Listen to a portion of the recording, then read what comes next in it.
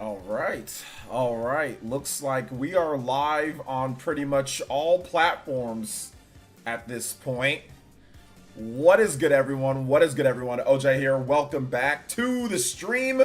My audio is probably a little bit off. Okay, now my audio is probably a little bit better now. What is good, everyone? Don't mind my blue tongue.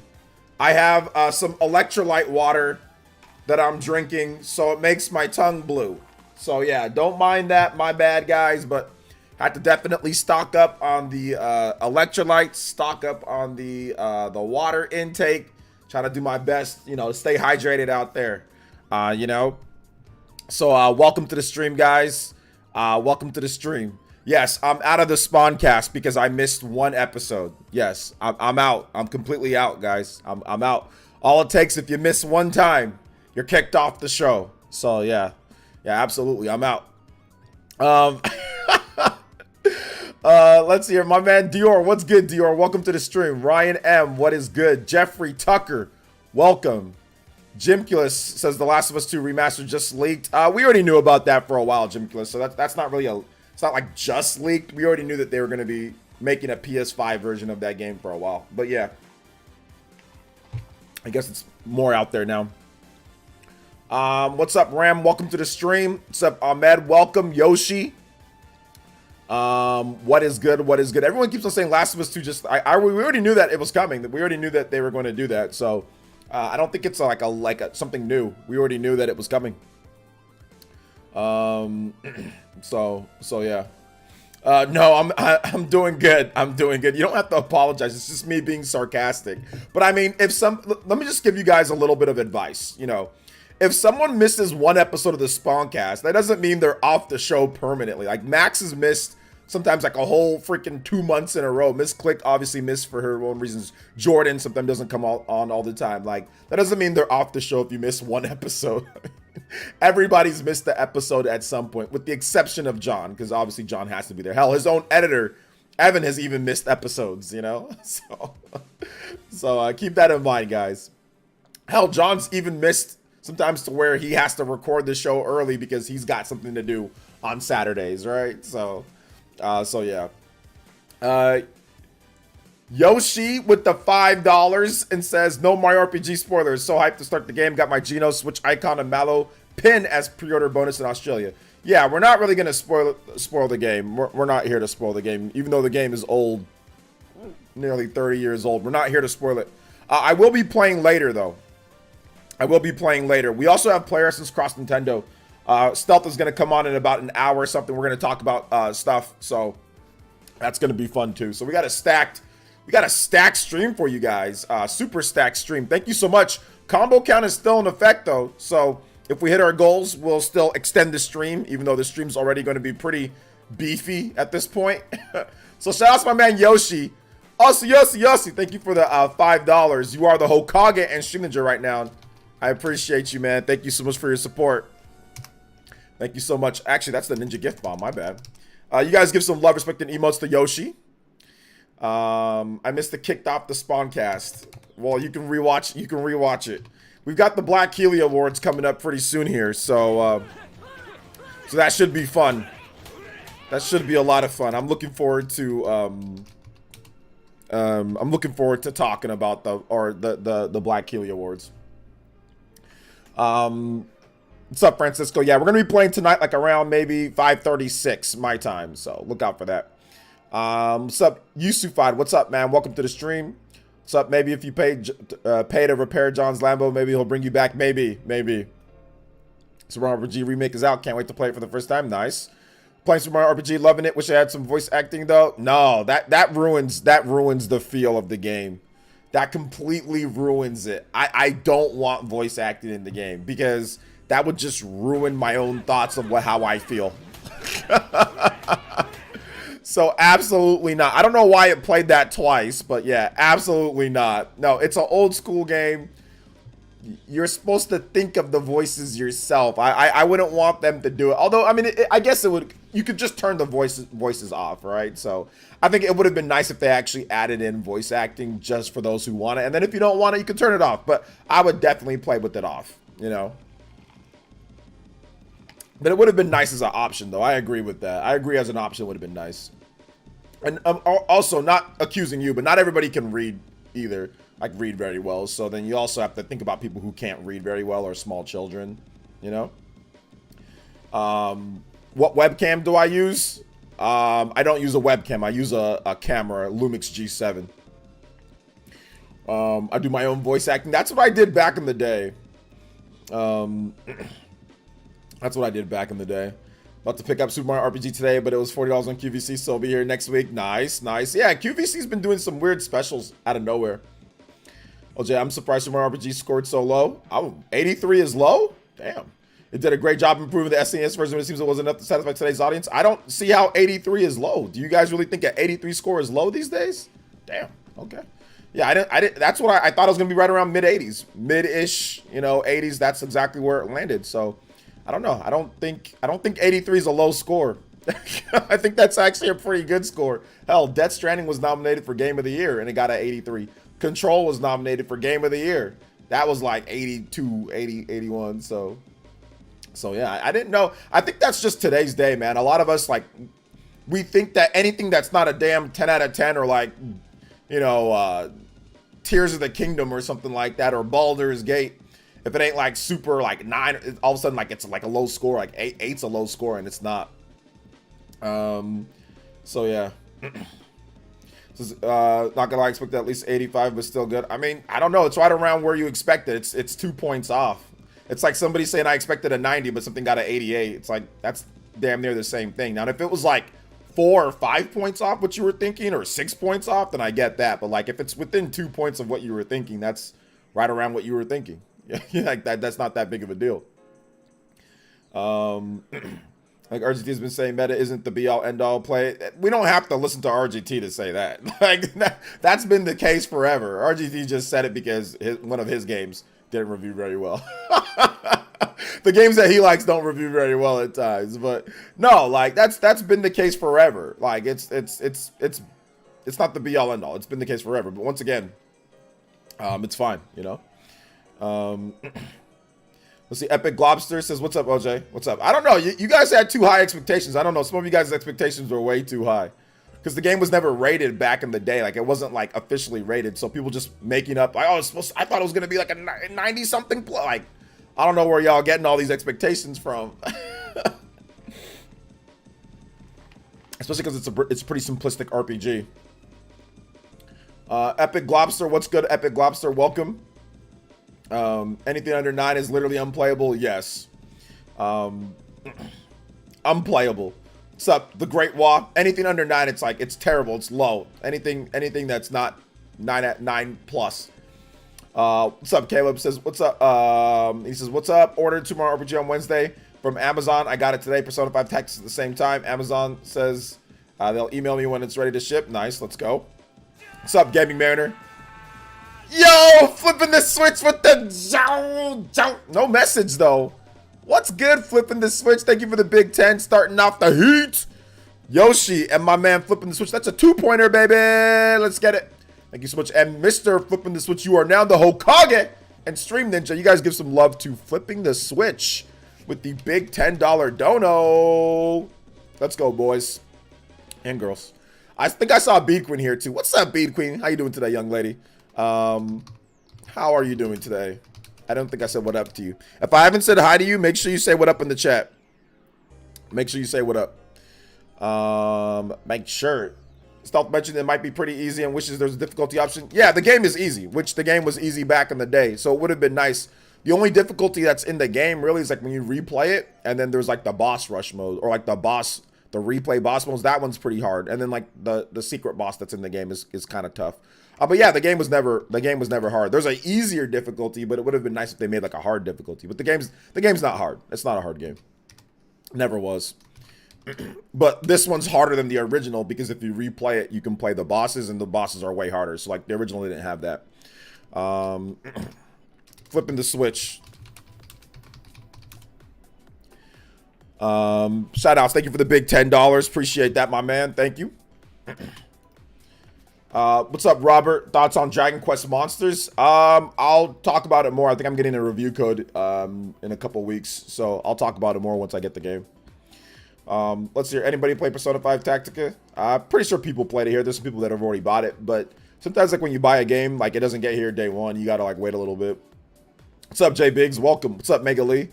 What's up, Casual Noob? Having a rough week month? You're having a rough week month? What happened? If you feel like sharing, maybe I can give you some advice.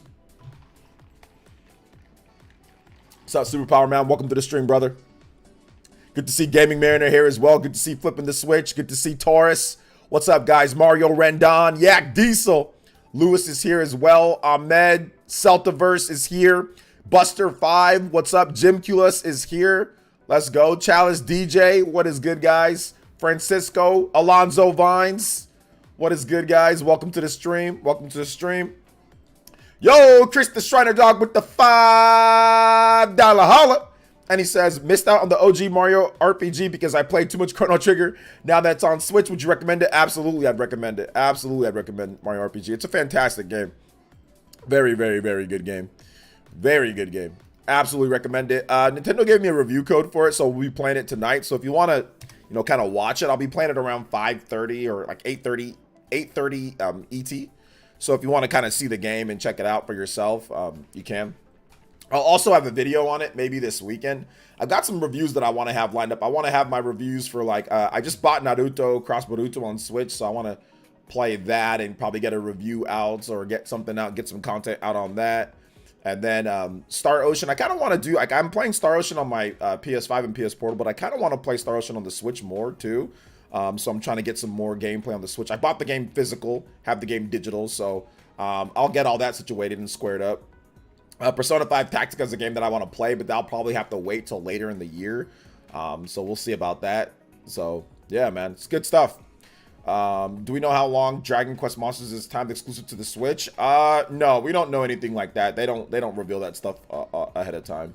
I'm pretty sure. I mean, a lot of the Dragon Quest Monsters games don't come to other platforms. It's just like 3DS or just Nintendo. So it might not come to other platforms. Dragon Quest Treasures is still not on anything else outside of Switch and PC. So they brought out a PC version a year later, right? So maybe Dragon Quest Monsters come to PC later, but a lot of the times it's just exclusive. So yeah. Shout outs though. Thank you guys for the support. I appreciate it. Combo count already at 4. Let's go. For those who don't know what the combo count is, anytime that we get support or notification, it'll actually add up. We'll add up the points, and then it actually extends the stream. So and all the stream rewards are linked in the description below. So yeah, we've been able to extend streams, get bonus streams, all sorts of cool stuff. So I want to say thank you guys so much for your support. Let's see. So Gino for the next Smash now, right? Yeah, sure. SMT5 will ever come to other platforms? I mean, it's supposed to, based off the leak. It's supposed to come to PlayStation 4 and PC. So it's very possible that it could. But it's been a while now. Like, the fact that it hasn't came over yet is very weird. If it was going to come over. But, I mean, I'd definitely I'd recommend it. Like, I'd recommend it on Switch. But if it comes over to, like, PS4 or PS5 backwards compatible or Switch, I mean, maybe or PC, maybe they're waiting. I'm not really sure. Or maybe there's just going to be like an enhanced version on the like Switch 2 and PS5 and Xbox Series and everything. Maybe they're waiting to just kind of do it all at once like they did with Persona 5 Royal. So we'll see. We will see. But good to see you here, Flipping the Switch. Welcome to the stream, brother. Minsa XP says, yo, OJ, what's good? Grab Resident Evil 4 Crisis Core Second Story Art Mario RPG and Jedi Survivor for 200. Well, there you go. You spent quite a bit. Enjoy. Just picked up my copy of Super Mario RPG. Nice. It's Super Mario RPG is also #1 on the eShop right now, so it's doing okay. I think it's, you know, the core fans are gonna go out there and support it. You know, gonna go out there and support it. So yeah. It's good stuff, man. Good stuff. I thought I'd actually be feeling a little bit more sluggish today because I have not eaten. I am fasting, and I've been fasting. I have not eaten anything since yesterday. Oh snap! 2 donos coming in. Clabby and Rocky with the Jow Jow. How are you doing today? Yo, thank you guys so much. Shout outs to Clabby94 with the dollars and stopping by to drop a little support. Hey, bro, you've dropped a lot of support, And a lot of support to me is you just dropping by. Regardless if you guys drop a dono or not, I appreciate everything. Whether it's $1 or $10 or you just saying what up, OJ. I appreciate all of you guys. But thank you so much, Clappy, with the $1. Then also shout outs to Roggy with the big 10. Says, how you doing, man? I'm doing good, brother. Welcome to the stream, Roggy. Good stuff, bro. You've been killing it on that content, man. So definitely proud of you, man. Definitely proud of you. Thank you so much for the big $10 dono. That's a 3-pointer, baby. Steph Curry right there. Let's go. So between Roggy and Clappy, 3-pointer. So let's go ahead and let's get Roggy Froggy's name on the board. We got a 2-way tie at the top of the Elite Ninja board, guys.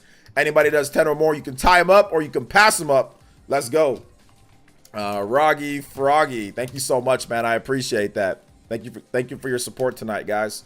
Let's keep driving that combo count up. It's going up already. We almost at the first reward. So let's do it. Shout outs. Yo, and also, hold up. Okay, for some reason it's playing double the notifications. That one we already got played. It's playing double the like I updated my Streamlabs and for some reason it's just doubling up on notifications. So it's probably because there's a little bit of the update messed it up. Wonder fans had their fun. Now it's real men's turn. All right, there you go. Ashley Larry says, making up for missing you this week. Been a busy time. Yo, shout outs to Ashley Larry. Thank you so much, man. I appreciate you washing. Oh, not washing. You don't wash. You don't use that lotion, bro. Ashley Larry with the big $5. Thank you so much for your support, Ashley Larry. I appreciate that big 5, bro. Almost at that first combo reward. 10-minute extension on the stream. Let's go, boys. Try to get a 48-hour fast and it's really good for you. Oh no, I'm doing more than 48 hours, brother. Well, technically, I'm doing 48 hours, or I'm doing 24 hours. Then I'm doing tomorrow. It's just protein, protein bone broth. The next 2 days is just protein bone broth, and then after that, it's back to another fast, and then I think it's protein bone broth after that. Then I'll be done. So yeah. Let's see here. What's up, Yoshi? Words are hard. Yo. I think Miles should be called Spider Harlem. Harlem. All right, sounds good, American man. Casual news, I have a lot of medical appointments and I want to take a break, but I have to keep going to the doctors. Take forever to get me back. I'm just frustrated, need to unwind. Yeah, man, I mean, medical stuff can there's always a number of things that can just freak you out. Medical stuff, anything to do with court, stuff to do like with kids in your court and things like that, right? So, I mean, I'm sorry to hear about that, but just try to, like I said, try to keep your head up, bro. One thing that I always say is that it's like, honestly, I know it's cliche, but like one day at a time, one moment at a time. Whatever you got to get done, get that done so we can be out of the way. These doctor's appointments, go in, get it done, do what you need to do, and do what you need to do going forward to make sure that you don't like improve your health, whatever you can, whether that's diet or whatever the case is. So take it one day at a time and don't do anything without putting your all into it. You know what I'm saying? Like if you're going to do something, don't half it. You know what I'm saying? Go all in. So if you're going to diet, make sure you go in. If you're going to get more exercise in, make sure you go in. Don't be lackadaisical on it. You know what I'm saying? So try to do that so that can help out as well.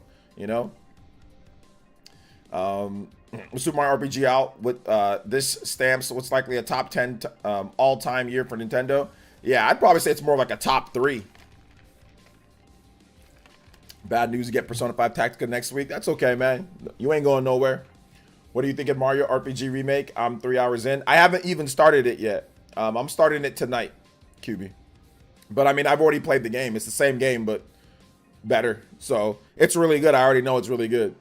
You're lucky you can fast. I can't because of this genetic condition. My liver doesn't convert glycogen back to glucose. Yeah, that's okay, man, Caleb. Everybody's different, bro. So, I mean, there's certain things that I can't do that you probably can. So everybody's different, This is why you fasting like that, OJ? Because I feel like it.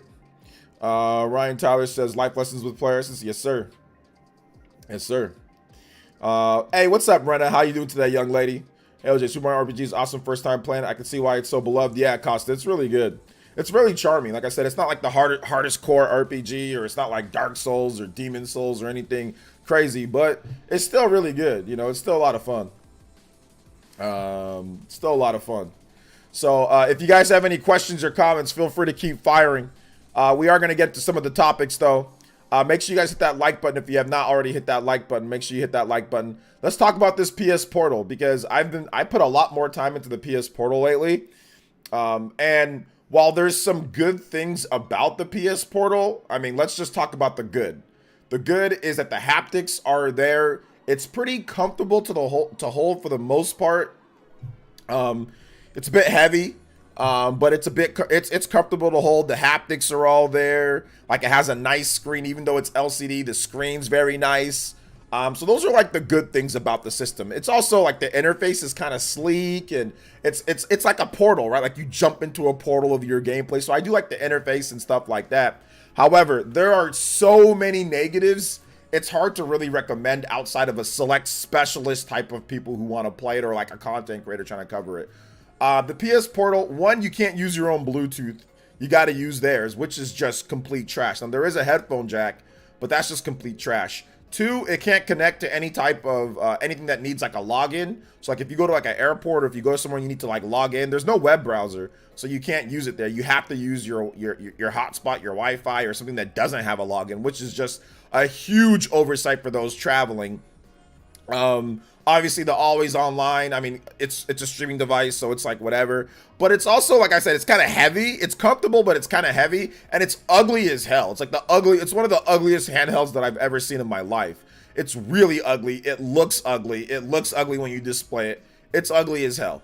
And then another thing is that, like, it's not even like it's not even like when you disconnect, or if you will disconnect, or if you'll have like glitching or lag. It's just when. It's not an if, it's when. Because even if you're connected with I got a hardcore Netgear, really good internet connection and router, like, it just disconnected me randomly one time, right?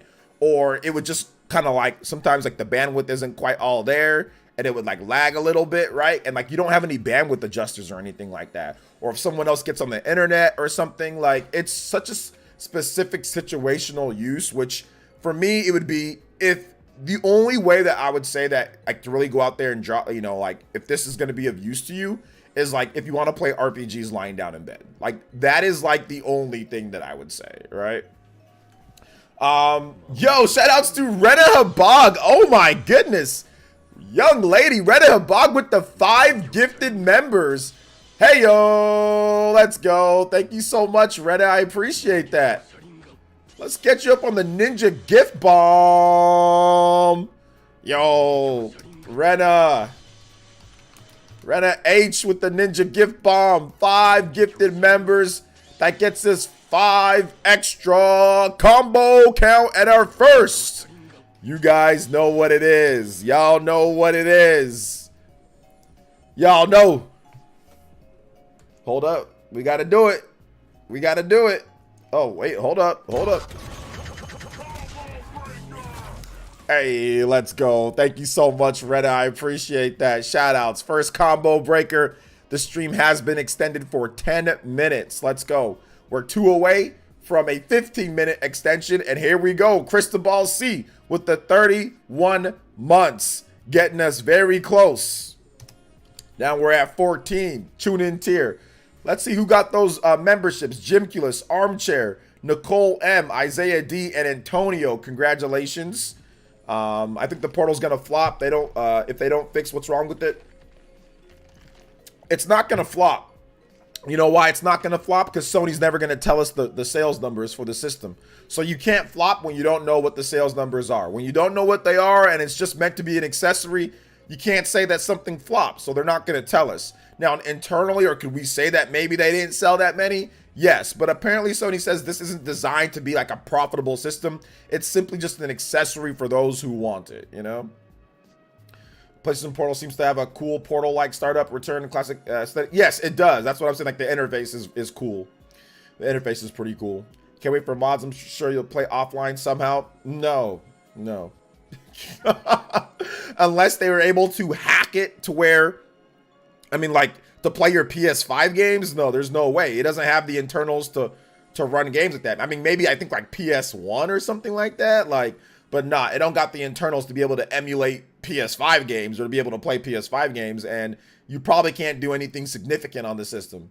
So yeah, I doubt it. Let's see, what's up, Dave Javu? How you doing to this? How you doing today? You guys give some big love to Rena Habag, definitely one of the big elite ninja here on the channel. Thank you so much. Getting us almost back to 600 members. Let's go. Trust me, a Raspberry Pi chip is small. Well, we'll see, Zen Gamer. We'll see if they actually do anything. Don't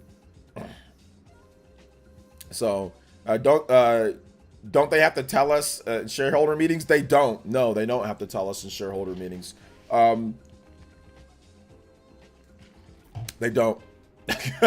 I mean, obviously, if you're a shareholder and you've paid enough money, you can probably get access to that information.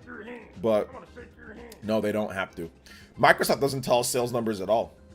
The casual noob with the dollar and says, not to interrupt your review, which is by the way, you can't use Wi-Fi that doesn't have a login. But your streams are how I unwind, and thanks for the stream today. No. You're misunderstanding what I'm saying. First of all, shout outs, my man, Casual Noob with the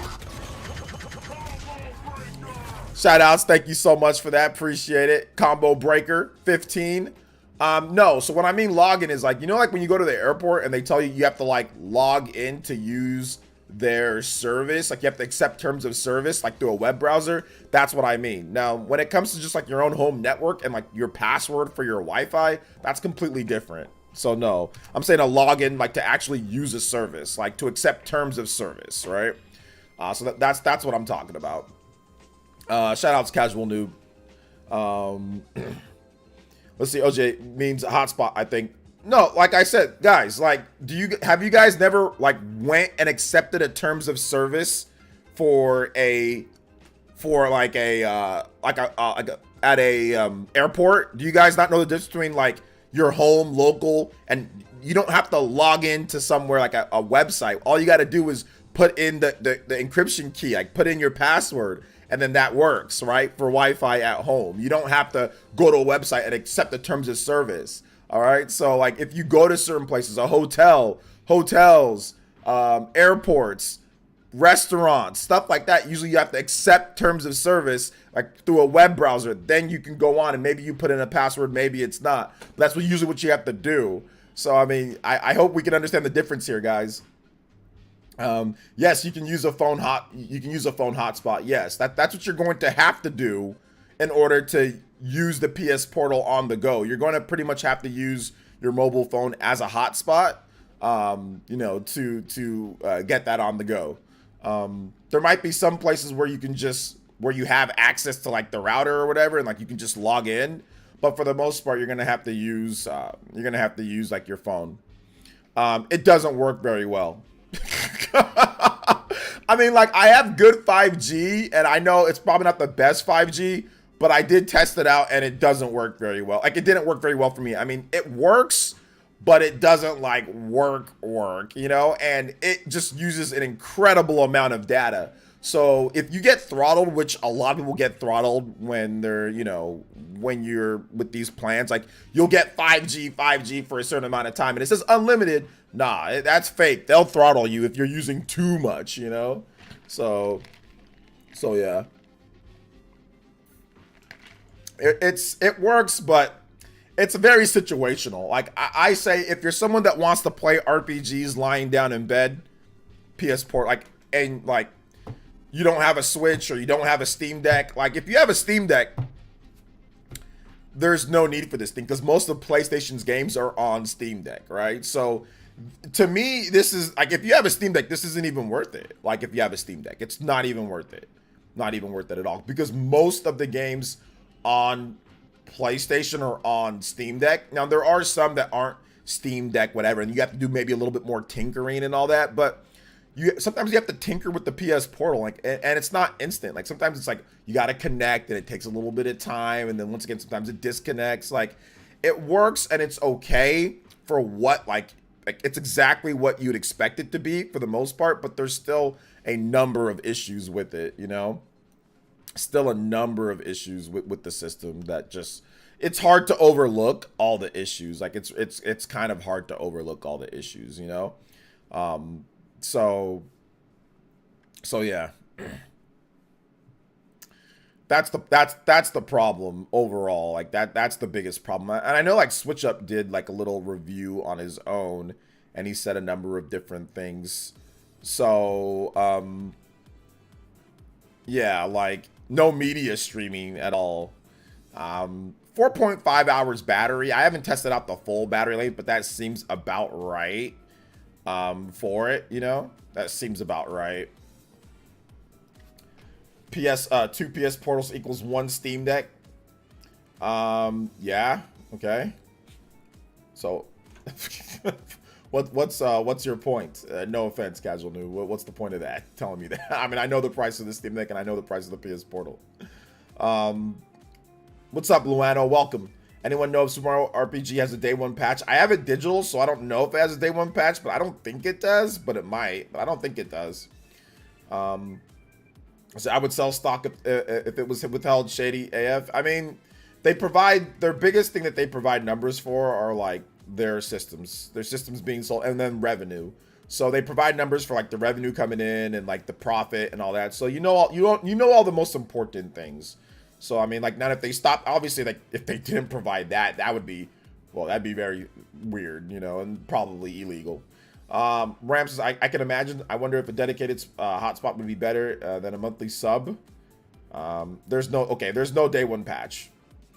Can the screen be detached from the DualSense? No, it can't be detached from the DualSense. No, because guys, it's not a detachable. It's literally like, it's like a PS5 controller cut in half, stuck on the side of a tablet. So just take this and think it's a tablet. It's my phone, and then take like a controller. There, give me 1 second. I'll go get it. It's in my bedroom, so let me go get it and I can show you.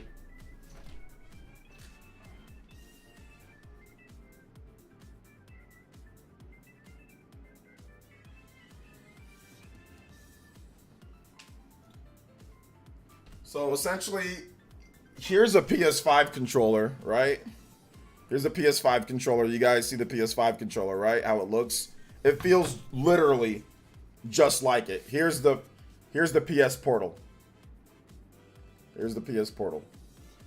It feels just, it's literally like the same exact controller, split in half, and then you have this thing like elongated, and then you have this thing, and like I said, it's just like a tablet.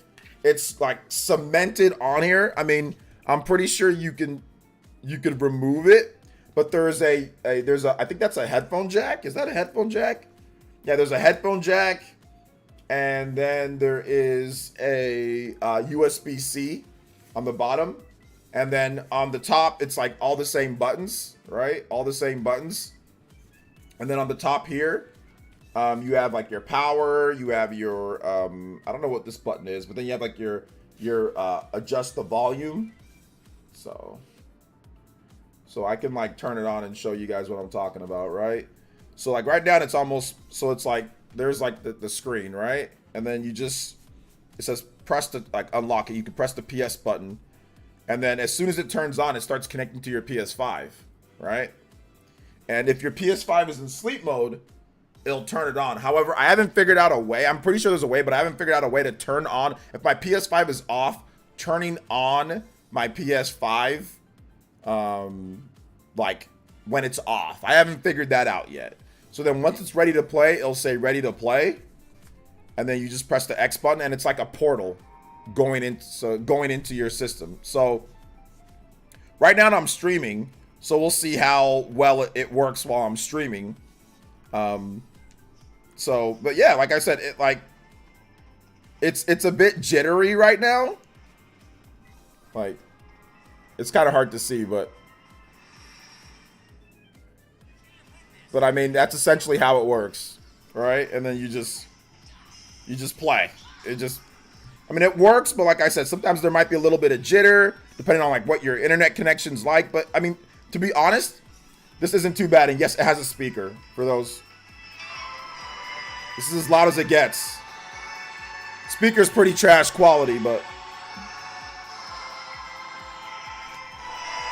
then you can adjust the volume.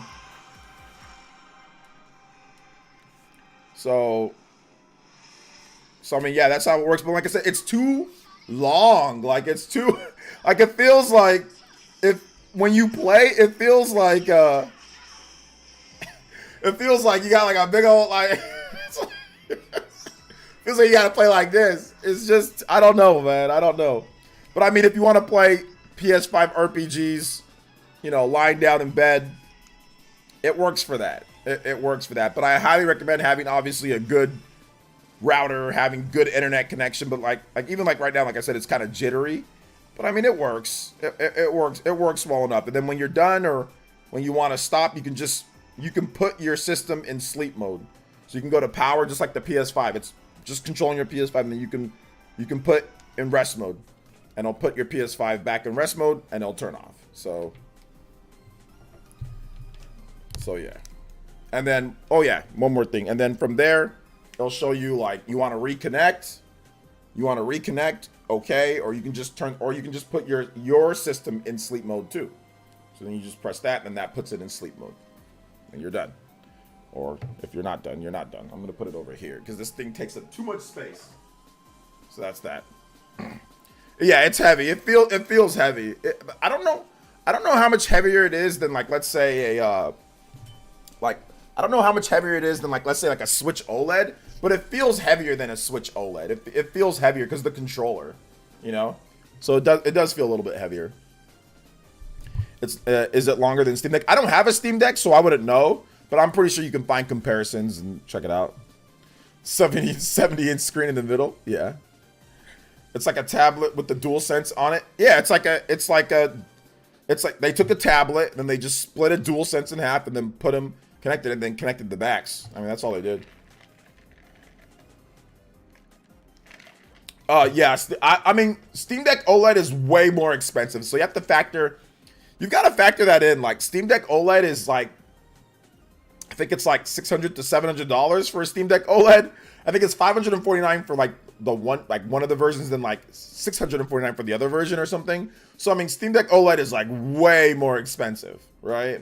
But the regular Steam Deck, I think it's like $300 something now for the regular Steam Deck. I think it's $350 for the regular Steam Deck. I think that's a better buy if you're looking to have like maybe a bit of a higher quality or like a powerful portable system, like not Switch, right? Because Switch isn't as powerful, so there's certain games that just don't come over, or maybe you want to play certain games that have like a bit better frame rate.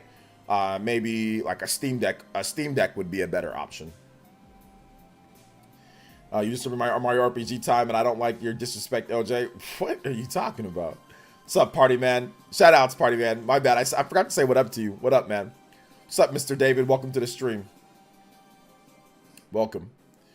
It's weird. Out of all Nintendo consoles, Sony would copy. They chose to copy the Wii U. I mean, they've been doing remote play for a while, so all they essentially did was just try to just get more money out of people.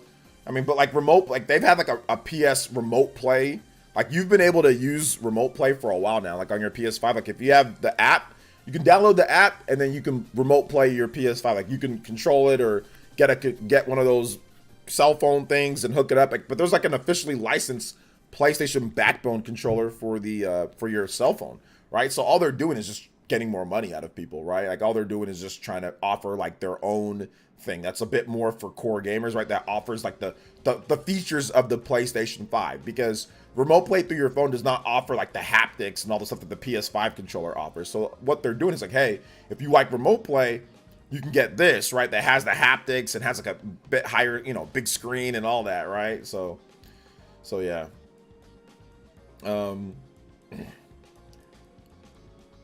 So that's that. Is it worth $200 though? Only if you want to play RPGs lying down in bed and you don't have a Switch or a Steam Deck. It's very specific. Like, is it worth $200 for most people? Absolutely not. Absolutely not. The only way that it's worth it is if like you're like a Sony guy and like you don't like playing Switch, you don't have Steam Deck. If you have Switch or Steam Deck, playing games lying down in bed, like there's a variety of games that you can play, right? I don't think you need access to like God of War and all. Like God of War on a PS Portal isn't an incredible experience, right? So if somehow Sony was able to get this to play PS5 games native, then I mean, obviously it wouldn't be $200. It'd be way more than that. But no, it's not worth it if you're not like, if you don't want to play art. Like I would say this in particular, if you want to play RPGs or casual games lying down in bed, that would be the only reason why. If you have to go to work and maybe, I would just say take a native system, take a system that doesn't require online play. Like if you want to play video games at work or on your break, get a system that doesn't require online play, because you don't have to worry about remote playing, because remote play doesn't work instantly. When you're at work or you're at a job or you're on your break, you don't want to take any time fidgeting around with remote play or online or internet or anything like that. You want to get into your game, you want to get playing, get whatever time that you got out of it, and then you want to go back to work or whatever, right? This thing, there's too much fidgeting around. There's potential interference with your online. Something goes down, disconnects. You don't want to deal with any of that. So I don't even recommend it for people that want to go to work and play. I recommend a Steam Deck. I recommend a Nintendo Switch. I recommend a 3DS. I recommend anything but this for people that want to play games at work. Unless you're a hardcore Sony guy and you don't want to play any other system, or you don't like any other systems, then yeah, okay, go ahead and pick it up. But if you have a Switch or you have a Steam Deck or if you have something else, then I'd say no. I'm still working on I guess this was kind of like a little pseudo review. I guess I'll put up a video at some point.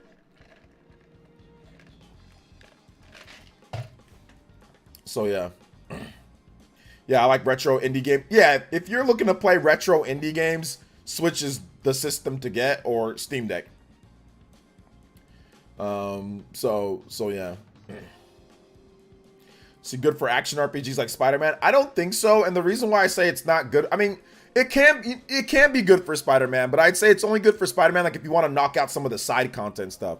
Like the main content stuff, like you probably want to have your surround sound and like your big screen and all that. But if you're just working on the side stuff or working like the platinum, I think that the PS Portal might be good for that, right? Just like lying down in bed and playing all like the little extra missions, like Mary Jane missions and all that other like side stuff that happens. Like I think it might be good for that, but not like the main attraction stuff, like the big boss battles and all that. I don't think it's great for that. If you want to play PS Portal outside, do you need the PS5 on rest mode? Can we play with? You need the PS5 on rest mode. It literally turns on your PS5. Well, I haven't figured out how to turn on your PS5. Apparently, if you have a remote play app on your phone, you can turn on your PS5 from your phone. I haven't figured it out yet. I'm pretty sure it's easy, but I haven't figured it out yet, or I haven't tried enough yet. I've tried to turn on my PS5 through my PS Portal. It's like when my PS5 is off, I've tried to turn it on with my PS Portal and I haven't been able to do it. I'm pretty sure you can, but I haven't been able to do it. But yeah, your PS5, to make things easy, it should be on rest mode. And you got to enable a few settings on your PS5 as well. So yeah. Play God of War Ragnarok remote using Backbone because it's a bit much for my 5-year-old to watch. All in all, it worked better than expected. Yeah, I mean, it works. It works, but, you know, it's not ideal.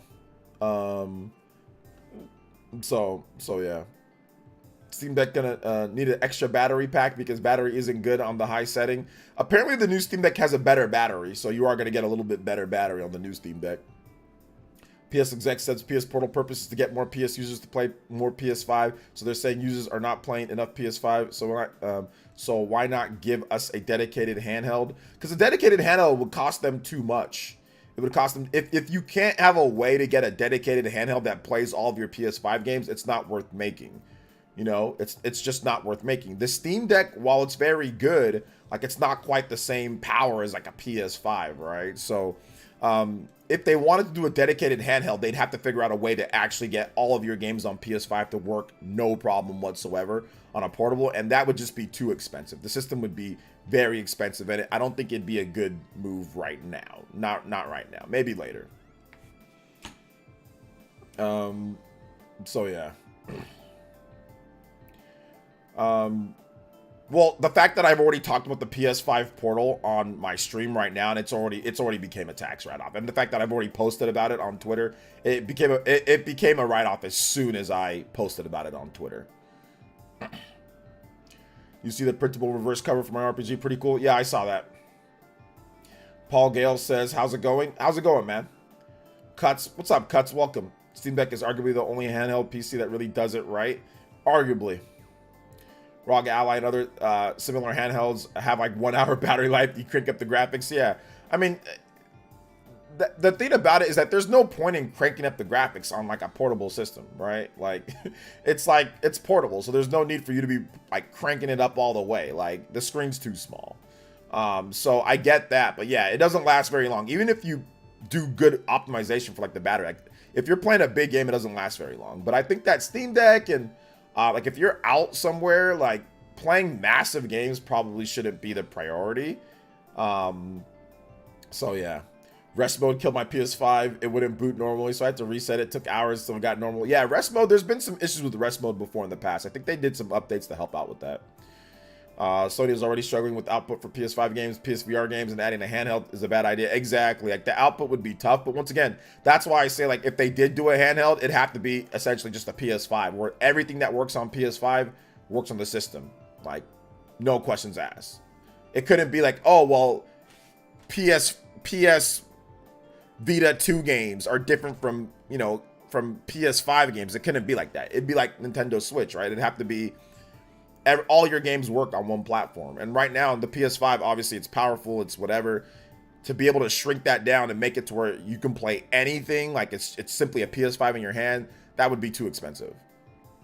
You know? Forgot to tell you that I crossed 500 subs last week, hoping to get 100K before I'm 50. Nice, man. Congratulations on that. Mixna. Congrats. Can you play Madden online with the Steam Deck? Like ranked? I have no idea. I mean, is Madden on PC now? I would get a PS Portal over Backbone because Backbone would damage my phone battery over time. Sure.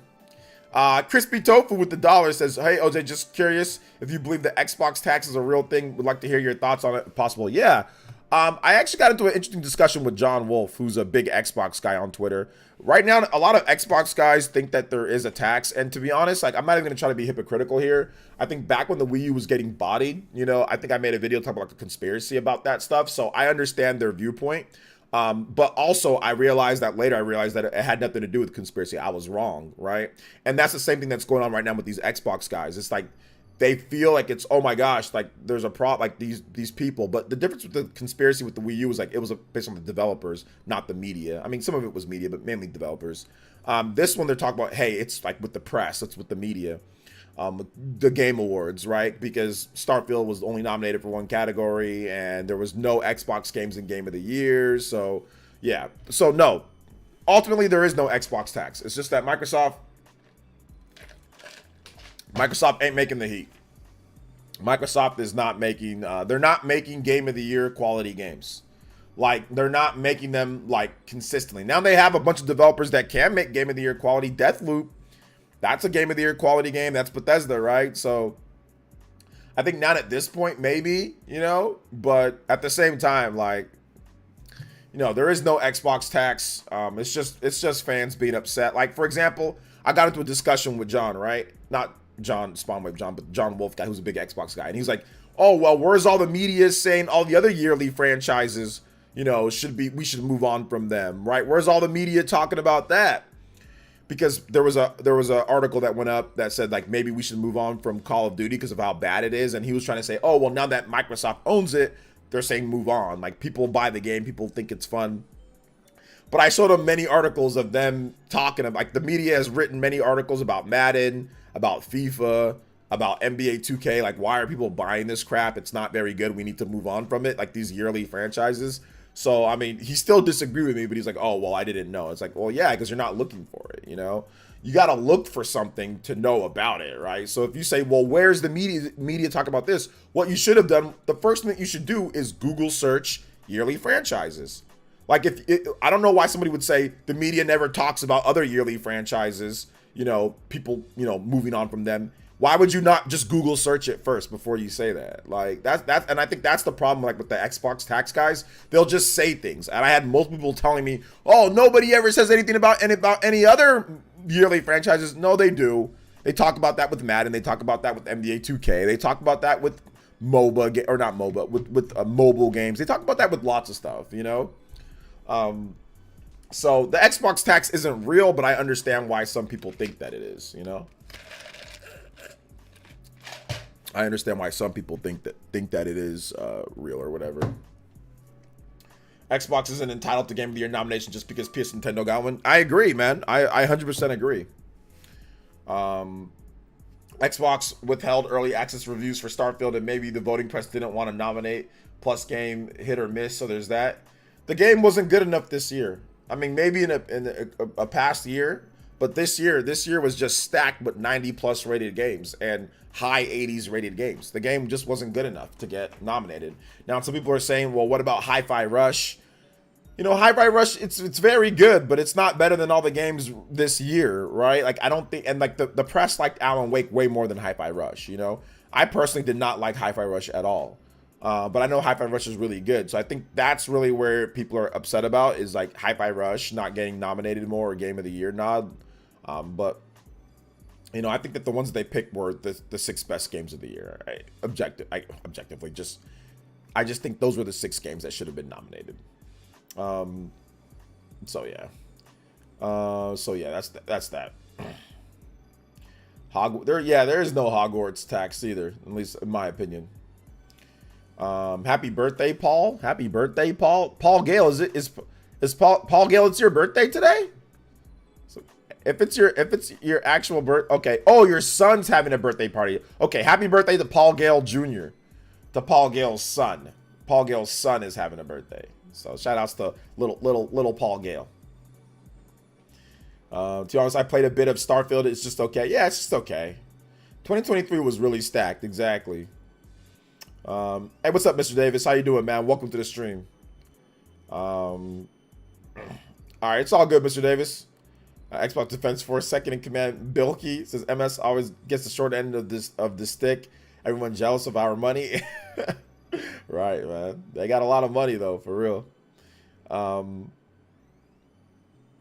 Shout out to Mr. Davis cooking some dinner. Xbox will have plenty of opportunity next year as they deliver Avowed, Hellblade 2, and Towerborn. Yeah, I mean, Hellblade 2 definitely seems like a Game of the Year nominee type of game. So I think like that Xbox tax, there's like a little gnat flying around here. I'm gonna kill it. That Xbox tax thing will probably dissipate and disappear next year because Hellblade 2 is probably going to be nominated for Game of the Year next year. So probably going to be nominated for Game of the Year. Probably. So yeah. See, I thought they might have robbed Community Engagement Award for Halo Infinite, though. My friends tell me they turned that game around. Yeah, maybe. Yeah, I heard that Halo Infinite's a lot better now. My son is turning 9. Dragon Ball themed party. Thank you. Hey, let's go. Dragon Ball themed party for the boy. Hey, man, that's awesome, dude. Congrats, man. 9 years old. Let's go. 9 years old. Let's go, man. Crispy Tofu with another dollar holla. Is there a game you personally feel should have been in the Game of the Year nomination? And if so, what game would you switch out that was nominated? A game me personally? No, those are the picks. Like my own personal Game of the Year is different, but I don't think that there's anything that should have been switched out to be replaced. No, I don't think so. I don't think so. Thank you so much, though, Crispy Tofu. Good questions. Thank you for dropping some donos with each question, man. I appreciate that. We're at 17 times combo count, guys. We are only 3 away from a new combo breaker. So let's go. Thank you so much. I appreciate that. Let's get it. Let's get it. Let's go. Let's go. Thank you so much, though, guys. I appreciate that. You wouldn't throw Octopath 2 in there?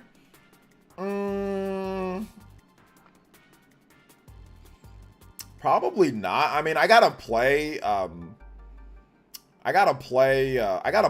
Wake 2 But I mean, if I was to throw a game in there, maybe Octopath for Alan Wake 2. But I haven't played Alan Wake 2. But I think that from what my peers have said and from what people have said, and from what I've seen, Alan Wake 2 seems incredible. I didn't really talk about Last of Us Part 2 Remastered or whatever, just because, I mean, we already knew it was coming, and I don't have anything else to say. I've already played and beat the game. I think I put like 30, 40 hours in that game, so I mean, the game's already playable at 60 frames per second on the PS5, so I don't really have much else to say that it's coming. My most nostalgic game, Chrono Trigger. Last of Us 2 Remastered is dumb. Yeah, I mean, it is what it is. They did the same thing for the first game though, so it makes sense to them at least, probably. I just got a question. What's going on with stories? Stories? I'm not sure what you're talking about. Juice Man Vaughn For GP. Yes, sir. General purpose. Let's go, baby. JoJo boys. Hey, Juice Man Vaughn busting out of nowhere with that big $10 dono. Guys, we have a three-way tie at the top of the board. Roggy Froggy, JMV, and flipping the switch. Goodness gracious. Anybody does 10, you can break the three-way tie at the top of the board. JMV, let's go. Thank you so much, JMV. I appreciate that, brother. Appreciate that, man. Let's go. And let's get 2 more points on the combo count. We're almost at the extension, boys and girls. We're almost at that 30-minute extension of the stream. We are playing Super Mario RPG tonight, and we also have Stealth on for PlayerEssence Cross Nintendos. So we also have that going. A lot of awesome stuff happening on the channel. Let's get it. Thank you guys so much for your support.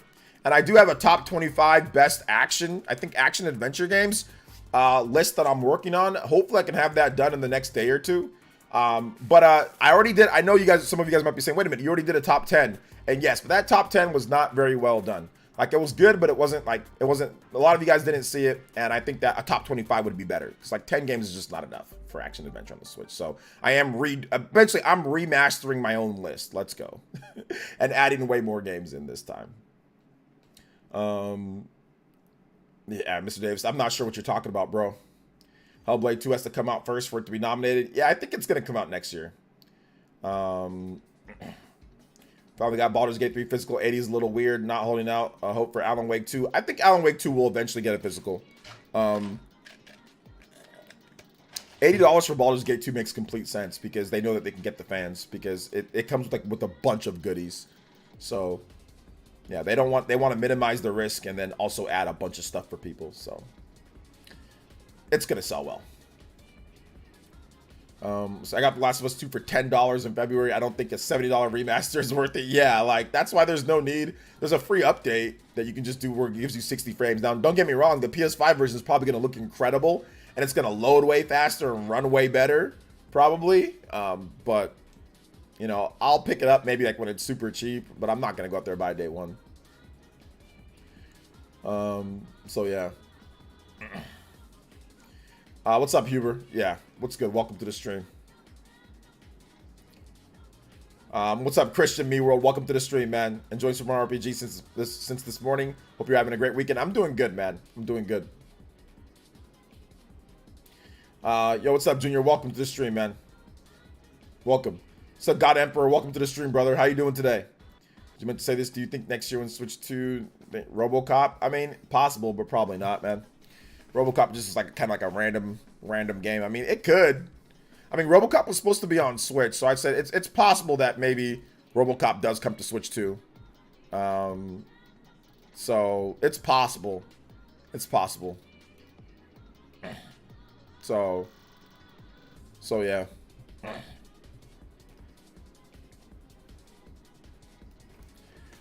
So been playing Portal at work. It's amazing. Brought it to work yesterday and today. LOL. Yeah, I mean it's cool, but I don't know. Me personally, like we already talked about it. I'd rather just bring a native system. Like worrying about the online connection is just not for me. I've had some issues even at home playing it, lying down in my bed right next to my PS5. So it'll work for some people if you're a hardcore PlayStation fan. Like Junior, I know you're like a hardcore PS5 guy. If you're a hardcore PS5 guy and like you want to play, like you don't have a Switch or you don't have an OLED or you don't like to play those systems, then PS Portal is for you. Then it's for you. But if you play games on other systems, like if you have a Switch, or if you have a Steam Deck, or if you have like a ROG Ally, or if you have a GPD Win, like if you have a PS Vita, if you have a 3DS, I would say that it's pretty much anything else is a better pick to take with you. That's just my opinion, though. Crispy Tofu with the $1 says, I know you're pretty solid on your gaming history. Have there been other years where the top selling game didn't get Game of the Year noms or any noms at all? The top selling game? Yeah, there's definitely been times where like Call of Duty didn't get like Game of the Year nominations and stuff like that. So absolutely, yeah. No, there's nothing to hate. No, there's plenty to hate, Junior. The fact that it runs on internet and there can be some like internet lag and maybe even disconnections, there's definitely some issues. Plus, like, let's say you take it to the airport, it won't work, like, because there's no web browser, so it won't work if you want to like connect to like a airport Wi-Fi. It won't work. Also, another problem is that you can't use your own Bluetooth headphones. If you have like really high quality Sony Bluetooth headphones, you can't even use those. You have to use their specific Bluetooth headphones, or just use like a wired headset, which that's insane. Like, even the Switch you can use whatever Bluetooth headphones you want to use, or any of the other portable systems for the most part. Unless what you can do is you can buy like, I think like a dongle will work. So if you buy like a Bluetooth dongle and plug that in, but the system's already not the lightest system, so adding that in is probably not something that you want to do or that you'll even remember. So yeah, to say that it's perfect is insane. That is ridiculous.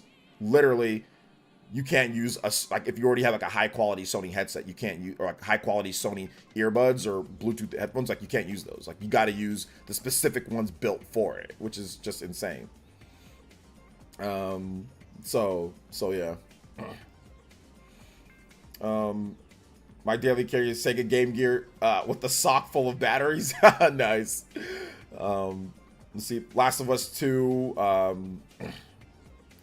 I probably have more Switch games than you. You don't.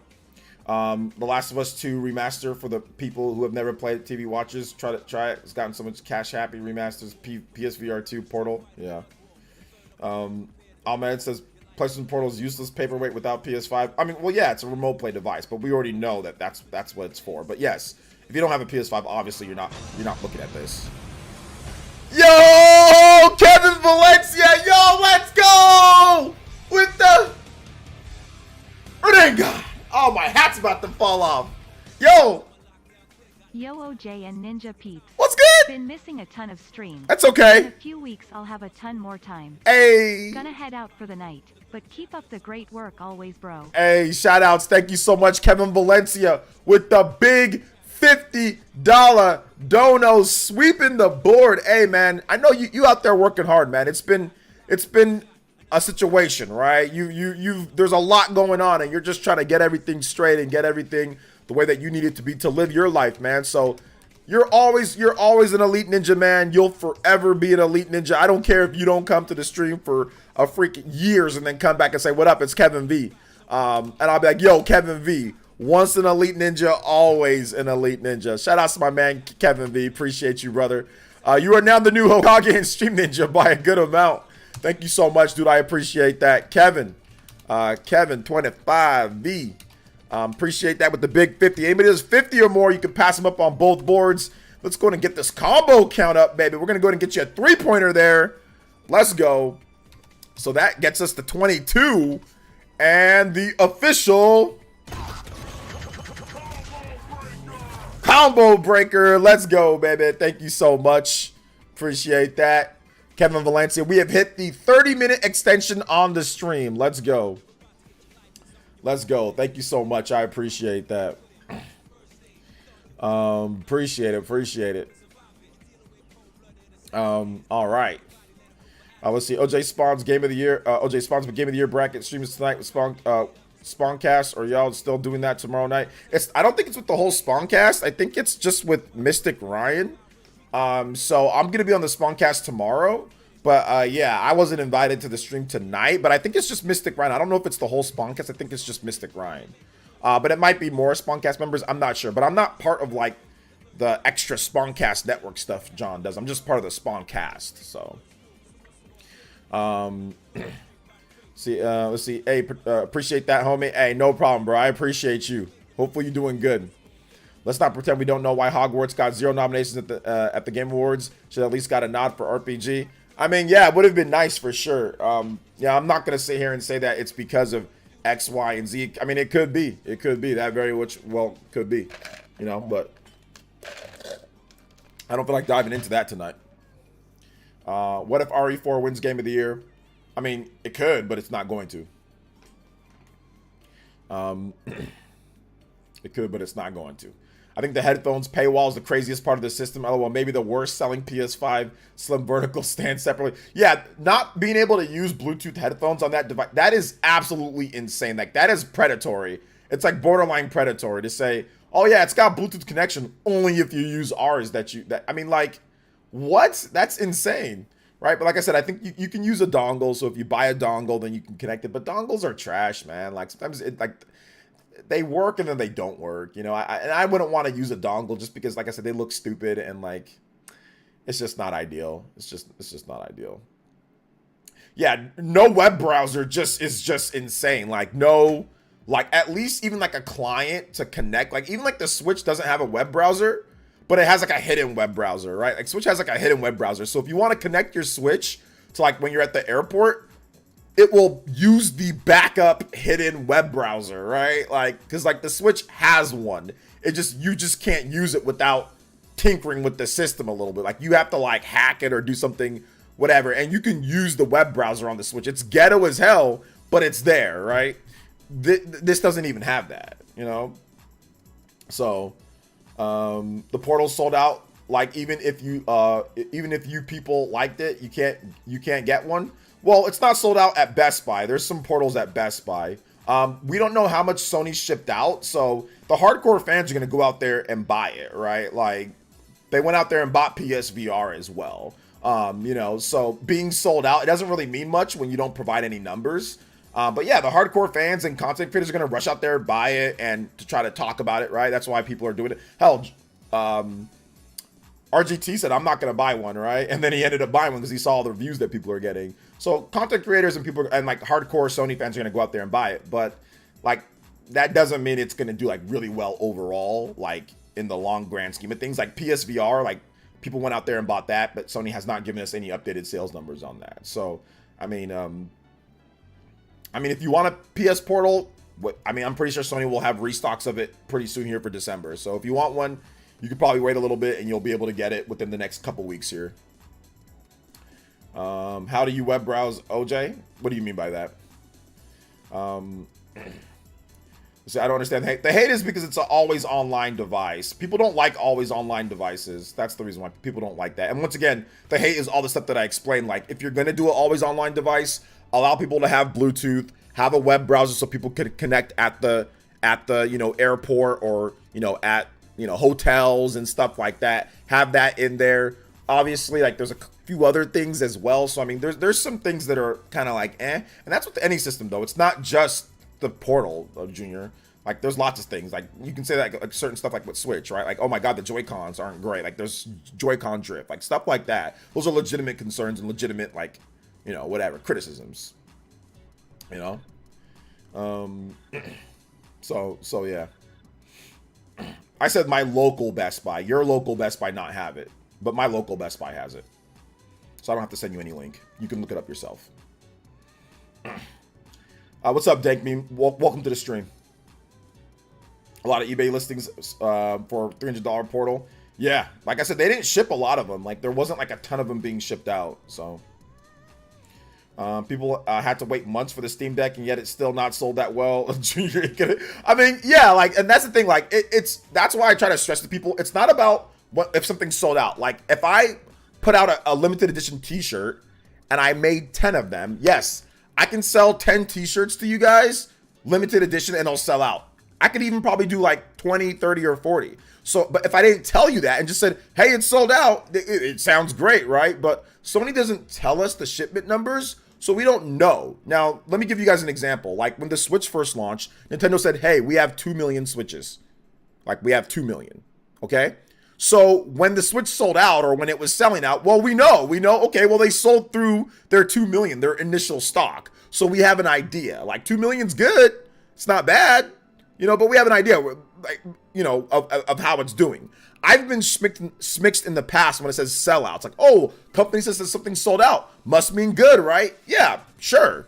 But at the same time, like, if we don't know shipment numbers, then what does it mean? Like, it can just mean, okay, well, a lot of the hardcore fans and like scalpers are going out there buying it and trying to resell it, right? Or whatever the case is. So always online and portable just doesn't mix. Exactly. Like, always online and portable just doesn't mix very well. Once again, it works. So for hardcore Sony fans like Junior, hardcore fans of the PS5, where you want to play, like you wanted this, you wanted to be able to play your PS5 games portable, no problem. It's good for you. If you play Switch or if you play Steam Deck, those are better options to take on you on the go. They're just better options, They're going to give us numbers soon, just like the VR2 situation. Haters say it didn't sell 300K units. We found out that it had sold 700K. 700K? So, yeah.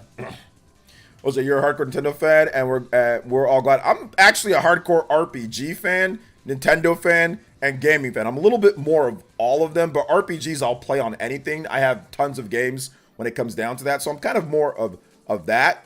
When it comes to PSVR, in terms of what the sales were, more than 700K, let's check those sales. PSVR 2 sales numbers. So right here, PSVR 2 sold just shy of 600,000 units. So I mean, it's right around there, but I mean, the system's been out all year. Maybe it's around 700,000 or so. I mean, we don't really know, but that's not that great, I guess. But you're calling me a Nintendo fanboy, bro, admit it. That's fine. You can call me a Nintendo fanboy or whatever the case is. So since you want to start calling names, Junior, we can do this tonight. You're a PlayStation bitch. So how about that? You're a Final Fantasy cuck. Final Fantasy 16 cuck. You're a PlayStation little bitch. How about that? So since you want to start calling names, I'm going to go there. You're going to step to that route? That's fine. Step to that route. We can go there. You're a little PlayStation bitch. You're a sensitive Final Fantasy 16 cuck as well. So there you go.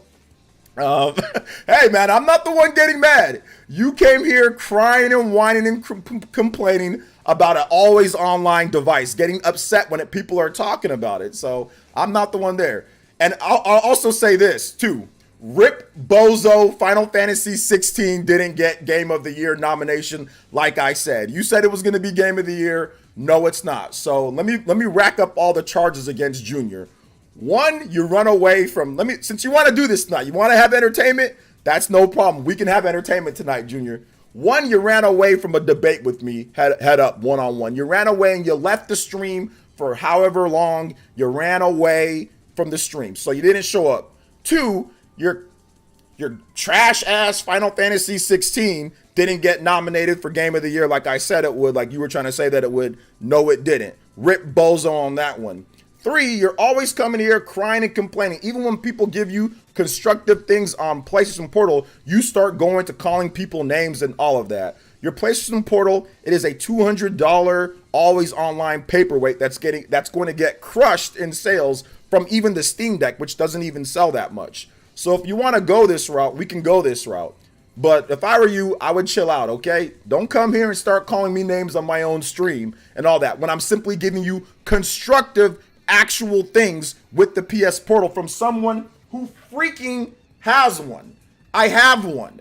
So for you to come to my stream and start calling me names, not only is it disrespectful, but I'm starting to think that your father didn't do a great job raising you. You know what I'm saying? Because you be coming to my streams being mad disrespectful for no reason. I don't know you like that, bro. So what I'm going to have you do is calm down, sit down, shut up. If you got something to say, that's cool. But don't start coming here calling names. All right, bro? You're not going to do that on my stream. All right, good. Pony up with the $10 and says the Portal is inherently a bad idea. You need a console to play a handheld. It's stupid that you need a $500 investment to buy a portable. Making a PS4 portable would be a fair proposition.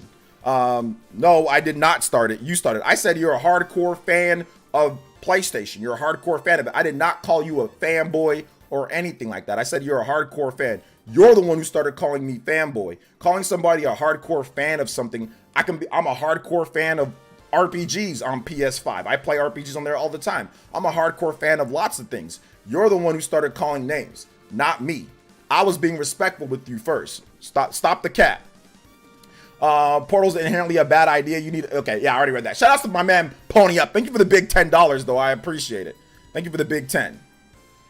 And like I said, I'll say it again. Rip Bozo on Final Fantasy 16 because I know you love that game. I'm so happy that that game didn't make Game of the Year. Not because it might not be deserving of Game of the Year, just because I know you like it and it didn't get Game of the Year. It didn't get a nomination. And the games that I like Super Mario Bros. Wonder and Tears of the Kingdom, got nominations over it. So I want to make sure that I say that, and I hope you feel that, because I can't stand you Final Fantasy 16 fans. So I'm going to say it again. Rip Bozo on Final Fantasy 16. Rip Bozo on Final Fantasy 16. I'm going to say it again. Rip, no Game of the Year. It didn't deserve it. I'm going to say it one more time. I want a new PSP or Vita. OJ, do you think Sony would ever go down that road? The PSP did really well. I mean, it's possible that they do, but their technology is going to have to increase in order for them to do that. You know, it's going to have to increase. They're going to have to get something in terms of technology wise and get the price to line up, like to make it to where you just buy this and it's a one-stop shop. The problem with that is that Sony systems are always so advanced and always so well kind of put together for the most part. It'll be hard for them to make a portable system that can support everything like the PS5 can play, right? Like, and the price of that. So that's the tough part that Sony's dealing with, you know? That's the tough part. Let's see here. He's fine. Junior's fine. He's good. Like I said, he's gonna try to sit here and act like he said I started it. No, I did not start it. I did not start it. He said it twice. He started calling the names twice when it comes down to it. So that's the thing though. If you're a Nintendo fan or whatever the case is, you're not allowed to have a even if you buy everything when it comes to like PlayStation or Xbox, you're not allowed to have constructive things to say. Even though I've said things constructive on Nintendo, whatever, you're not allowed. You're a fanboy or you're biased or you're this or that if you give constructive criticism. Constructive on a device that you have. Like, that's what I'm saying. Like, some of these crazy Sony fans, these hardcore Sony fans or whatever the case is, like some of these dudes, they do not know what constructive criticism is. Like, they do not know, like, when it comes to certain things. And if anybody does it, that's not, like, if Mystic Ryan said the same thing I said, he wouldn't call Mystic Ryan names. He wouldn't do all that. You know what I'm saying? He wouldn't do all that. Or if somebody that's associated with PlayStation said the same exact thing that I said, which they are. If you talk to Mystic or if you talk to some of these other PlayStation guys that are content creators, they're saying the exact same thing that I'm saying about the PlayStation Portal. It's cool. It works well enough for what it is, but it's not a replacement. The always online, the no web browser, they're going to say the same thing that I'm saying. This is not something that's coming from someone who's jilted or biased or anything. Like, these are things that are legitimately with the system, right? But since it's here, since it's me, it's a double standard, right? It's a complete double standard. So yeah. Complete double standard. Like, it's the same thing that happened, like, I forgot what it was, the situation with me and John Spawnwave. Like, he said something and everyone's like, oh, well, yeah, no problem. But I said it beforehand. I got called names out the wazoo. John went on the Spawncast, literally said the same thing. I saw people from my chat or people that got mad at me for saying that all of a sudden say, oh yeah, that I think this was Super Mario 3D World, or I forgot exactly what it was. John said literally the same exact thing. And I was like, oh wow. Okay, yeah, that's a double standard, you know? Let's see, being honest, Nintendo makes better quality games. I mean, it's just subjective, right? So yeah. We got Stealth coming on in about 9 minutes. Sorry for the kids that were watching. Also, sorry about that. I didn't say earmuffs beforehand, so sorry about that to the kids that were watching. But I mean, I don't know, man. Like, it's just weird to me. It's just weird. Like, you can buy PlayStation, you can get their stuff, you can promote, you can be a fan, you can do whatever, and the minute you have something constructive to say against it, all of a sudden you're a fanboy, you don't know what you're talking about, all this other stuff. It's like, dude, I've been playing PlayStation for like 30 years. I've been playing PlayStation since the PS1. Like, I played it back in the day. I've been buying PlayStation products for decades now. And if I give any type of constructive criticism on it, all of a sudden my opinion isn't it's because of this. It's because of Nintendo. It has nothing to do with Nintendo. It's just me evaluating the product based off of what the product is. You know, it's freaking super weird, man. It's super weird. OJ's calling me a hardcore PlayStation fan. That's like an insult. That's not an insult. That's not an insult. Saying you're a hardcore PlayStation fan is not an insult. That's not an insult. That's not a name. You said I was calling you a name. That's not a name. You know what I'm saying? Like, that's not, you are a core PlayStation fan. When you call somebody a fanboy, you're saying that, and when you call it in the context that you did, you're saying that my opinion isn't quite as valid because since I'm a Nintendo fanboy, that's the only reason why I'm saying these things about PS Portal. You know what I'm saying? Like, that's exactly what you're saying there. I simply was saying that you're like, for guys like you that are hardcore fans of PlayStation, where you play, that's like your main platform, you play that a lot, the PS Portal is good for you guys because people have been wanting to do that. So it wasn't even a knock on you. I was simply saying, hey, if you're a hardcore fan of PlayStation games and you love to play those the most, and those are your favorite types of games, and you want to play them anywhere that you want, then the PS Portal is for you. I was literally saying, hey, I'm trying to describe who the system's for. It wasn't a knock or a slight. You called me that because you were mad that I was simply giving some constructive criticism to your PlayStation product. You know what I'm saying? Like, there is a huge difference. There is a huge difference in terms of what I said and what you said. Stop trying to justify it, bro. You need a censor button? I do need a censor button. I should probably add that. I do need to add that. Yeah, it sucks. Some people just can't be gaming fanboys instead of participating in console wars and take criticism of games. Yeah, like, I didn't even say anything that bad about the PS Portal. Once again, I have the system. Like, there was no need to sit there and say that about me. There was no need. Like, for what? I'm giving an honest review. I did not say that the PS Portal's trash and terrible and it's the worst thing ever. I didn't say that. I literally said things that are factual about the system. It's factual that it runs off internet and that you're going to have to be fidgeting with it when you're not at home. It's factual that it doesn't have a web browser to connect to airports or hotels when you go out there. It's factual that Sony only allows you to use, for right now, their earbuds, like, or their headphones to connect directly to it. It's factual that the system's long as hell. These are all things that are factual about the system. So it's not like I'm being a fanboy and saying things that are not, like, just making up stuff or being completely irrational towards the system, you know? So, and on top of that, like, when I first played the PS Portal, what did I say about the PS Portal? Here's my first tweets about the PS Portal. My first impressions on it, okay? Here are my first impressions.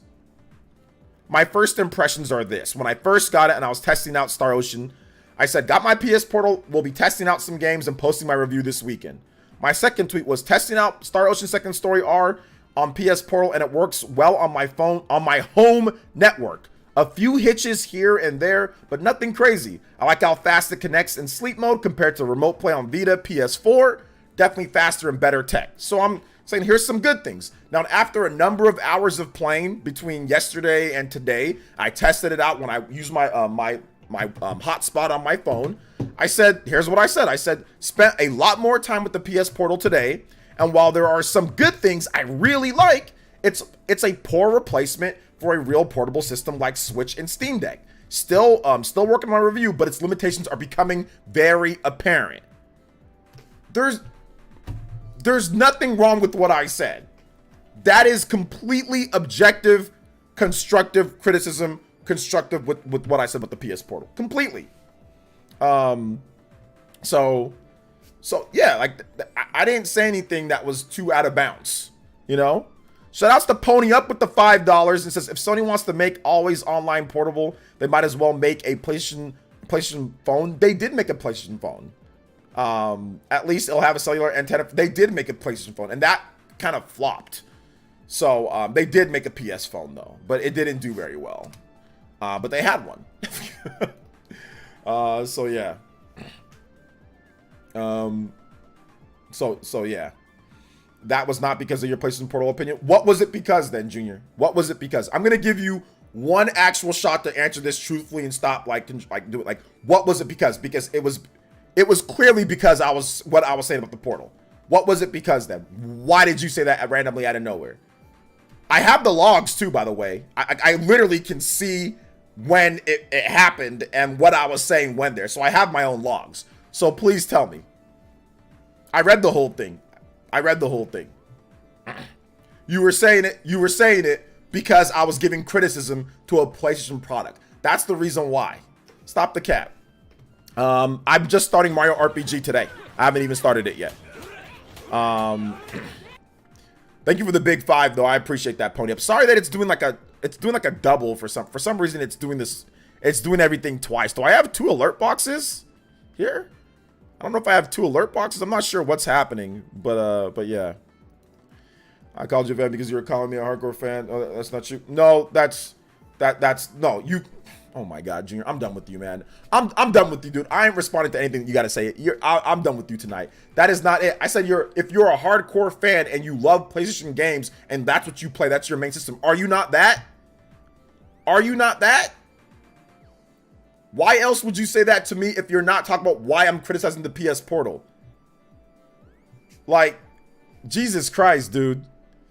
I got a Marshmallow Star One break. Try to break out of control. But like I said, I'm not responding to this. This dude is low-key, like, annoying. I feel bad for your parents.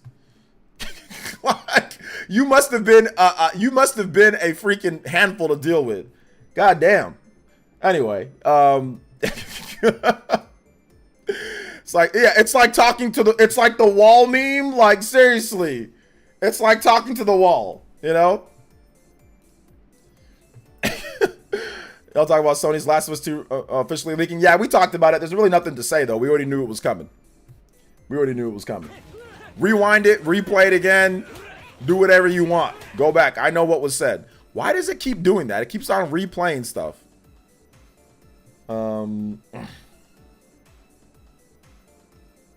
So yeah.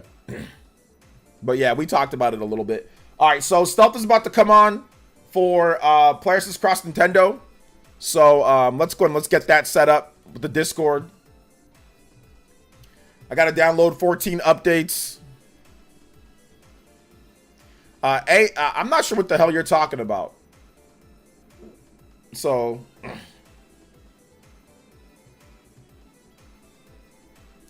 ADM. I'm doing good, Javier. How are you, man? Welcome to the stream. There's a lot of people that like The Last of Us Part 2, but then there's a lot of people who didn't like it. There's a lot of controversy for no, like, a lot of like crazy controversy, you know? All right, give me 1 second, guys. I'm gonna start up a call with Stealth real quick.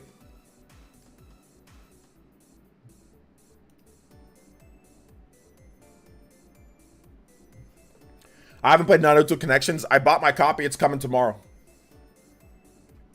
Insomniac is way better than Naughty Dog because they actually released new games on PS5 instead of ports and remasters. Well, yeah, right now Insomniac has been doing crazy good. Yo, what's up, Stealth? Oh my God, it's jacked up. Hold up. I got a new monitor. Yeah, I got a new monitor, so like, let me make sure that all this is good. Input, output. All right, Stealth, go ahead and talk. Can you hear me? Yeah, I can hear you now. Good. My Discord, I updated my Discord and there's some stuff. So yeah, we're on live, so we're just gonna go ahead and start up whenever you're ready. Stealth, you ready? Yeah, I just can't see you though, which maybe that's. Oh, fine. Don't worry. You'll be able to see me soon. All right. You'll be able to see me soon. All right, let's do this.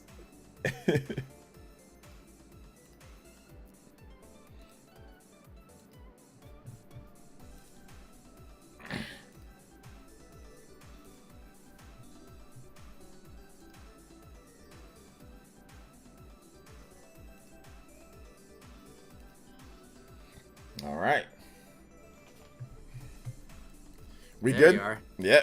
We ready, Stealth? I'm ready. All right, let's do it.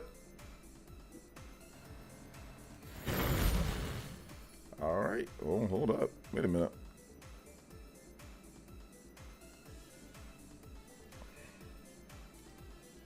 Okay. Okay. All right. What's good, everyone? OJ here. Welcome back. We've got PlayerEssence Cross Nintendo. I got my buddy Stealth dropping in by today to talk about it. It seems like it's been a while, huh? Yeah, it's been a couple weeks. Yeah, been a couple weeks, but that's good because we got plenty of stuff to talk about. So real quick, I do want to mention this, guys. If you want to support the show, PlayerEssence Cross Nintendo having Stealth on, you can always check out our Patreon link in the description if you want to support the show. So I do appreciate anybody that does support via Patreon as well. Link in the description like always. All right, so let's go ahead and get into the topics here, Stealth. There's a lot to get into, and I do not want to have you here more than an hour.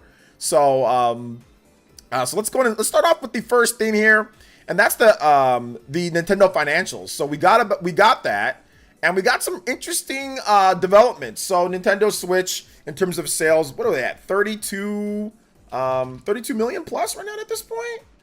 I'll bring them up right now. 32 million, yeah. Yeah, 32 million for their sales numbers. The Nintendo Switch, so I'll just go ahead and break down all the numbers real quick. Dedicated sales video game units. So yeah, they're at 32.46 million units sold. This is the third best selling system of all time. Nintendo's second best selling system of all time, right behind the Nintendo DS. So it's right about 30 million. No. 20 million units. It's about 20 million units away from the Nintendo DS. Like, it's getting dangerously close to within striking distance of the Nintendo DS. So that's pretty wild, right? We also have some dedicated video game sales, and then we're gonna get Stealth's opinion on this stuff. So from the bottom to the top, we got the new top 10, or the same top 10, but we got updates. So New Super Mario Bros. U Deluxe at 16.7 million, Legend of Zelda Tears of the Kingdom at 19.5 million, Super Mario Party at 19.66 million, Pokemon Scarlet and Violet at 23.23 million, Pokemon Sword and Shield at 26.02 million, Super Mario Odyssey at 26.95 million, Breath of the Wild at 31.15 million, Super Smash Bros. Ultimate at 32.44 million, Animal Crossing New Horizons at 43.38 million, and Mario Kart 8 Deluxe at a staggering 57.01 million units. Nintendo has sold over 1 billion plus units of software, and they're doing great, all that good stuff. And I think, did we get any other auxiliary sales for other? Yeah, we got Pikmin 4. Yeah, Pikmin 4. Which is the best-selling Pikmin game of all time after 2.6 million for Pikmin 4. Yeah, so I mean that's probably the biggest, other game that quarter. Yeah, absolutely. Pikmin 4. Pikmin 4 was really good. The fact that it already sold 2.6 million, that's definitely a good thing. But to be honest, Pikmin it's because every other Pikmin game is on like the worst selling Nintendo systems. That's the reason why. Like, if there was a built from the ground up, Pikmin for let's say the Wii, I think it would have done good. Yeah. So it would have done better. So what are your thoughts on that? Yeah. So the top 10 game is at like 16 million. It's gonna be hard for any new game to break in now. It just is. Like, maybe Super Mario Brothers Wonder is gonna do it down the line a bit, but like the days of games easily entering the top 10 are over, and they have been for a long time. It's just very hard. But yeah, overall, nothing too unexpected. The next update, the holiday update, we're gonna see even bigger jumps, where Mario Kart could be at like 60 million, close to it, which is insane. But that's just where Switch software is trending. Tears of the Kingdom is going to be much higher for a first holiday seller. So yeah, it's all looking good for Nintendo. That's why they don't want to give it up. They don't want to give Switch up, because the software sells too good. Absolutely, yeah. Some people are saying that in the chat, like Sony officially announced. This is the PlayerEssence Cross Nintendo, but Sony officially announced The Last of Us Part 2. So, The Last of Us Part 2, it's been officially announced. Breaking news, boys and girls. If you have The Last of Us Part 2 on the PS4, you can get a upgrade to the PS5 remaster for $10. digital only. So, so it's The Last of Us Remastered, or The Last of Us Part 2 Remastered. So it's not a remake like they remade The Last of Us Part 1. Or they also remastered The Last of Us Part 1. It is a remaster of it. So they just took that base PS4 game and just made it like, I think probably like what, 4K? That's what I'm guessing, like 4K and all that type of stuff. It looks So like it has some new features too. yeah, it looks like it has some features, but then it also doesn't have some. So, okay, so yeah, hold on. Let's read off what it says. No Return, a roguelike survival mode experience. The Last of Us Part 2's deep combat via an entirely new mode. Survive as long as you can in each run as you choose your path through a series of randomized encounters. Play as a host of different unlockable characters, some never before playable in the Last of Us franchise, each with the unique gameplay traits. The variety of challenges feature different foes and memorable locations from throughout the part 2, all culminating into tense boss battles. That's probably the best thing that they added to the game, because the gameplay was universally praised. It was some of the story elements that were a problem, but the gameplay in the game is really good. I actually really like the gameplay, so I mean, I'm probably going to check this out. There's also new ways to play. Delve deeper into this beloved adventure and learn how the original game was created. Lost Levels lets you explore early development versions of 3 new levels not seen in the original. Oh my goodness. Okay, so this is a little bit more in depth. Yeah, they're actually adding some content. Yeah, that's good.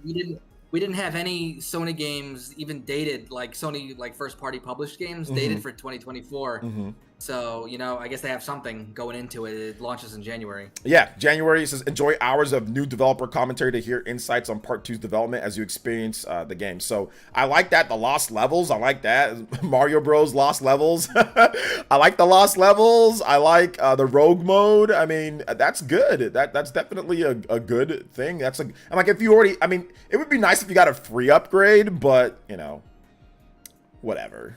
You know? Yeah, I wonder if Sony tried to have this for the holidays. Yeah, maybe they did, maybe they didn't. I mean, because I think Call of Duty was like their big holiday title that they already had planned, right? So obviously not a first-party game, but they wanted Spider-Man and they wanted Call of Duty. Like those were the games they wanted for the holiday. So yeah. So anyway, yeah, there you go. Last of Us Part 2. $10 upgrade. I mean, like I said, it would have been nice if it was a free upgrade, like Xbox, like with Smart, whatever, but not everybody does that, obviously. There's a lot of developers that don't do that, so the fact that it's only $10 is good, and it's going to be 60 frames per second. I have not played all of The Last of Us all the way through in 60 frames. Like, I did test out the update, but I have not played, like, the whole game through, and, like, with this new Rogue mode in 60 frames with the combat, that's good. So that's definitely a good thing. All right, so that's that. So, any other thoughts on like the sales stuff? I mean, I think that I think our predictions for Tears of the Kingdom were definitely a little bit lower in terms of what we thought it was going to do, because it seemed like the game they shipped 18.5, and it seems like they definitely overshipped a bit. They sold through all that 18.5 and then got out another million on top of that, so to 19.5. So, where do you see Tears of the Kingdom when it comes down to that? Yeah, I thought it would be able to hit 20 million. I guess that was a little aggressive. Obviously, it's going to pass 20 million by the end of the holidays. I'm confident about that. But look, 18 million units in 4 months. Any other game but Grand Theft Auto would kill for those sales, because Grand Theft Auto would going to be higher. Yeah. But like every other game like would kill for 18 million sold in 4 months. That isn't even including a holiday. So, you know what, our predictions might have been high, but it's still really good. Yeah, I definitely think that they had to sell through that 18 million, you know, or whatever, because that was shipped number. So they definitely sold through that. They got another million shipped out or sold or whatever the case is. I don't know if that was sell through. I think it might have been, or near that, but close to it. So then this holiday, we're going to see how it does. I think it'll pass 20 million, maybe be at 21, maybe somewhere. I think it's going to do about maybe from now until the end of the year till we hear about it. I think it's going to do about maybe 2 million. I think it might do about that, 1.5 to 2 million. So we should see around 20 something million or so by the end of the year, which we won't find out about that though till when? Till January next year? I think February. February. Okay, yeah, we won't find out about that till February next year. So we'll see it then. So yeah, so that's that. Any other thing that kind of got your attention during the with the sales? You know, just seeing Smash Brothers Ultimate over 32 million. Oof. You know, clearly far and away the best-selling fighting game of all time. Yeah. Just going up and up and up. You know, if they pulled the trigger and gave it like an ultimate edition with like an ultimate edition with like all the DLC on the cart, it would sell another, you know, millions. It would sell millions more. Oh yeah, absolutely, absolutely. Yeah. So that it's just always impressive just to see how high that game can go. Because really, like Smash Brothers Ultimate didn't have like the largest budget in the world, didn't have like the biggest team in the world. And just to see what, you know, Sakurai and his Namco team, which we now know like the names of that team are, you know, is really impressive to me. Another take on this, I saw what some people are saying in terms of like the legs of Zelda games. Like Nintendo showed off a graphic.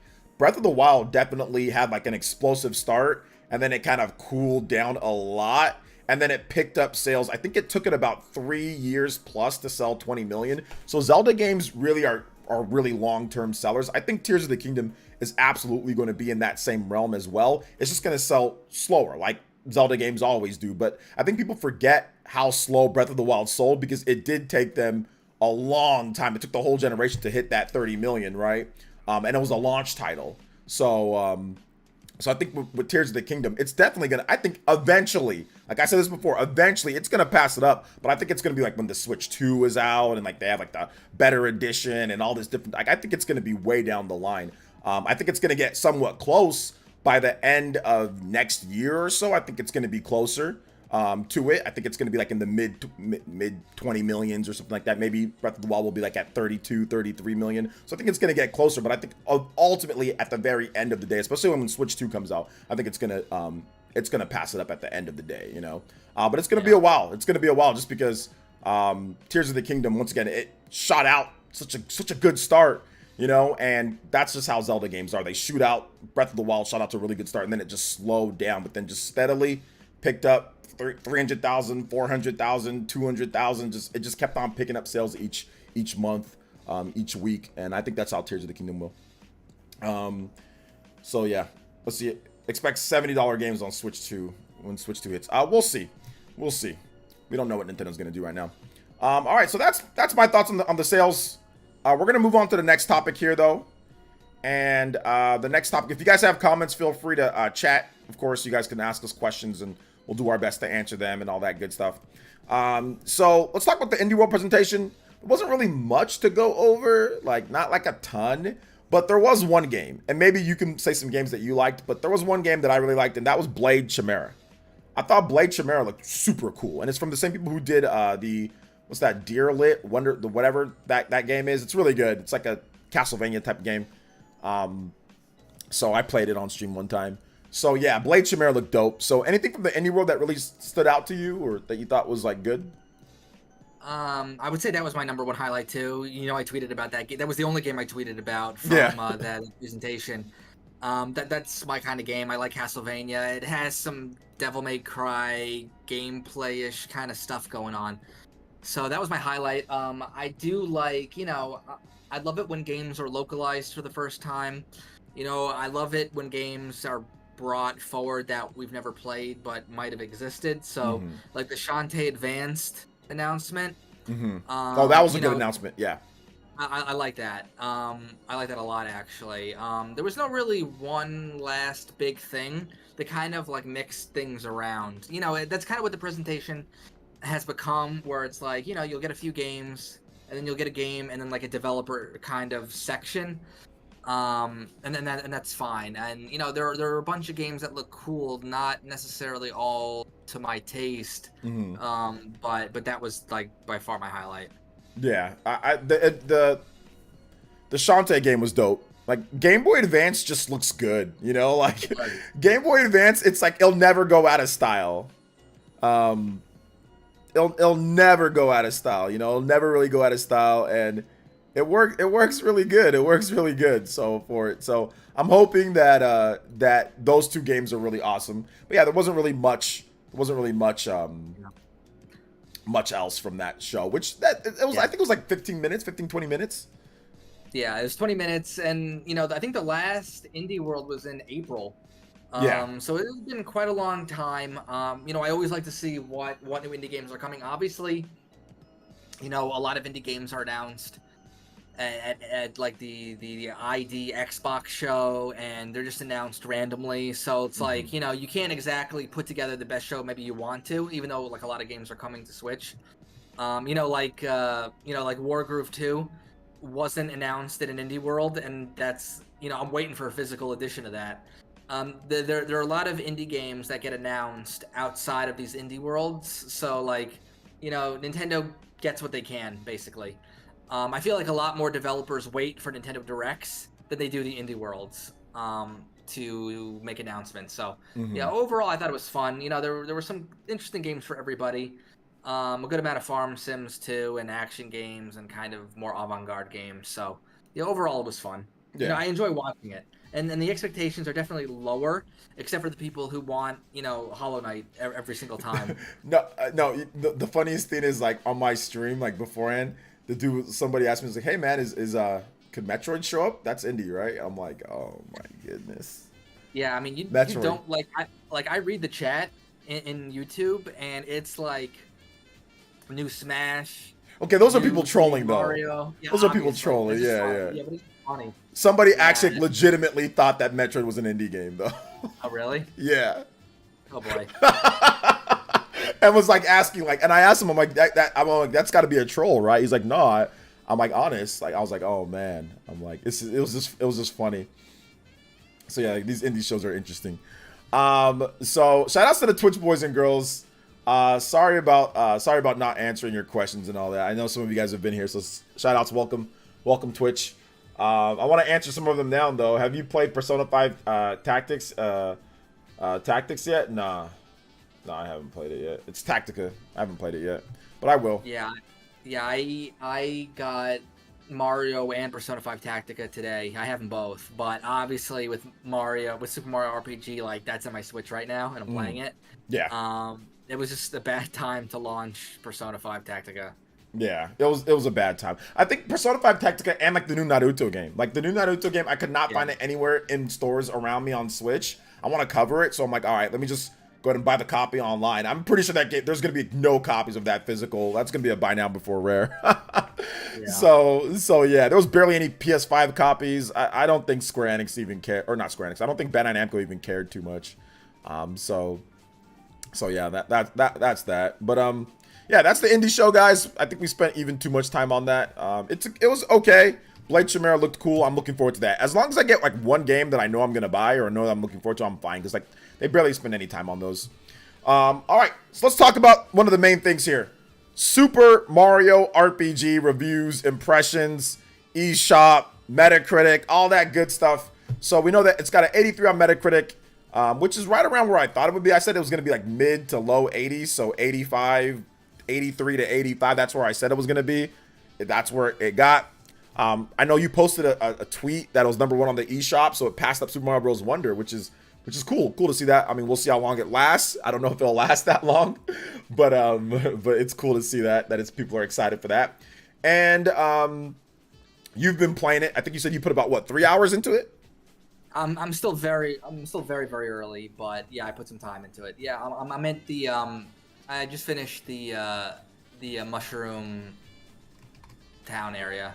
Yeah. The Mushroom City, or whatever it is. I don't know why I'm tired. I don't know what it is. Whatever, whatever it is. Remember the Mushroom Kingdom. I don't know why I said Mushroom Town, Mushroom City. The Mushroom Kingdom area. I just finished that, and yeah, it's so good. They did such a good job with it. It's like it's one of the better looking Switch games too, where it's like, I can't believe I'm really playing this game. Like this game exists. That's like the same feeling I got when I was playing like Final Fantasy VII Remake,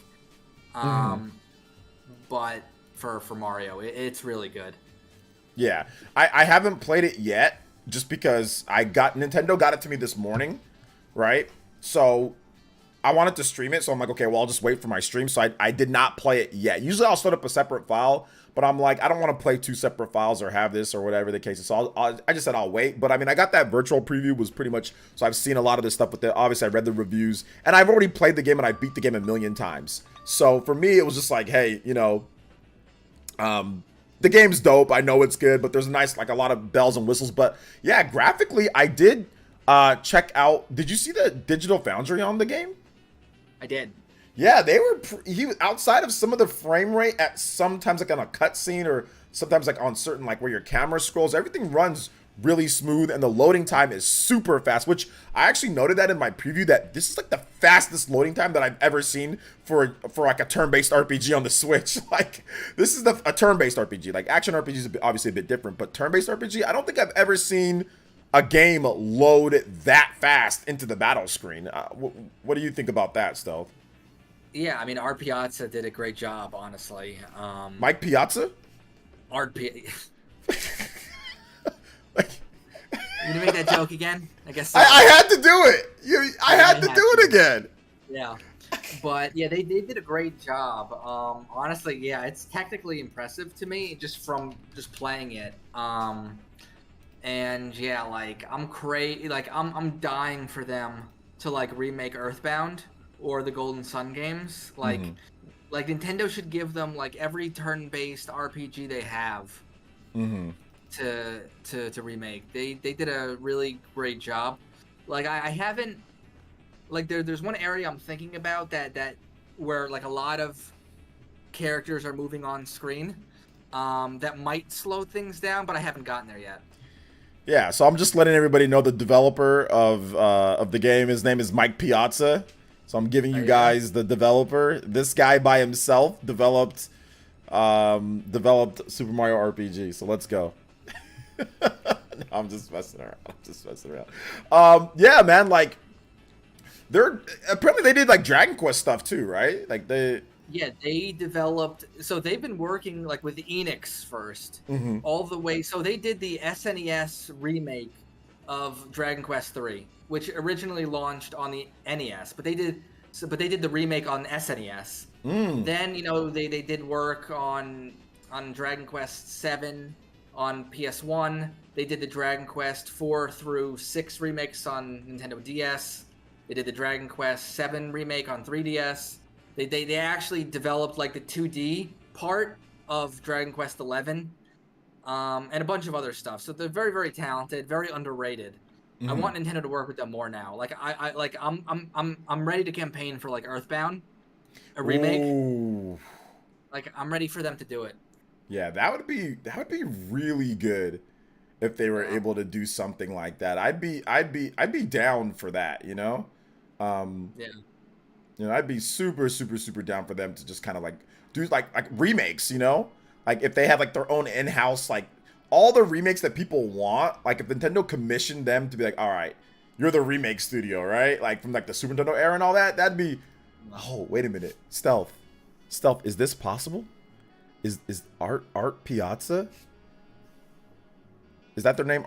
Is it Art Piazza?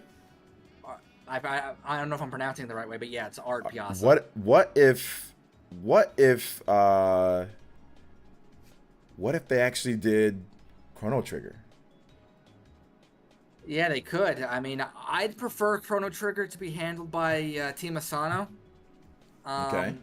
Personally, because like I want that in the HD 2D style, but like I wouldn't be upset because I know it would be handled by a team who could do it. Yeah, absolutely. I wouldn't be upset about it. Yeah. What if they work together? They combine their technical expertise and forces together. Look, I'll buy any Chrono Trigger I can get. Like, the only version I have physically right now is the DS version. Yeah. Which is a great version. I'll buy it again. That's the best version. To me, yeah, it is because of the control. I don't like playing on mobile. Yeah. And then the PC version isn't the greatest, and it's not physical. So, like, to me, like the DS version is the best. The DS version, I mean, the PC version is the DS version. It's the mobile and the DS version combined. It's the mobile and the DS version combined, and they updated it. It's like technically like, okay, yeah, that's probably the best version of the game would be like the PC version. But once again, it's not physical. You can't I mean, unless you play it on like a Steam Deck or something like that, right? You can't. I mean, there's certain things with it. I'd be down for it though. So yeah, I'd be down for that. Let's go and let's get into some more stuff. Like my own thoughts on Super Mario RPG. I do want to talk about this real quick.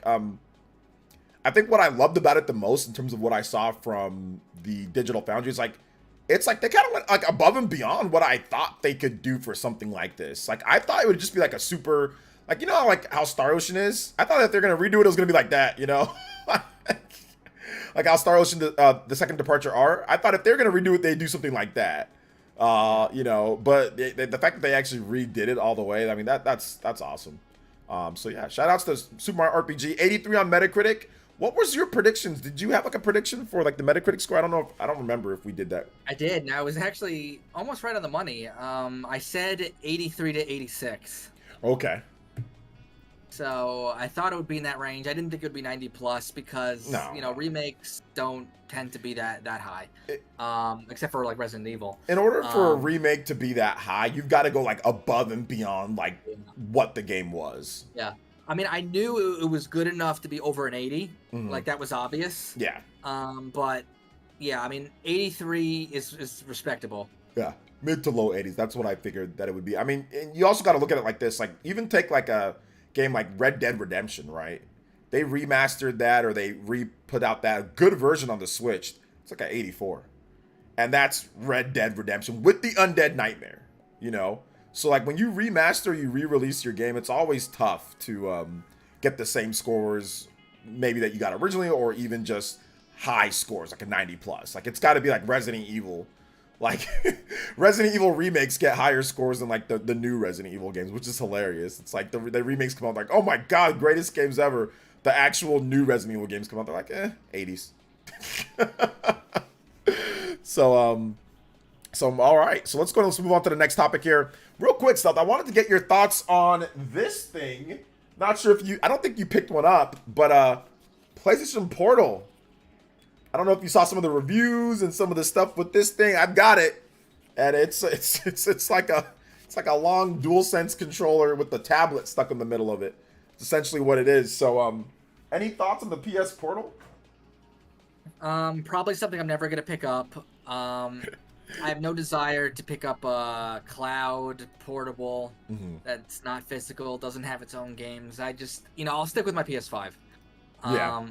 You know, I'm not looking to try, and my internet isn't like the best, and I've heard like there are some performance issues. Yeah. No matter it always happens. There's like no getting around it. It's going to happen to you at some point, either a disconnection or like a lag or a glitch on some game. Maybe not every game, but at some point it's going to happen because it's internet, you know.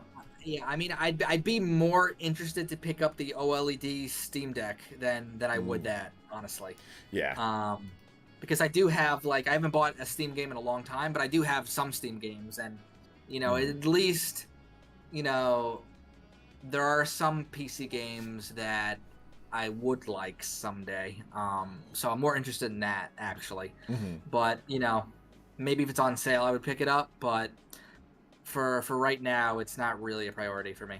Yeah, I understand completely. I mean, I picked it up just because I wanted to be able to have an RPG, for like an RPG that doesn't come to like the Switch or something I just want to play on PlayStation, to be able to play that lying down in bed. That is a completely convenience, you know, not for everyone, but that's the only reason why I picked it up.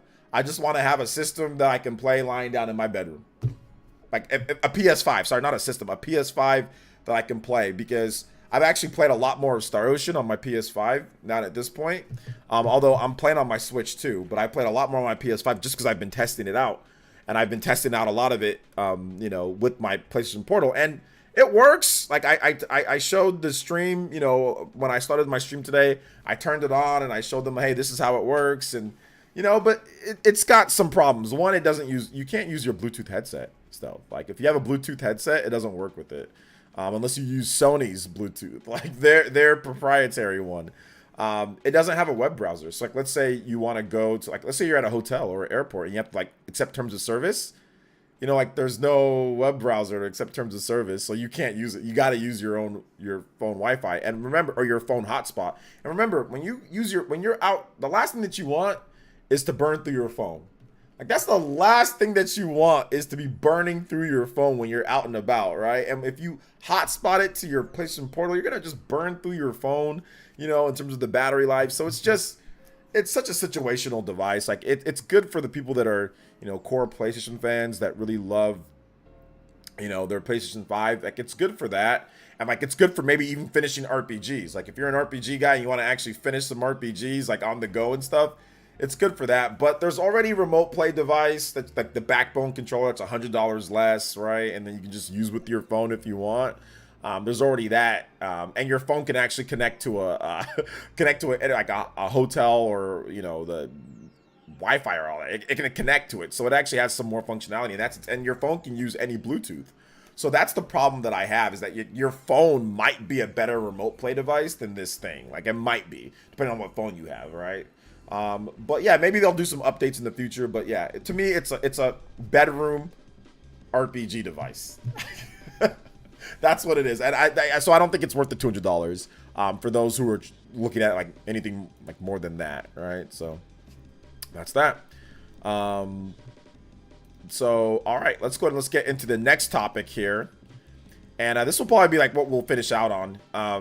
The Game Awards 2023. We got the nominees, and your boy won a free copy of RoboCop. Because, I said that Super Mario Bros. Wonder was going to be on there. Dreamcast guys said it wasn't.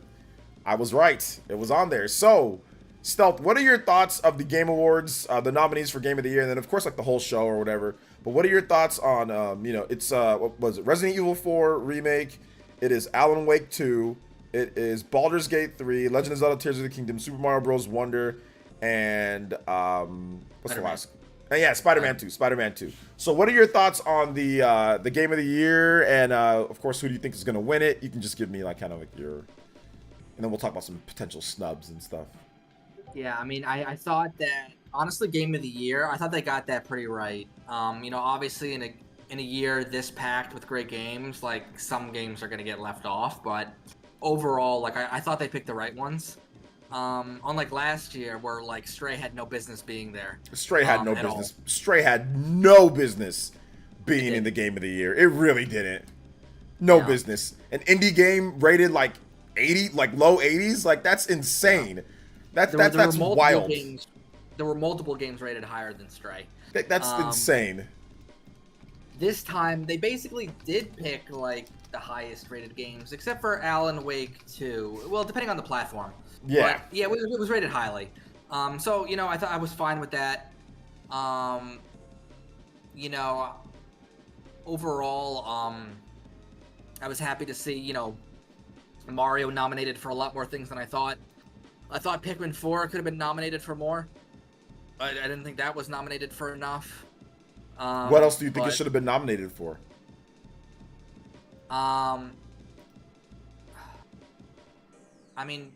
Honestly, I love the art direction of Pikmin 4. I just do.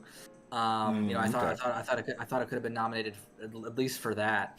But honestly, in like a less crowded year, Pikmin 4 could have been nominated for Game of the Year. It'd have to be a lot less crowded, yeah. Yeah, in a lot less crowded year. I do have some problems with the RPG category, as I usually always do. Okay. I have problems with the music category, as I usually always do. And I guess I'll just talk about the biggest snub, and it wasn't just me who said this, it was basically everybody. It was Octopath Traveler 2. Easily the biggest snub. Yeah, Octopath Traveler 2. It didn't get nominated for RPG of the Year. And it didn't get nominated for anything. Yeah, it didn't get nominated for any. Okay, so here's I have the nominees in front of me. So here's role-playing game of the year. Baldur's Gate 3, it's gonna win. That's gonna win. But yeah. Baldur's Gate 3, Final Fantasy 16, Lies of P, Sea of Stars, and Starfield. So it's like, what game would you remove? Starfield? What would you remove from that list? Lies of P? I mean, maybe this is controversial. I think Octopath Traveler 2 is just a better overall game than Starfield, than Sea of Stars as well. Like, I would get rid of either of those for Octopath Traveler 2. Yeah, I would definitely boot Starfield. Yeah. Starfield's getting the boot. Yeah, Starfield is lucky to be nominated for RPG of the Year, because I can think of a few others too that I would put over that. Like some of the NIS America stuff. Oh yeah. It's just a better RPG for me. And that's just my personal opinion. But yeah, I didn't play Lies of P. I know it's good. So that probably deserves it. But yeah, Octopath Traveler 2 was snubbed. Yeah, Brand Smith says Liza P, boot Liza P. It's not even an RPG. I mean, it's one of those games where like it's a Souls game. It's a Souls clone. So like Souls games are like fringe, you know, role playing games, right? Like you collect your souls, you collect whatever, you can level up your characters. Like it has deep role playing mechanics. It doesn't always like it's not like a traditional, you know, role playing game. But I mean, I can see what Liza like. That game's an 80 rated Metacritic, but it seems like the people that like Liza P, it's way better than its Metacritic rating. Like Liza P, based off of what people are saying, like what I've seen online, it seems like a game that people think it's like a 9 out of 10 or more better, right? Like it's not, but it's like Bloodborne, but you know, you know what the funny thing is? What would be wild, and I know we'll never see this, man, but what just if From Software made Liza? It was the exact same game, but it said From Software, and it was called Bloodborne 2, and it was completely different. But the name was Bloodborne 2, and it was the same exact game. I wonder if that game would have been rated way higher. Maybe, but you know what? Like, you know, Armored Core 6 was only nominated for action game, and then that was it. And that's so I don't think From Software just automatically gives them all the votes. Yeah. Got you on that one. Okay, so we can go over some of the other categories, maybe if you want to talk about some stuff that you're interested in. Obviously, not esports coach of the year, which is did you hear the controversy with that? No, I don't care about those. I just vote randomly. So there was like esports coach of the year, and like one of the guys that got nominated was like, "Hey, you know what? I don't even coach." What, really? Yeah, I'm dead serious. He's like, "Thanks for the nomination, but I didn't even coach last year or this past year." Now I might change my vote to him just to see him. On Everybody should vote for that guy. Everyone should vote for that guy. They definitely should vote for that guy. All right, so let's talk about simulation strategy. Yeah, I was actually going to ask you about that. So there's 3 Nintendo nominees here. It's Fire Emblem. Yep. It's Pikmin 4. Mm-hmm. And Advance Wars. And maybe you're not surprised what I actually voted for. But what did you vote for? I haven't voted yet, but I'm probably gonna vote for Fire Emblem Engage. I voted for Fire Emblem Engage too. I love that game. And yeah. I know that's like one of the only things like Pikmin 4 is probably gonna win. But you know what? I don't care about the haters. I'm voting for Fire Emblem. Yeah, it's great. Fire Emblem Engage, like if it had like obviously like a different main character and like the story, let's just say the story was different, the game would have been rated way higher. People would have liked it like in terms of certain things. But the combat, the UI, the gameplay in the game is like the best. It might be the best in the series. Like it for me, it was. Like it was really good. Yeah, I really loved the game. Yeah, I thought that the gameplay was really great. I like the visuals too. Obviously, the story was throwaway. Yeah. But, you know, that is what it is. Yeah. Gotcha. That was a good category. Family game, you know, Mario has that wrapped up. Yeah, Mario has that. That's locked up. I do want to go over action adventure or action adventure game of the year.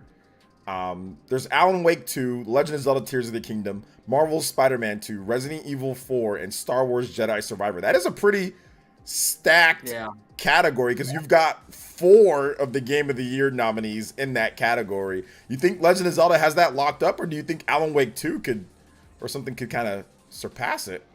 I mean, for me, it's Zelda. Yeah. Because there just isn't a game that big nominated with that many, like, towns and like side quests and all this other stuff. Like Zelda's just too big for me. Like it's like the biggest action adventure game I've ever played. I'm sure there are bigger ones, but it's the biggest one I've ever played in terms of like stuff to do. So like I think it's gonna win. I did vote for that one. Yeah, I got you. Yeah, I agree. I think Tears of the Kingdom is definitely going to win that one. I think it will. Also, action game of the year. We can go over that real quick too, I guess. Armored Core 6, Fires of Rubicon. I played the game. I thought it was solid, but I just stopped playing for some reason. I don't know why I did. I just stopped playing. Dead Island 2. I don't know why that game's nominated. It's not that great. Ghost Runner 2, Hi-Fi Rush, and Remnant 2. I think Armored Core is gonna Armored win. Core is gonna win that, but that Yeah. because they have an action game and they have adventure or action adventure game of the year. So all the Yeah. good games are like we're in the adventure, and then they put all like the other stuff there. I think you know what? I think Armored Core is gonna win, but don't be surprised if Hi-Fi Rush could take that. It could, yeah, especially if like Xbox fans like mobilize, I guess. Yeah. But do you think? Let me ask you this: did you think that Future Redeemed was snubbed? I mean, yes and no. I thought that it was snubbed. I thought that it's snubbed because obviously it should be there, right? But I knew it wasn't. I got a video coming up on this. I knew it wasn't going to be there because all the reviewers, when it came to this game, Xenoblade is the biggest fraudulent game of the year nomination of all time. Like it's, and I say that not because the game isn't game of the year quality. Clearly it is, but because the people that were all voting for it, the board that put it together, none of them played it.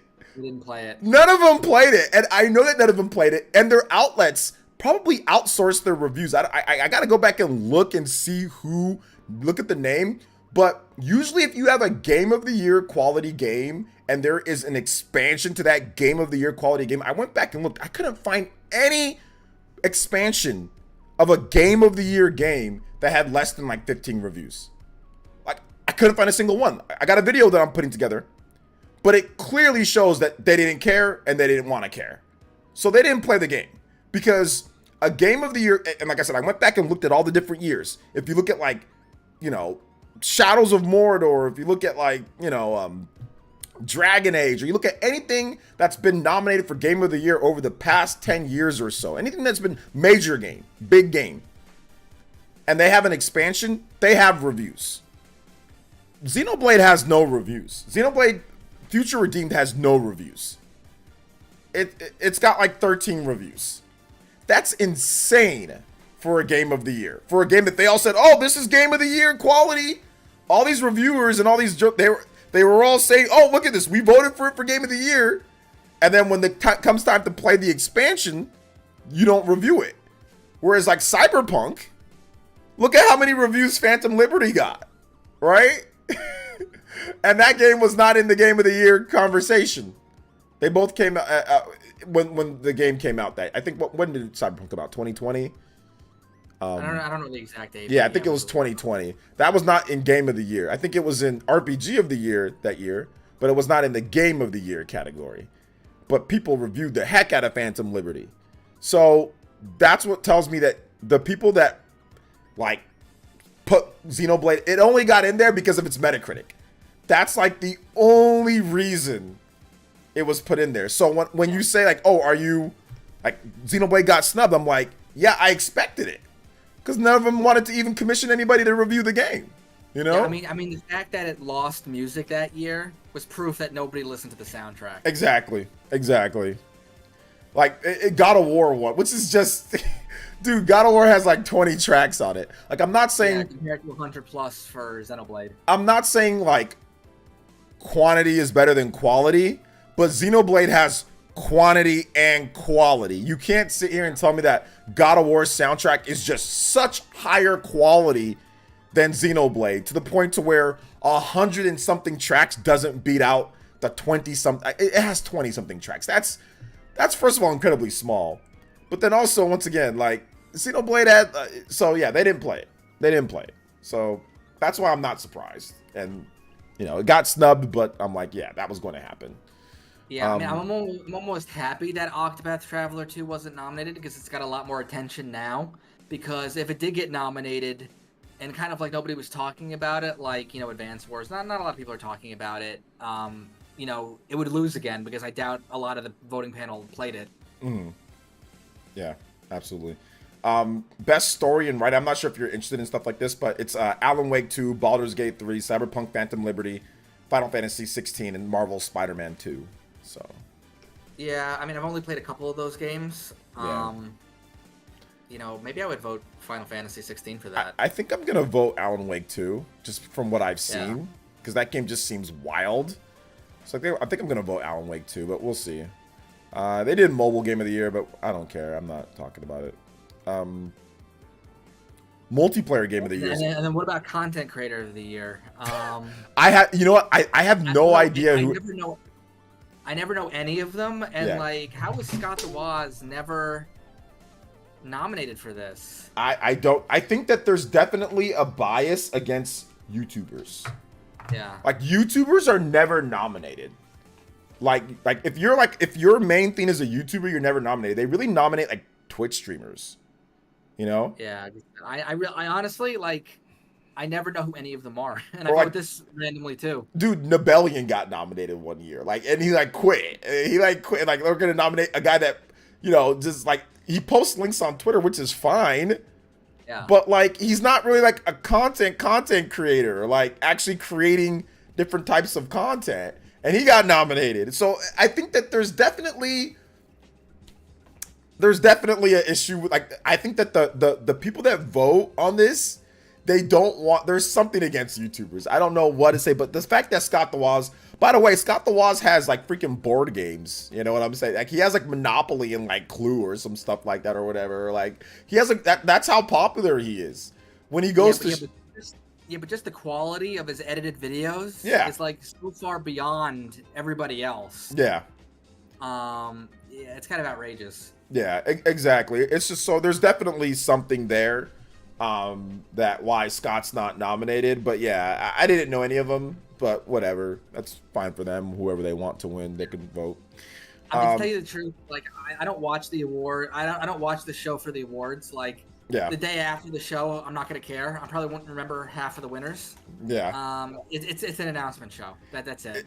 It's a travesty that like Pokemon's been nominated for like content creator of the year.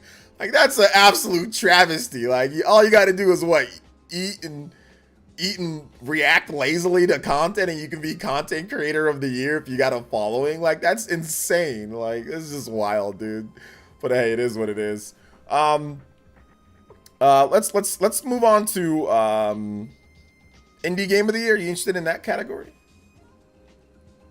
I didn't play many indie games of the year. Well, let me go down the list real quick. Cocoon, Dave the Diver, which isn't an indie game, but it's nominated. Yeah. Dredge, Sea of Stars, and Viewfinder. So, I mean, I'm voting Sea of Stars for me. Yeah, I mean, I didn't like Sea of Stars as much as I thought I would. Like, it was okay. It wasn't a mind-blowing RPG by any means. Mm-hmm. You know, I really liked Wargroove 2 this year. I didn't play too many indie games. Mm-hmm. There's a lot of games this year. There's a lot of like big games this year. Yeah, I know, and it's tough because, you know, I'm trying to wait now to buy physical editions of indie games. Mm-hmm. But yeah, so Sea of Stars would win by default for me. Yeah, absolutely. Okay, and of course we're gonna get to the last part here, and that is Game of the Year. So the nominees, we'll go over them again from top to bottom. The nominees are Alan Wake 2, Baldur's Gate 3, The Legend of Zelda: Tears of the Kingdom, Marvel's Spider-Man 2, Super Mario or Resident Evil 4, and Super Mario Bros. Wonder. And let me give you guys the Metacritics on those just so you guys can see how stacked it was. Alan Wake 2 with an 87 is the lowest rated game. And that's just, the PC version's rated higher, but whatever. They got Stephanie Sterling on that one, right? I think the Stephanie Sterling thing happened on that one. Yeah, because I think she came in and gave it way lower. But yeah, on Xbox, it's like rated 94. On PC, it's rated 89. And on PS5, it's rated 87. But yeah, I think the Stephanie Sterling thing happened there. But yeah, that's the lowest rated game. Okay? And the next lowest rated game is a 90 with Marvel's Spider-Man 2. The next lowest rated game is Super Mario Bros. Wonder with a 92. After that, it's Resident Evil 4 with a 93. And then tied at the top is Baldur's Gate and Tears of the Kingdom at 96. This is by far the highest rated game of the year that we've ever had by a large margin, because a lot of times, I wouldn't say a lot of times, but many times there are games that are rated like lower than like 80, like 86 or 87. Like there are games that are rated like in the low 80s sometimes for game of the year, you know, or low mid 80s. So this is 87. I think this reminds me of, I think like 2015 had like a pretty, like, that was like Super Smash Brothers for Wii U and 3DS. That's like a 93. Bayonetta 2 was like a 92. I think Shadows of Mordor, that was like a high 80s. Dragon Age was like a high 80s. So like that was a really high year, but nothing close to this. This has by far been the highest rated. So what are your thoughts, and who are you picking, and who do you think is going to win for Game of the Year? You know, I don't really know who's gonna win, but You don't think it's Baldur's Gate? I think Baldur's no, Gate, man. no, I don't. What? I think it. I mean, I'm voting for Zelda. Yeah.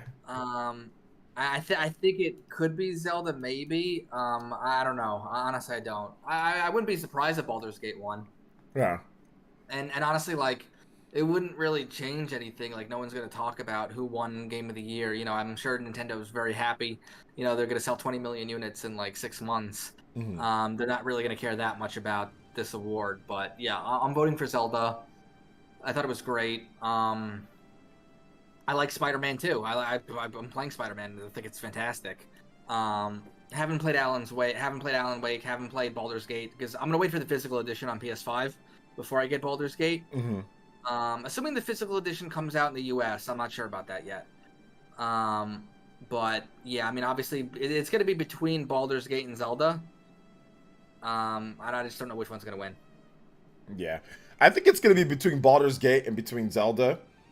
And I think that Baldur's Gate's going to win. And the reason why Baldur's Gate's going to win, because a lot of the journalists, they feel that Baldur's Gate is the brand new, super innovative experience, right? Breath of the Wild, Tears of the Kingdom, you're building off of that, right? Baldur's Gate 3 is a complete departure, not a complete departure, but very different from Baldur's Gate 1 and 2. So I think that they're going to take that into consideration. Obviously, the review score is right there. But, yeah, that's really what it comes down to, you know? We'll see. There's not that much longer to find out. Yeah, so we'll definitely see on that. But that's pretty much all of our predictions and our thoughts when it comes to PlayerEssence Cross Nintendo and the Game of the Year and all that. So Stealth, where can everyone find you at, man? They can find me on Twitter at Stealth40K. All right, shout outs. Make sure you guys go follow Stealth on Twitter, Stealth40K. I still need to make my little updated layout, guys, so we'll have it there. And of course, link in the description. I'll put that in there as well. So thank you so much for showing up to the stream tonight, guys. I do appreciate it. We're still going to stream because I'm going to play some Super Mario RPG for you guys, but that's going to wrap it up for PlayerEssence Cross Nintendo. Make sure you guys check out the links. Once again, if you want to support us on Patreon, you can definitely support us on Patreon. Shout outs to Mr. Super as well for coming out to the stream. And like I said, we would have done questions, guys, but the reason why we're not doing that today is just because we have Super Mario RPG to play. So we'll definitely catch up on questions and all that next time, okay? And thank you, Mr. Super, for the 11 months of Amboots here. I appreciate that, bro. So thank you guys for watching. And Stealth, I'll see you later, man. Thank you so much for coming on the show tonight. See you, buddy. All right, take it easy. All right, guys. So we are going to go ahead and head right back to this. Give me just 1 second. And we will be back on here. I'll answer some questions for you guys, I guess. You know, we'll answer some questions, but I'm not going to answer too many. I didn't even check to see the Discord because I didn't even know how many were going to be there or not. But I didn't want to start answering questions because sometimes it takes too long, and I want to make sure that we get into Super Mario RPG tonight, just so I'm not streaming for forever. All right, but shout out to Mr. Super. Thank you so much, man. I appreciate that. Thank you so much for the 11 months. Appreciate you, man. All right. All right, we are back. We are back. So I'll take some brief questions right now. And if you guys have questions on anything that we talked about, and then we'll get into Super Mario RPG. Or if you guys want, we can just get right into Super Mario RPG. I think we can just. It's almost 5:30, so maybe I'll take for 5 minutes, and then we can just get right into Super Mario RPG. I'm dying to play, man. I am so dying to play the game. Super dying to. Super dying to play the game. Baldur's Gate 3 definitely winning Game of the Year. The media loves these massive Western RPGs. Yeah, it's possible. Probably. Probably. Probably.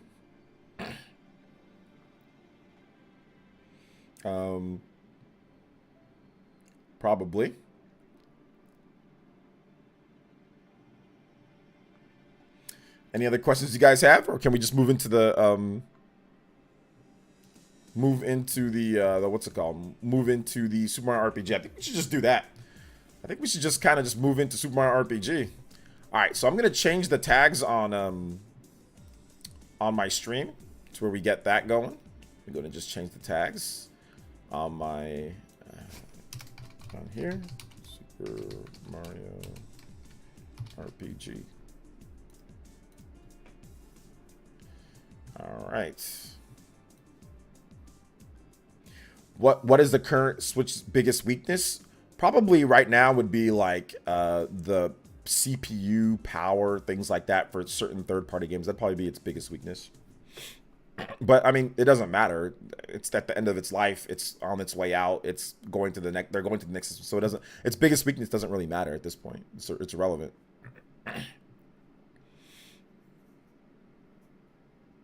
All right. Let's see here.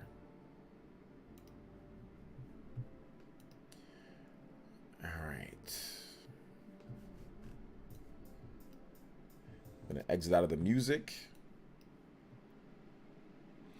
Hey, shout outs, Mr. Super. Yo, I appreciate you, man. Thank you so much for your support. 11 months of. First of all, the Ambu tier is high, man. That's not like that's a little amount. So yeah. In terms of being addressed, like with the next system and all that, Salt Snake, I mean, we already know kind of like what they're. It's going to be a custom chip, and they're going to be using DLSS and stuff like that. So I'm pretty sure it'll be fine. You know, I don't think it's really going to be a problem. When the Switch first came out, like that's pretty much all they could work with. There wasn't a lot of hybrids, and the technology was pretty expensive. They used a 2015 chip, and they wanted to probably launch in 2016, but had to wait till early 2017. So the Tegra X1 was pretty much the only chip that they could use if you wanted to have a system priced affordably, unless you're taking a huge loss on the system. So I don't really think there was anything else they could really do. So yeah. All right, next up, let's go and let's get into this Super Mario RPG. Let me turn on my Switch. All right, let me activate this. I'm super excited. Shout out to Nintendo for the review code. Obviously, you know, they got me a review code here, but of course I'll be buying the game like I always buy all the first party games. Looking forward to playing the game, playing the remake. Besides Zelda and Baldur's Gate 3, what would be your next runner-up? Maybe Alan Wake. I'm not sure. I haven't played all the games, so maybe Alan Wake would be like my next runner-up if I had to pick one. So maybe that would be it, but not really sure. All right.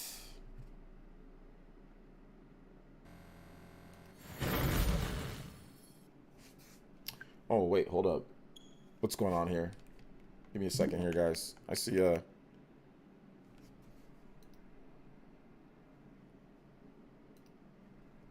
there's like borders.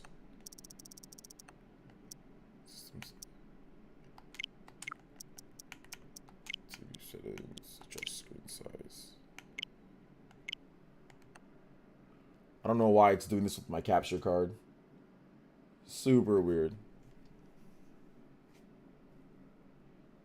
Super weird. It didn't do this last time. That's why I'm like schmixed. All right, okay. It looks like we're good. Never mind. Looks like we're good. We're good. Yeah, we're good.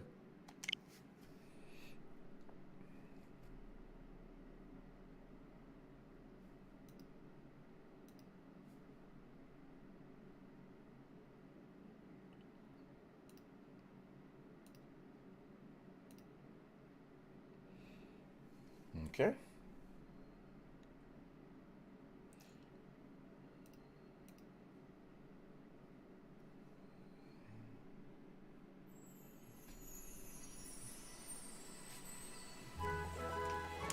Okay, let's get into it. All right, guys, welcome to Super Mario RPG. We are here. We are ready to go. I'm excited to get into Super Mario RPG. Man, it really gets into that. We are definitely not playing the easy mode. They should have put a hard mode in the game. They definitely should have put a hard mode in the game. I was hoping they put a hard mode, but the only thing is like that when you replay the game, you can have the tougher bosses. So we're definitely playing on normal. Not breezy. Breezy's the easy mode. There's probably a lot of people playing on the easy mode in this game. It's RPG. Play easy. Hell no. All right, how's the audio, guys? How's the audio? Let me know in the chat.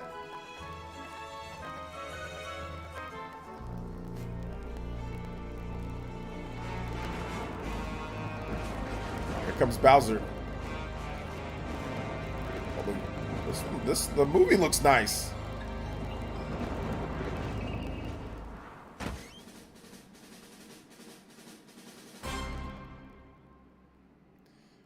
Mario jumps into action.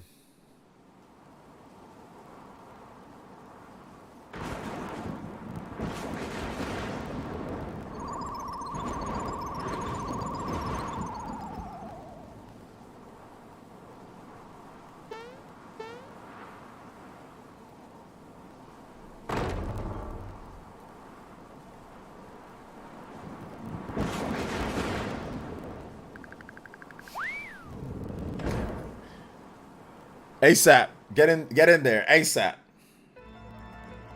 Right into the gameplay. That's what I'm talking about, baby. Oh my god. This brings back all the memories. Let's go. Oh my gosh, man.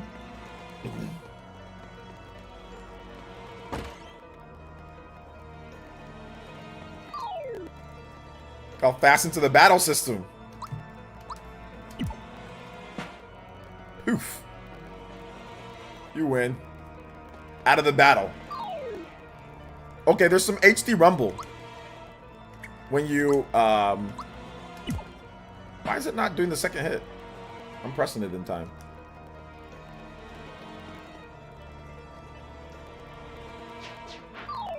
Little double punch.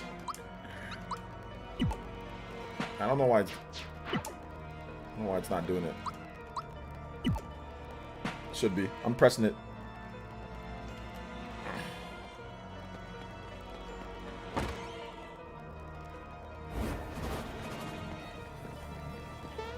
Don't.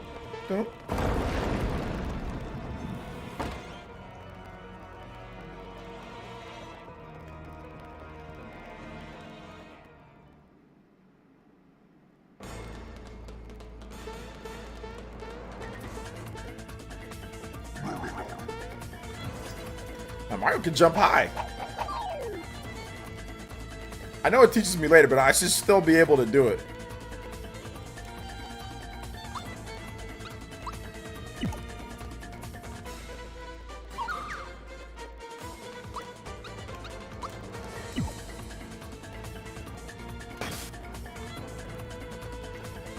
I've been attacking the chain, young lady.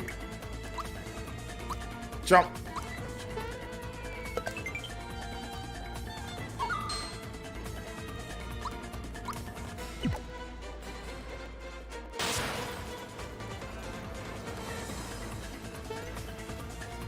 No! It's a chain reaction. Hang in there, Chandelier. I'm holding on by the skin of your teeth. By the skin of your teeth. Whatever you do, don't let go. Yeah! Coming, Mario. His only took one hit. Fight, Mario! Fight! This should finish you. We out.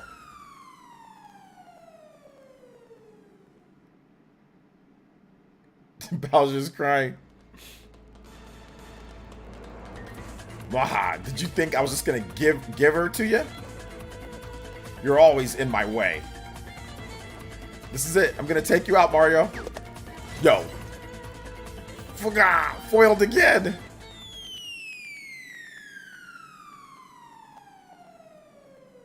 Somehow. Oh, Mario, you had me so worried. Let's get out of here. Eek! Mario, the whole castle is shaking.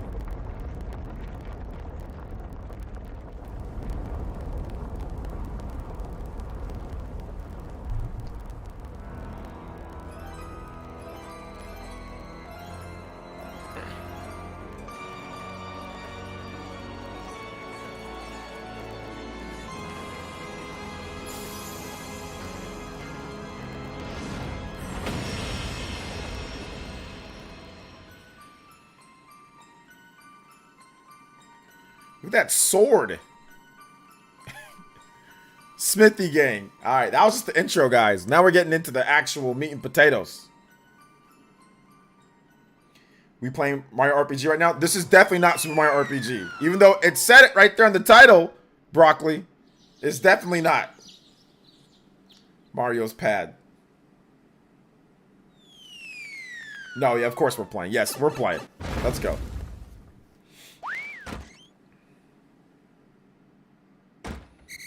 What's up, Vincent? You're playing yourself? Hey, Mario, lots of people use something called a door to go in and out of their houses. Anyway, I came by to pick up Princess Peach. She's a bit late. Yeah, she ain't here. Mario has 2 outfits. It's automatic bounce. HD Rumble bounce. You can go to sleep. Recover your health.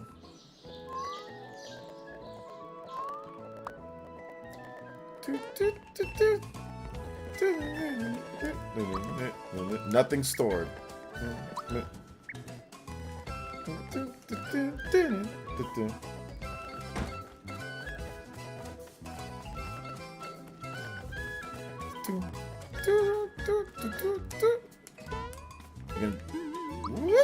The save data, even though it has auto save, but yeah, I got a new save screen. This definitely looks way better. Love it, love it. Hey, I thought the princess was here with you, Mario, so where is she? Mario, what's with the silent treatment? You're not telling me something. It's Bowser again, isn't it? Oh no, here we go again. Here we go again. Mario, would you please bring her back like you always do? Mario, I forgot something important. If you get knocked out, you'll wake up at the last place you saved. But guess what? On this adventure, you'll save automatically whenever you go between areas. It'll save all the time, so if worse comes to worse, you won't lose too much. Progress, am I right? You can also hop on this thing to save, just like the good old days. Use them however you like. They're great for taking a break from your adventure. That's everything important I can think of. Now get yourself to Bowser's Keep. Yes, sir. Let's talk to this guy again. If you're tired, just turn off the fungi light next to your bed for a snooze. Snooze. Or fight Hero. He hits you with the snooze.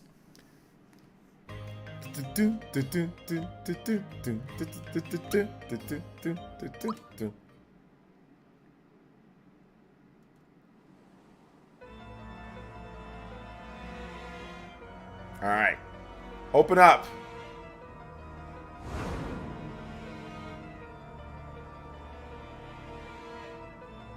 Halt. Who goes there? A trespasser.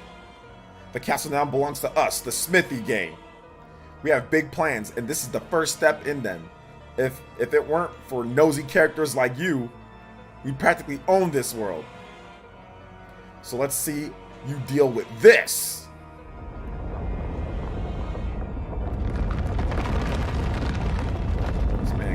This man caused the earthquake. Crumbled the bridge.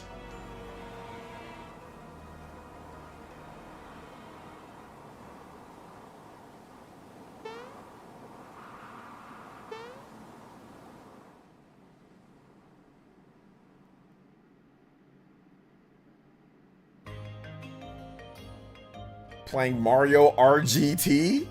What? Toad, I got some bad news. Definitely got some bad news, Toad. Where you at?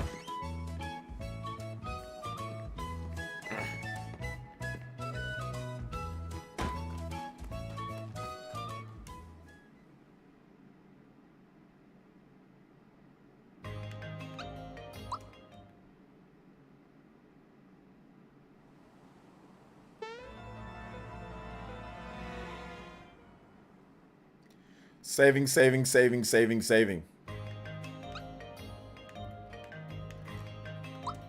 Gotta go back to Mario's pad.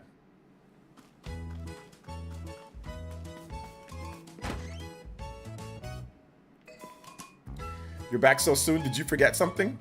No, what happened then?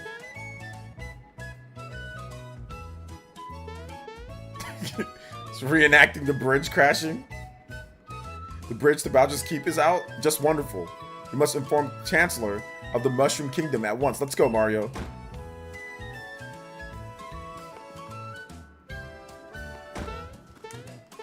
Look how Mario's hat kind of jumps up and down.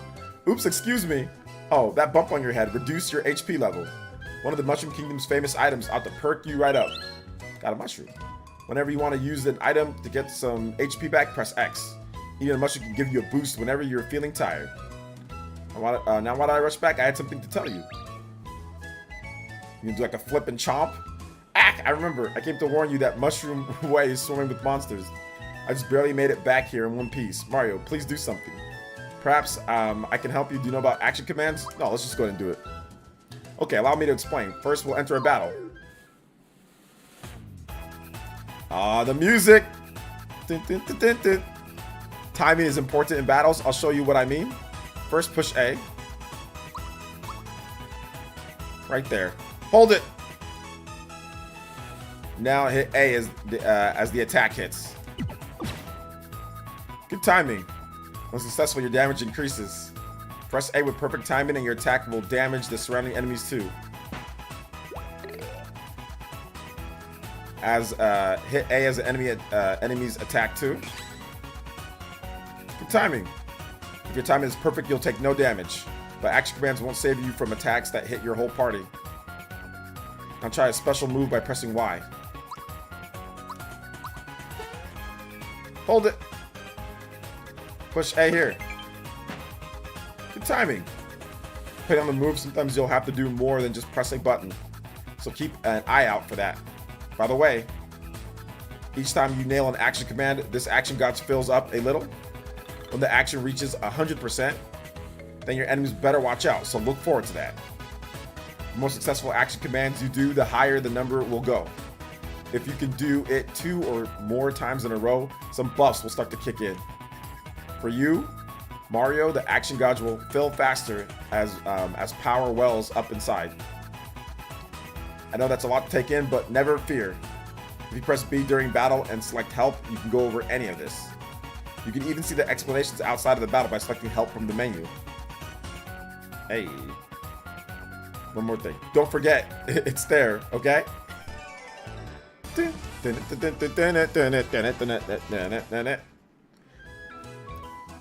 there you have it. Now you stand a fighting chance against those monsters. Now why'd I rush back? I had something to tell you. That's right, we need to tell the Chancellor about Peach. I'll see you over at the Mushroom Kingdom. Just in case, take these with you. Got 3 mushrooms. I got a bunch of mushrooms. Where's my health? HP at? I'm good. I'm good. This game is glorious! Yes, sir. Yes, the music's awesome, party man. Music's so good. The remix music's really good. How fast the battles get into the battle system. Okay, I guess the timing was off on my end because I didn't do it again there. There you go. I remember one time when I was playing the game because I was so bored back in the day and I didn't have any games to play. I think I leveled up to like level 10 or 15 like here in the beginning area. Something crazy.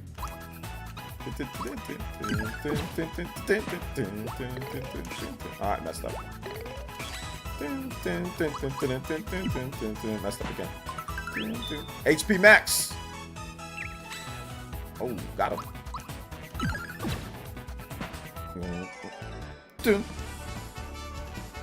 You win. Oh yeah, this game's awesome. It's a good remake. You gotta press it a little bit earlier. Oh, I got shocked.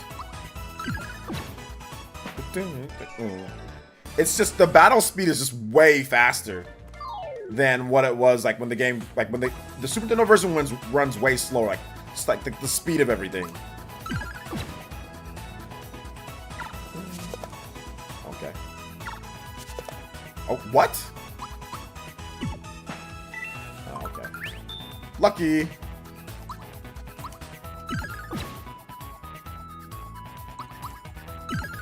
Got another hit.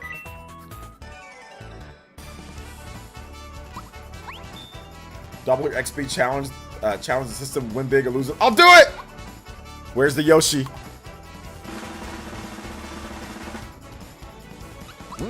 Oh, dang!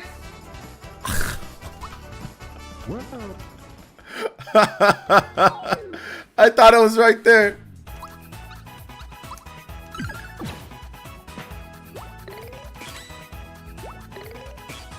What? Oh.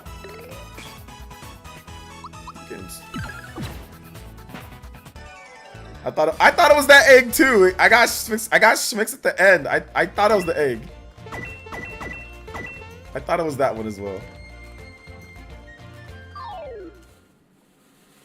Got 7 HP left.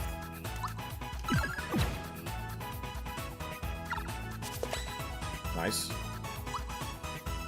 Almost down. Okay, it tells you. I probably should have just hit the other one, then it would have got the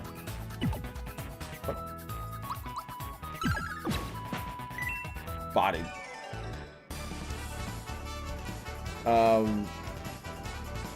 Yeah, this one you can actually see where it is. I just made a mistake. Hey, Mario reached level 2. Max HP up, max attack up, defense up. Defense is good. Magic attack, magic defense. Oh, look at choose one. Magic, physical, magic, HP, attack and defense. Oh yeah, we about to buff Mario out. Make this dude strong. Look at this Goomba stalking this Toad.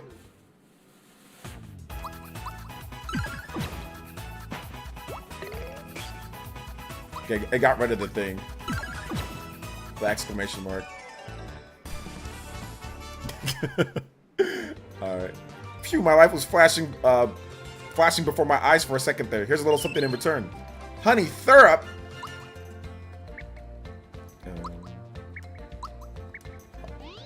Alright, here we go. Got the journal monster list. It's a new addition to the game. Terrapin. Alright. Bowser. 320 HP. Chandelier. Alright. Paratroopa. It tells you exact. I like the fact that they actually have it there. Shows you the animation. Icon guide. Jump, fire, lightning. Okay, nice little additions there. Okay. Alright. System to world map. Return to the world map current location. When you come back here, you'll start from the entrance. Oh, okay. Nice little world map thing. Alright. Equipped. We don't have any equipment. So we got our party. I like the menu. I like the menu.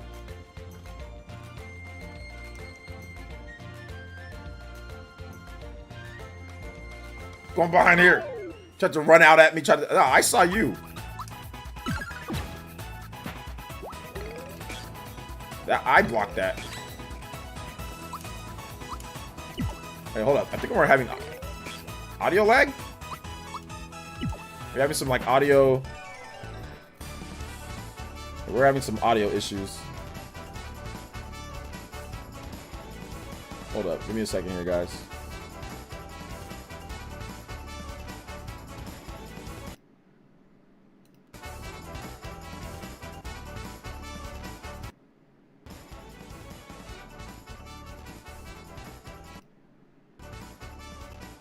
Let's see.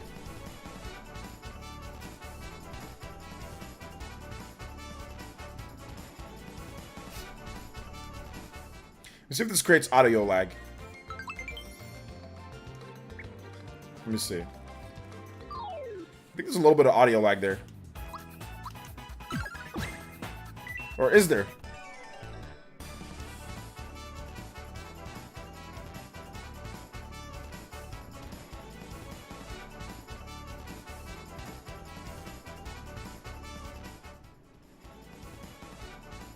I don't know if there is or not. Hold up. Because it was like lag. It was like messing up when I used my capture audio only.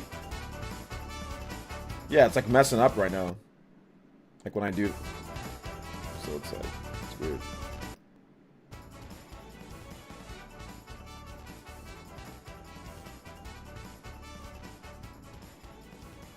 Okay, let me know how it sounds, guys, alright? Let me know how it sounds in the chat.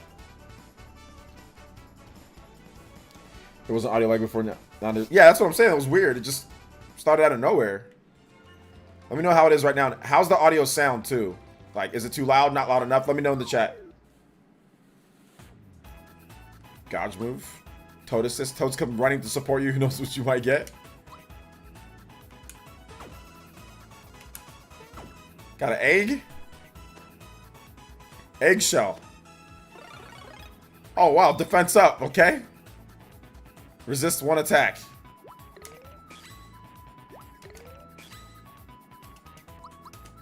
Oh, I messed up. HP max. Block. Oh my god, that was fast! Jesus, he comes rushing over there.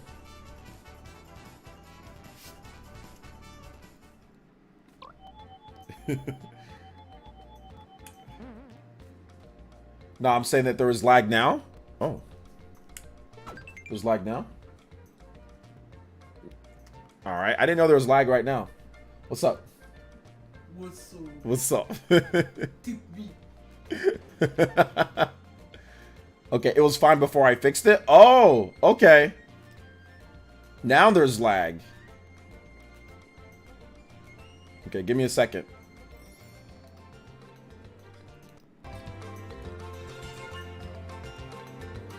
Alright, so even if I feel like there's some lag, I'm just gonna have to just go with it. Alright, so we'll just do that. Sorry about that, guys.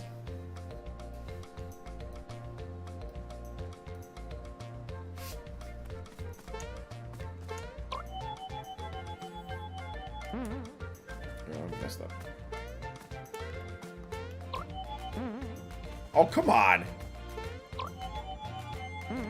There we go. Tried to get what you missed. HP max. Block.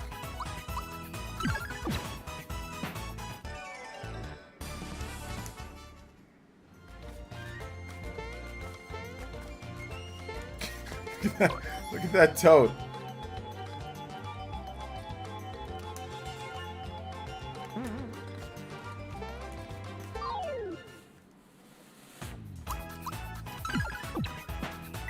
Dead. Boy, that was a close call. Here's a token of my appreciation. Flower tab. Look at this guy hiding there, trying to come out and, like, you know, trying to surprise me. I should be able to sneak up on him.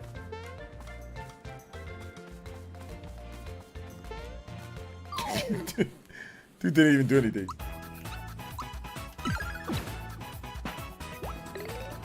Oh, I messed up on that one.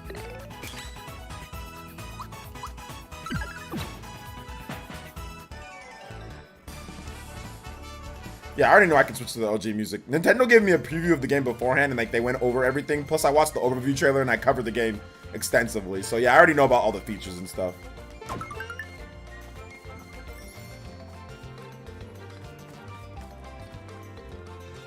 But I mean, I've already played the game a million times, like with the OG music. So there's no point in using the OG music because, like, I've already played the game with the OG music a lot. So I want to hear the new music, like the remix music.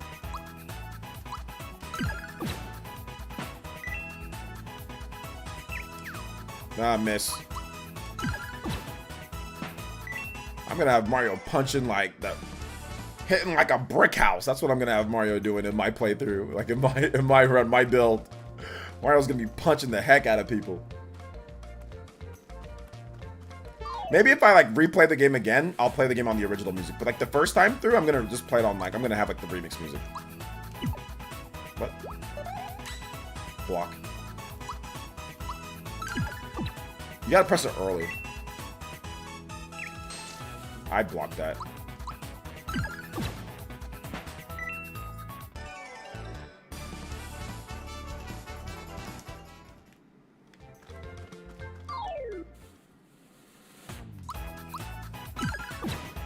Nice. Block. Slapped.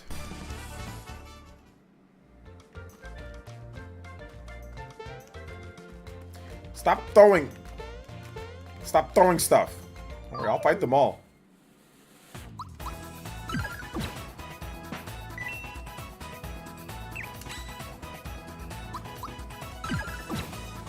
Imagine doing a no-hit run where you block pretty much everything in terms of stuff that you can block. That'd be wild in this game. Gino can now come to Smash. He's ready.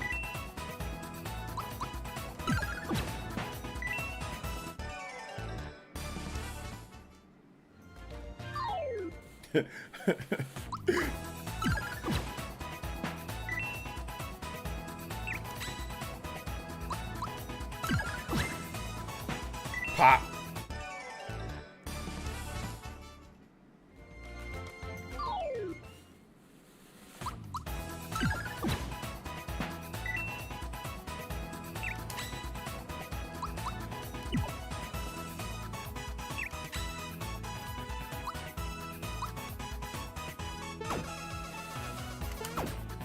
What's that?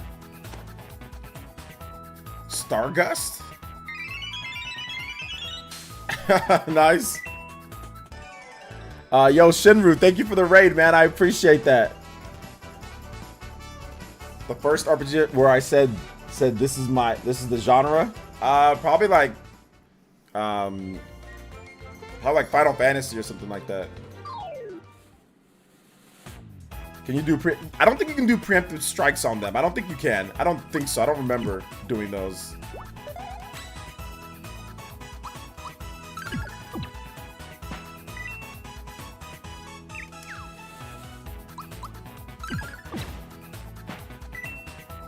Yeah, I don't think you can do preemptive strikes. You can't get preemptive strike, then they can't preemptive strike you. Look at this hammer, bro. Hey, you're looking at me? My hammer and I don't like you. Mario, you better be careful. He's definitely got a mean streak.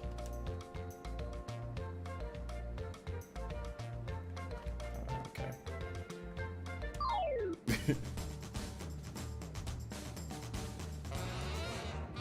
Should have saved my whatever. That's okay.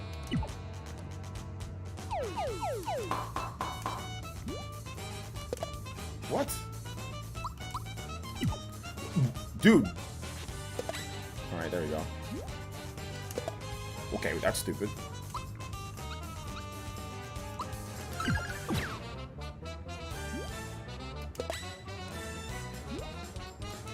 Oh my god. Dun, dun, dun, dun, dun.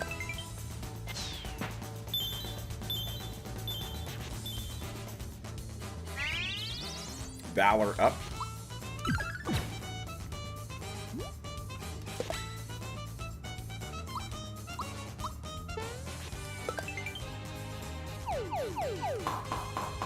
Block that.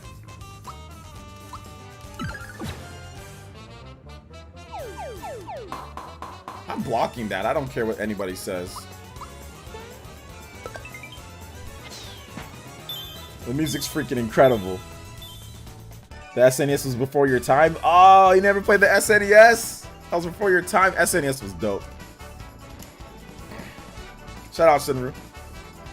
Dude, Mario reached level 3. Hey, let's go. Attack, defense, magic, all up. Oh, the fireball. Oh, we like I said, we hitting like a truck. We hitting like a truck.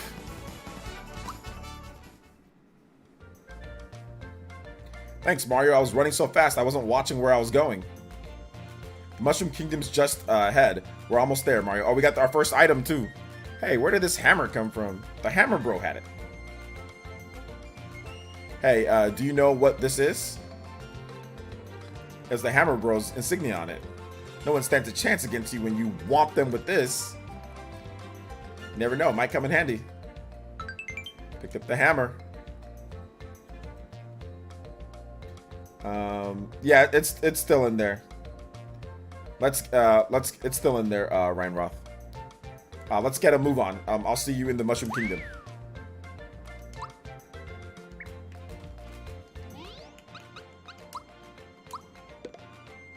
Hey, how much did that hammer? Okay, there's. Oh my god, a whole 10 points. Let's go. Let's go. I'm gonna smash this guy with the hammer. I'm gonna smash. Where's this dude at? Freaking smash him with the hammer. I'm gonna smash him with it. Throw something so I can test out my new hammer. I swear, I need to just be able to. Dude, I just want to beat this guy up. I remember I tried. I think there was like a rumor back in the day, like if you can like jump out, like if you hit the right angle, you can jump off that and hit the fight this guy. Very faithful remake. They have some additional like battle things and some additional like menus and UI stuff, but yeah, it's super faithful remake, which is good. Like, I mean, it's like one of those things. It's like you want to preserve what made the original so good, you know. And they did that here, but then they also added some cool stuff as well.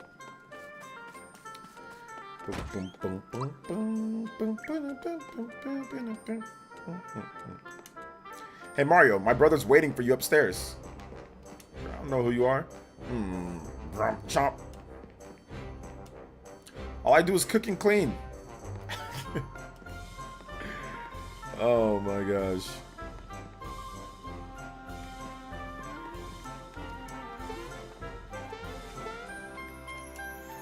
One, two, three. Think if I practice enough, I'll jump as high as you, Mario. Yeah, right, kid. No, sure.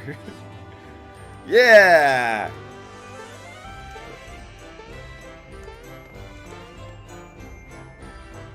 This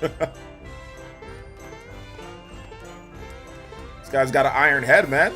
Look at this.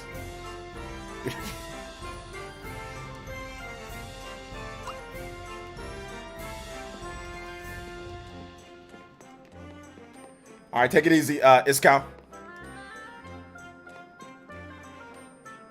Wait, hold on. Let me go back and talk to that. Okay, he didn't say anything different. Super faithful.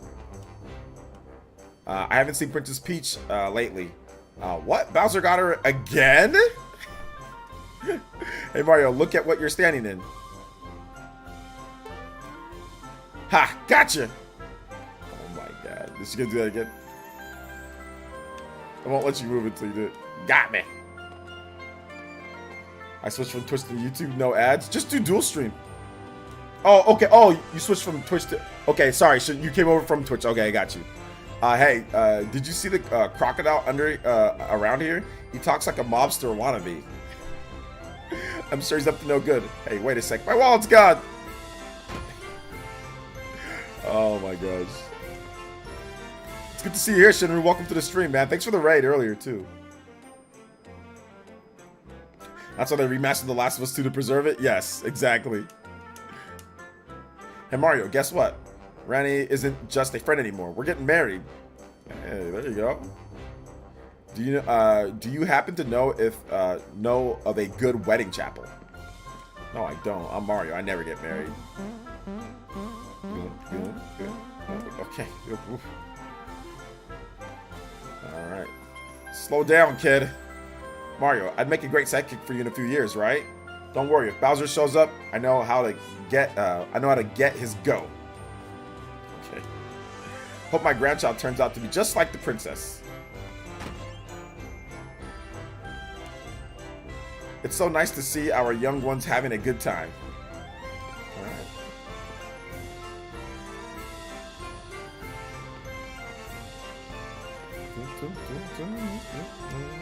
A lot of creepy looking thugs have been sneaking into town. Not on my watch. This is the item shop. Mario, what a pleasant surprise. One of the Frog Sage's grandchildren is running errands in town today. I haven't seen him though. Oh, you're here to shop? What are you looking for? What we got? Mushroom. Pick me up. Revives a down ally. Refreshes status during battle. Carry one of those.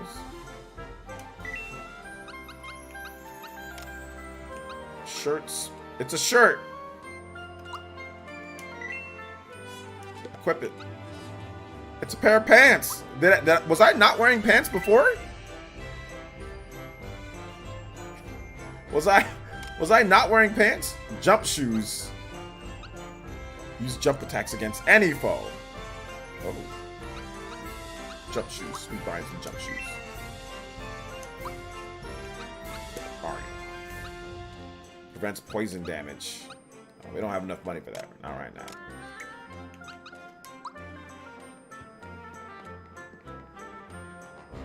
Did you finish the stars? Yes, I finished the stars. I order you to stand before me. And I order you to jump.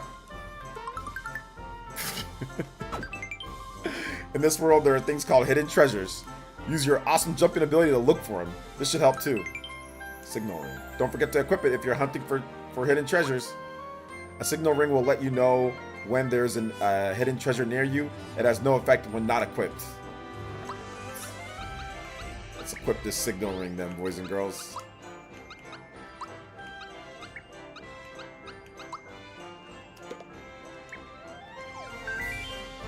There's a hidden treasure nearby.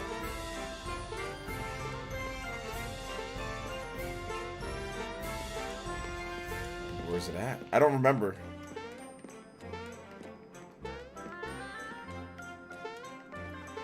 Do they mean...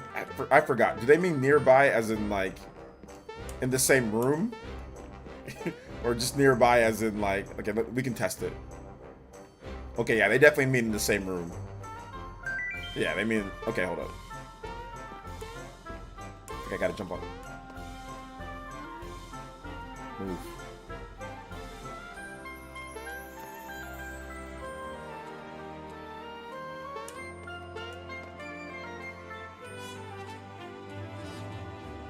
Does it only move these two spots?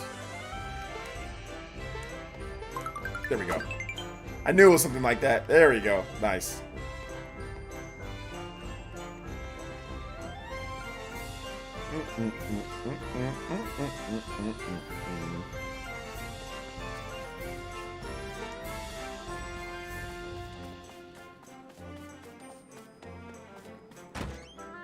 The N. Why don't you crash for a while? It only costs you 3 coins. Alright.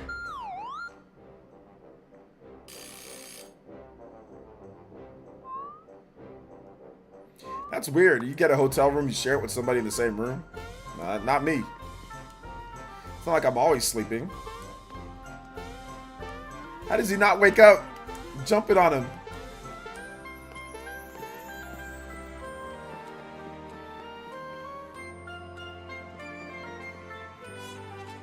Well, this guy playing the Game Boy, right? Don't talk to me now. Oh, shut up. Don't talk to me now. Oh, now look, I lost because of you.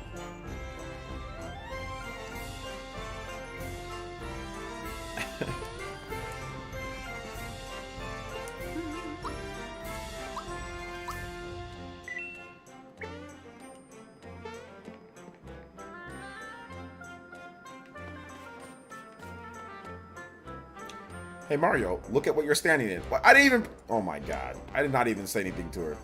I'm leaving. This stupid lady got me 3 times. Mario, hurry. The Chancellor awaits. Mario, hurry. The Chancellor awaits. Twinsies. Mario, there you are. I'll tell the Chancellor you're here. I'll wait for you down the hallway. Always hidden treasure nearby. Let's see if we can find this hidden treasure.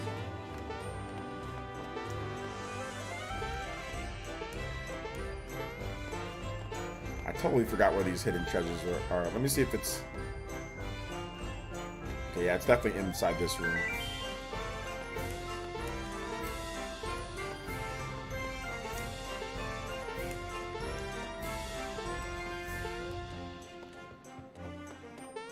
I do not remember where the hidden treasures are.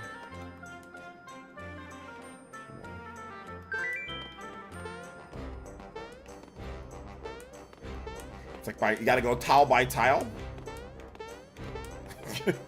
to find out where it is. Hey, what's up, Kirindis? Is it up there? Does anybody remember where the hidden treasure is inside this room? I do not know where it is.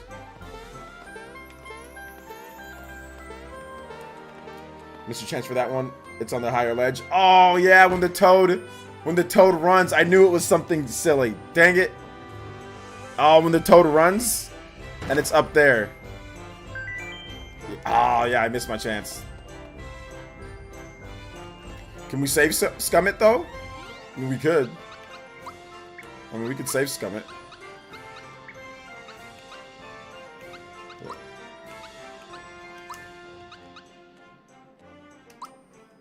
Let's save scum it.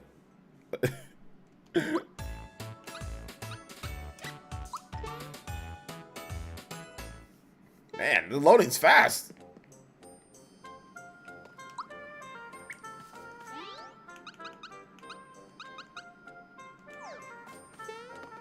All right.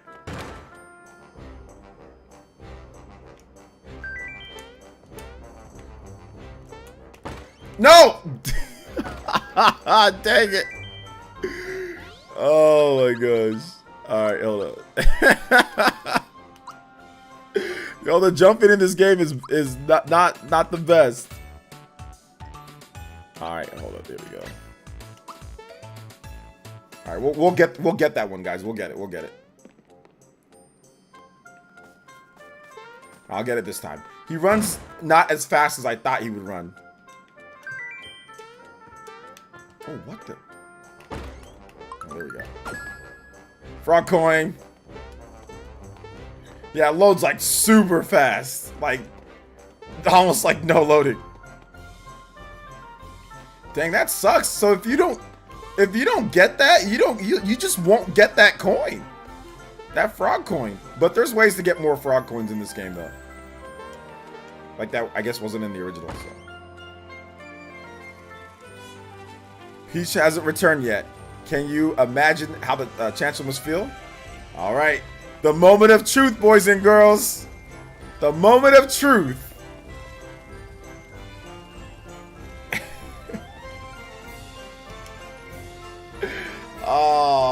Oh no. You know we had to. You know we had to. Found peaches. Question mark, question mark, question mark. Hey there, what do you think you're doing? I'll give you this in exchange. Just leave everything where it was. Got a mushroom.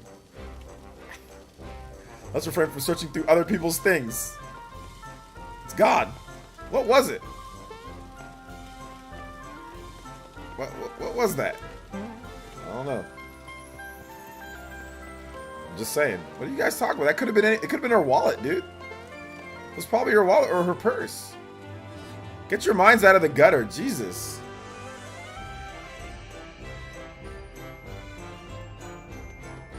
Get your minds out of the gutter, guys. I'm guarding this treasure room. Sorry, but you'll have to get the Chancellor's permission to pass. I'm gonna pass any. No, I'm not.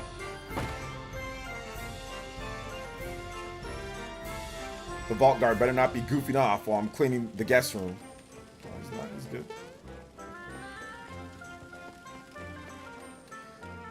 Party man. Party man. If anyone's gonna find that, it's gonna be me.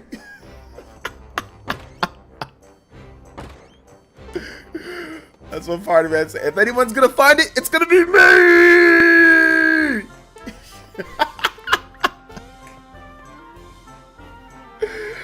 Oh.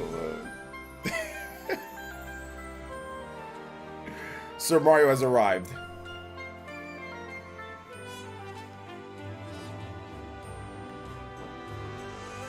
This way, please. Mario, thank goodness you're here. We heard an explosion or something at Bowser's Keep. It was so loud I almost dropped my spores. Excuse me? Where's the princess? She departed to your house hours ago. Whoa! I fear the worst. Could Bowser somehow be behind all this? This man's got Kagebonshin. Spore's alive. You're telling us that Bowser has abducted the princess again? Never mind, it will be up to you to enter the keep and rescue Princess Peach. You know what the funny thing is? Like, they were making jokes in this game, like, all the way back in 1996 about how much the princess has been captured. And that was all the way back then. Like, that doesn't even count all the new Mario games where Princess Peach has been captured, like the new Super Mario Bros. Series. So that's hilarious. They were making fun, like, they were clowning it and making fun of it, even back then, like that. Never mind, it'll be up to you to rescue Princess Peach. I beat Bowser. Bowser fell. Princess Peach said, thank you. And then a big old sword came, and then I got blasted from the place.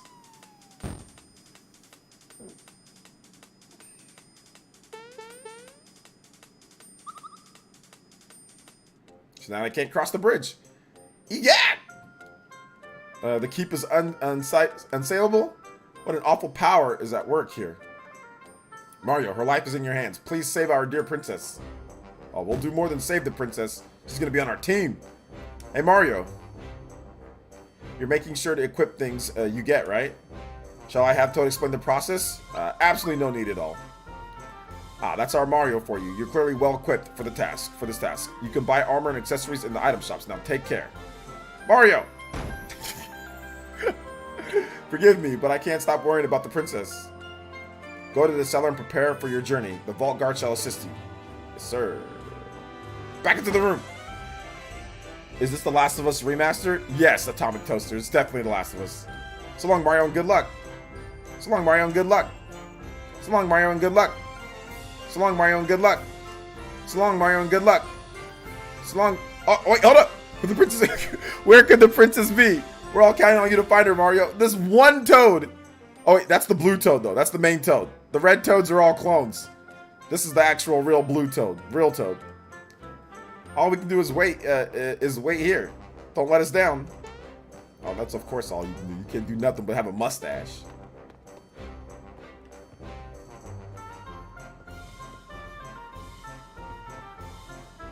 Mario, the Chancellor has filled me in. The vault is this way. How did he fill you in? I didn't see him leave the room. You guys have communication? Here's the vault. Let me show you around. Ooh, vault. Vault Hunter, Borderlands. Help yourself to the treasures. Sir, let's see what we got. Coin. This is coin. The small one's worth 1, and the large ones are worth 10. This one's a 10. 10 out of 10, baby. This is a flower. These flowers from treasure chests work differently from the flower items. Treasure chest flowers increase your flower points, FP, as soon as you grab one, but you can't carry them with you. Flower tabs, on the other hand, you can take with you. If you use those from the menu, they'll increase your FP. Yeah, flower points. Mushroom. This is a mushroom, but you knew that by looking at it, huh? These mushrooms you get from the treasure chest don't work quite like the mushroom items. Treasure chest mushrooms restore both HP and FP when you open the chest, but you can't save them for later. Mushrooms you find as items only restore your HP, but you can take them with you to use whenever you want. Yeah.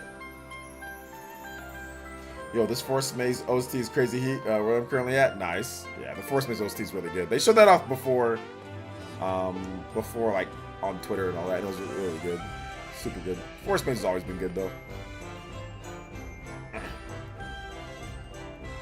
Boom, boom, boom. Oh, come back here. Oh, this is the new cutscenes. Come back here.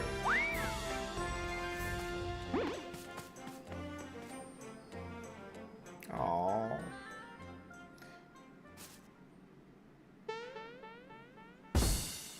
No. It's crazy that they've never used Mallow ever again. Mallow and Geno have never made appearances in other, like, Nintendo games. Oh no, that reptile stole my grandpa's coin.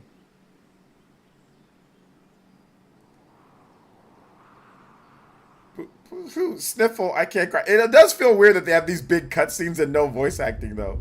Big boys don't cry, but it's just not fair. What am I going to do? Wah!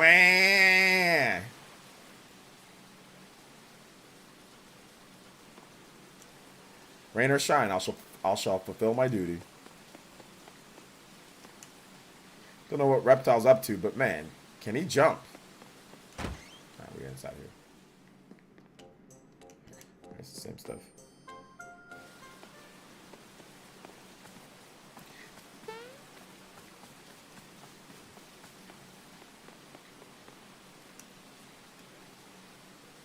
It was Reptile. He's the one who stole my wallet, but I let him get away. Alright. Take it easy. Rain or shine, I will stay and watch. This is getting ridiculous. Bye, Mallow. No. I'm joking, guys. And it's outside, yeah, but that's outside, the next to nothing.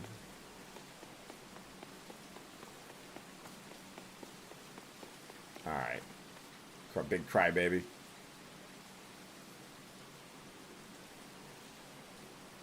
Cutscenes are really good, weird with no sound in my opinion. Yeah, the cutscenes are really good. It's a little weird with no sound. Maybe if there was like some sound effects. There's not like really any sound effects or anything. Yes, Gee, you're soaking wet, aren't you? Does he yawn in order for it to go away? I'm all right now. Sorry, there's nothing like a good cry. But why was I crying? There was some reason. This dude forgot already. My grandpa asked me to buy some things for him here. When I walked into town, that croc stopped me. Oh yeah! He took it from me. He stole my coin. I chased him, but he's way too fast. Mario, let's see how you're going to take care of Bowser. Jump. Wow, he doesn't stand a chance. Wow, you're the Mario? I know all about you. You've got more jump in you than a box of frogs. I'm Mallow from Tadpole Pond. I'm a frog. But can you believe it? I can't jump. Embarrassing, huh? How about it, Mario? Will you help me catch the filthy thief? Sure thing. Thank you, thank you, thank you. Thank you, thank you, thank you. The young frog, Mallow, who doesn't look at all like a frog, joins Mario in his quest. The scrapbook has been added under journal. You can check it out to look back on your adventure so far. Yes, sir. Mario, I have something to report, sir. I saw him. He's here somewhere. He just zoomed past me a second ago. Did you see him? Did he look something like this? Mario's a shapeshifter in this game. Why, yes, exactly. He's the one who took my coin. Why didn't you stop him? Because I forgot my bazooka at home. Sheesh, give me a break here. I forgot my bazooka at home. Oh my god. Come back here. Har, you mugs, you never catch me. A snail could outrun you morons. Later.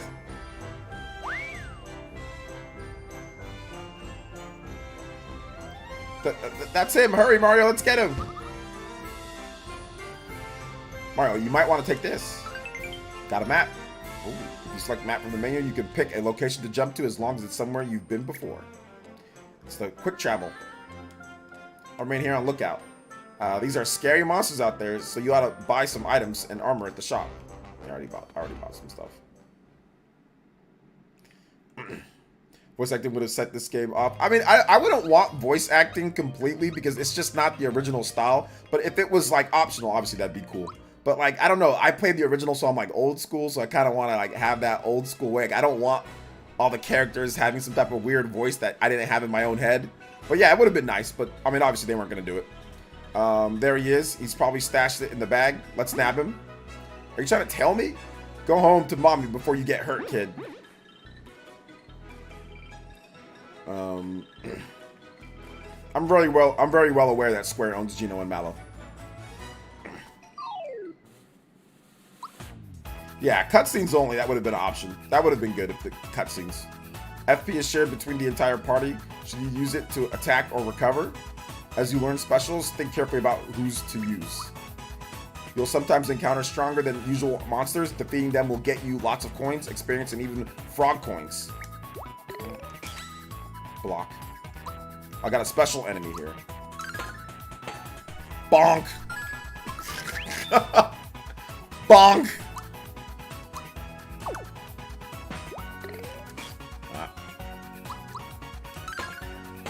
Bonk. One frog coin, please. I chased this stupid crocodile forever. Oh my god, Frogog. Frogog. You're getting pounded. Double punch. HP max. Ow. Block. Bonk. Bonk.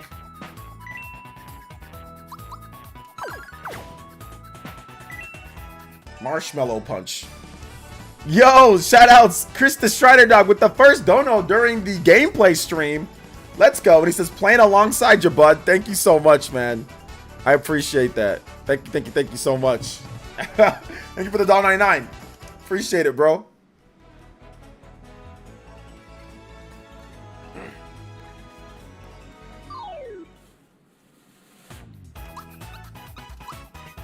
Bonk, bonk.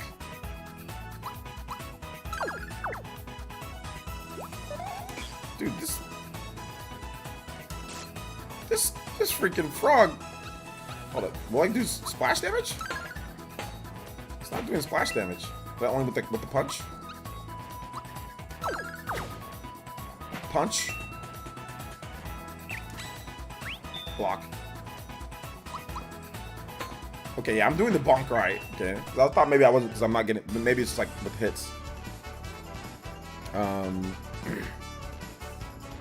Well, yeah, I mean, I know people found it weird that Geno's only in this game, but we're thinking like Square Enix would have used Geno or Mallow at some other point, like, and they've never used them ever again. Like, even as like little, like, I wouldn't say, what would you say, like Easter eggs. Like, I don't think they've ever used them ever again. Like, that's super awkward, right? Like, I'm not awkward, but that's just, I just thought they would have used them at least one more time. But yeah, I know that it's Square Enix's character. I mean, I know that, but you would have thought that they would have used them at least one more time since 1996, considering how popular the characters are.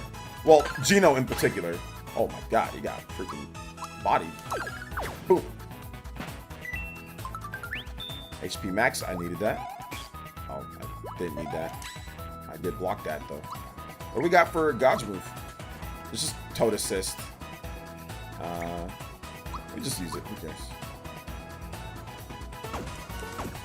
Another star thing.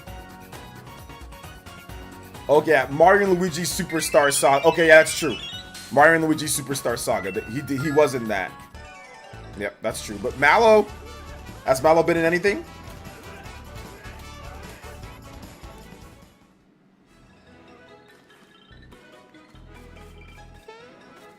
They probably just, the developers were probably just big fans of Super Mario RPG and asked Square Enix to do it. Because, you know, that's Alpha Dream. So Alpha Dream obviously was inspired by Super Mario RPG, right? And they probably just wanted to have it in there as an Easter egg. Because, like, Super Mario RPG is the first Mario RPG game. You couldn't jump to save your life, kid. So I guess this is a goodbye.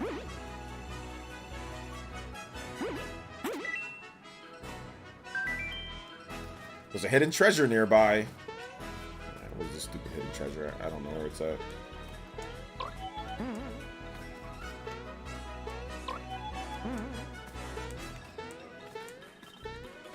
Yeah, you guys can just let me know where the hidden treasures are, so I don't have to worry about jumping all over the place. Because I don't remember.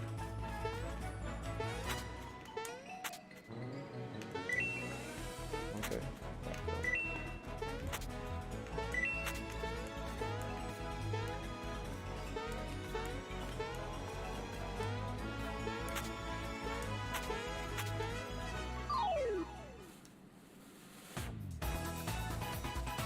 See, weirdly enough, they took out Geno in 3DS Superstar Saga. Oh my god, crazy. Bonk. And the audio's messing up right now. Are you guys having audio like interference or audio like is the game audio good? It's like acting all weird for me.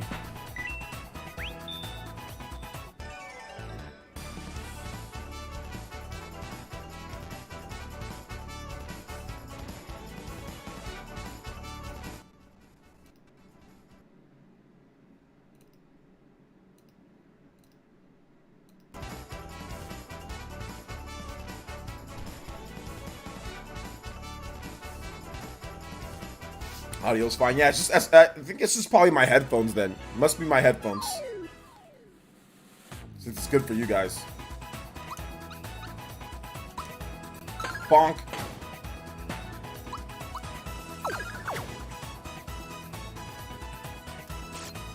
I blocked that. I blocked that too. Oh my god. Freaking getting punked. Bonk. Thunderbolt. Oh, it hits everybody.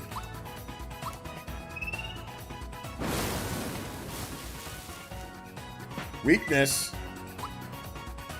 Some elements are especially effective against certain monsters. You can deal big damage by taking advantage of these weaknesses.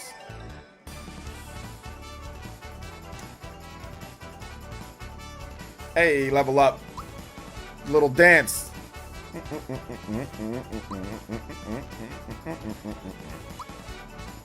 Battle learned a new move, HP Rain, HP Renewal. A just before the shower ends. Magic! You can press Y on the field to use specials to recover. To the Mario. That's definitely the Mario. Bonk! Once again. Bonk! Punch. Very clean lighted up. You guys didn't tell me where is the secret, where is the hidden treasure? I don't remember where it's at. I just love how fast the battle system, like how fast it gets into the battles. Like that's like my, that might be like my favorite thing. Once again.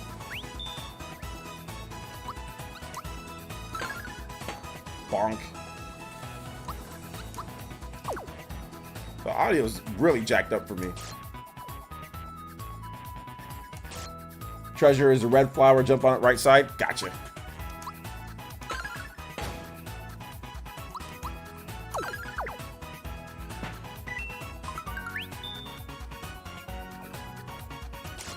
I don't know why I'm not blocking that. It's stupid. I don't know what's going on.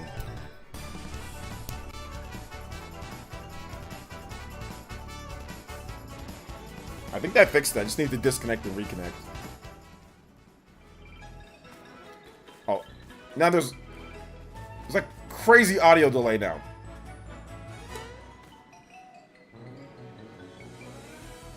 Yeah, like I have like crazy audio delay now. What the heck?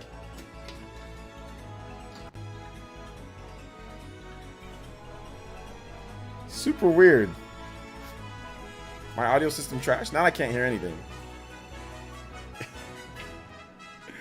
Yeah, now I can't hear anything.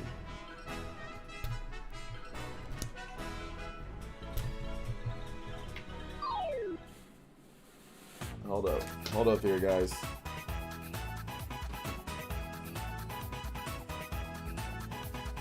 Give me just 1 second. Yeah, because now like my whole audio is all jacked up because I unplugged it, then plugged it back in. Do the roar.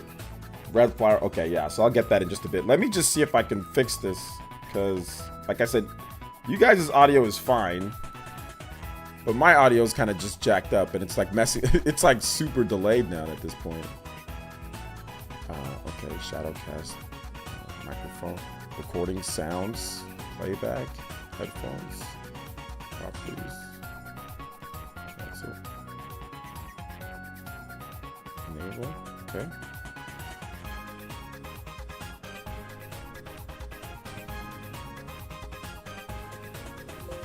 There we go. Alright. So let's just see if I do this.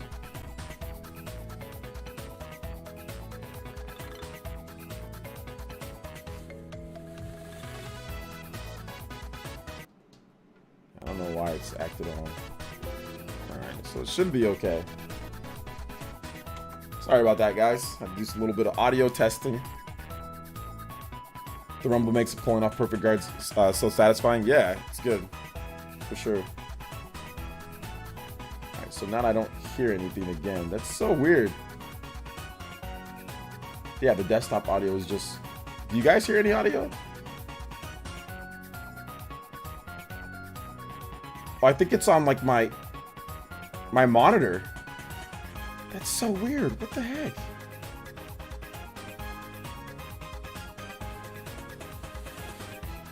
Super, super, super weird. I don't know why this is acting off. You hear it? Oh my god. How do you guys hear it, but I don't hear it? Oh, okay. That's super weird. That's super weird.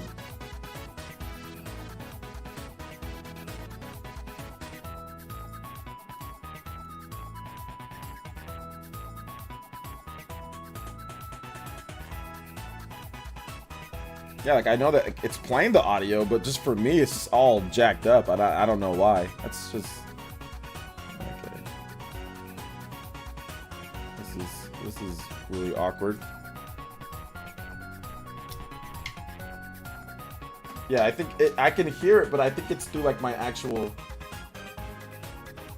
like my through my actual, what's it called, like my secondary monitor that I have, and I don't know why it's like all messing up right now. I'm sorry about this, guys. Super weird. Yo, Darius, thank you for the gift, man. Appreciate that. Shout outs. Yeah, it should be playing the audio through the, like I don't know why it's not playing on like my like on this thing now, like on my yeah, I have no idea why the audio is just not working. I don't know why. Alright, let's activate it. Okay.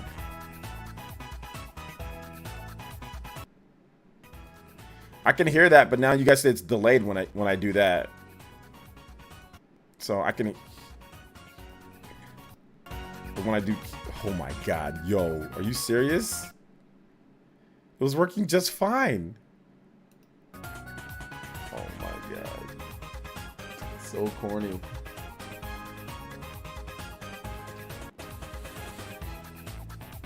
This is gifting a membership while on a gifted membership is insane. Hey, I appreciate you, man. Hey, look, gifted or not, bro, I appreciate you. Thank you for the support, dude. Thank you so much for the support. I appreciate that.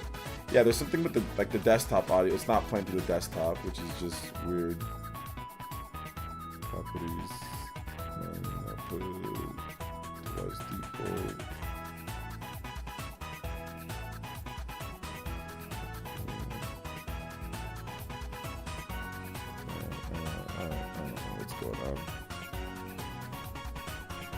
So weird. Super, super weird. Thank you for the gift, though, man. I appreciate that. Thank you so much.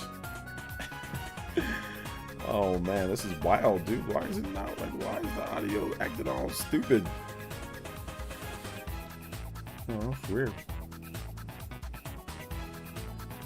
Yeah, okay. Oh. It's crusty, but I can hear it. Alright, I'll take this, I guess.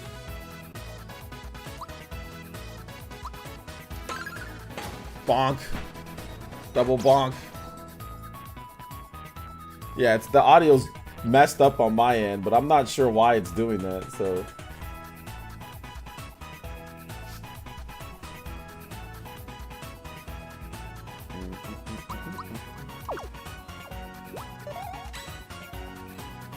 It's super delayed.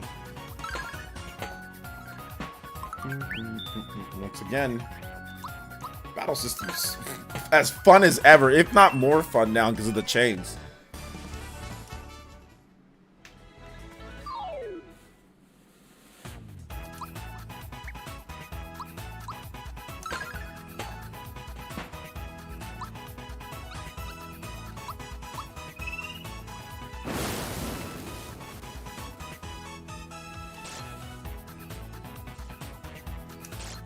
I don't know why I'm not blocking it. Oh my god, Mallow's gone.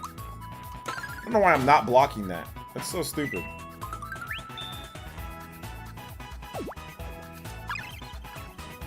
Block that too. I should have blocked both of those and Mallow should have been fine.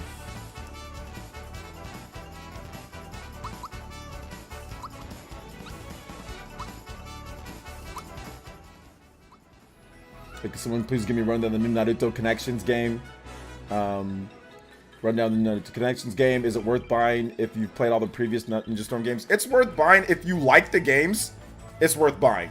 Like if you like Naruto Ultimate Ninja Storm, because they've remixed everything. They've added a bunch of new features. It's got like a new scenario in there. It runs at 60 frames per second. Like it's definitely worth picking up if you like the games. And I preface that by saying if you like the games. All right, hold up. Malo's gonna die again, which is unfortunate.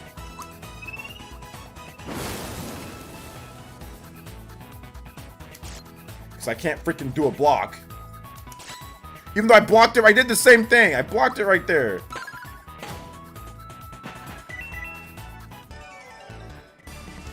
Oh my god, you killed Mallow, you bastard. They kill Mallow for some reason. So the red, you said the red flower? What red flower? Kirindis? I don't see any red flower. You mean like purple flower? Okay, oh, this red flower. Okay, that red flower. Okay, got it. It's crusty platforming.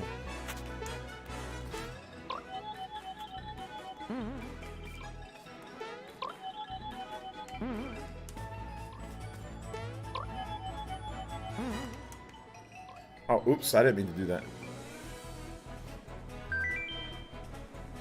Let me see what Kieran just said. The treasure is the red flower. Jump on the right side.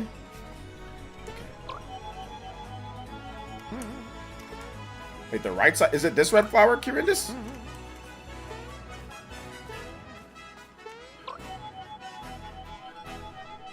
Is Kirindis still here? He said right side.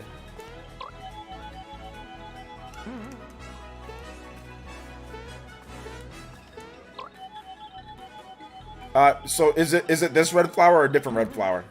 Is it this one? Because you said the red flower. Jump on the red flower, the right side. So, like, that's Mario's right. That's my right. Other side, not that one. Okay, got it. Towards the other exit. Got it. Okay.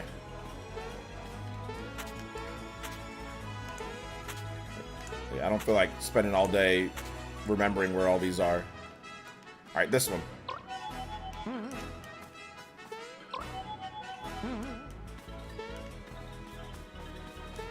This one?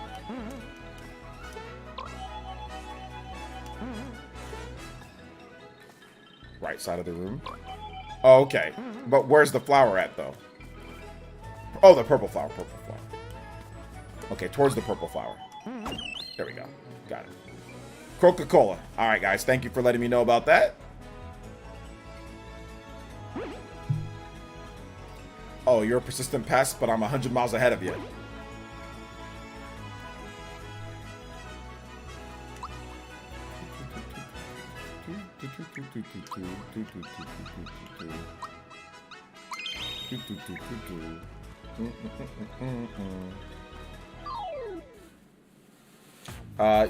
Just not only game of the year, it's the GOAT as well. Definitely a great game.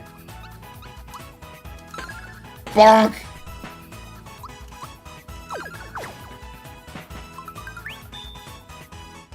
Right after I get a... Dude, I use the mushroom and I got an HP max.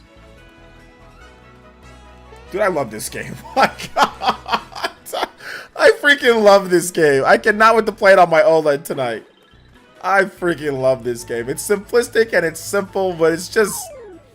This remake is awesome, though, because of how fast you get into everything. Even though the original was really fast to get into battles, get in and out of battles. But it's just good to, like, the action commands are still as fun as ever. The little rumble whenever you get one. It's just...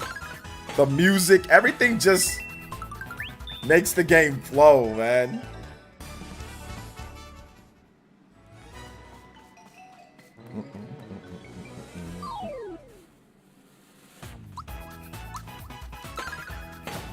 Bonk. Double bonk.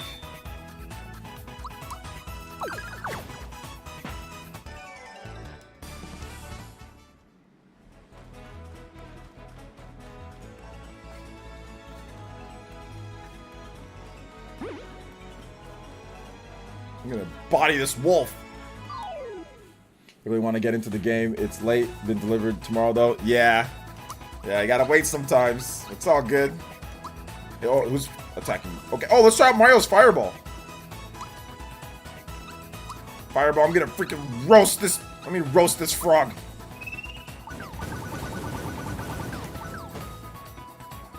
Oh, he's weak to fire too. Miss.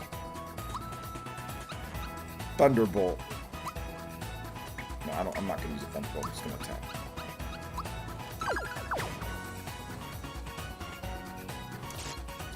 I'm not blocking. For some reason, that stupid frog, I'm not blocking him. But I'm gonna bonk him! That's like the speed of the game. Like, everything's faster. Everything feels good to play. Everything's just quick. You get in and out of battles quick. You attack quick. You can move through menus quick. Although, I think somebody said something about menu lag? Yeah, IGN said something about menu lag? I don't know. I'm not feeling any menu lag. Huh. I don't feel any... Maybe... Yeah, I'm not seeing any menu... You guys feel any menu lag? Like, whoever's been playing. Block.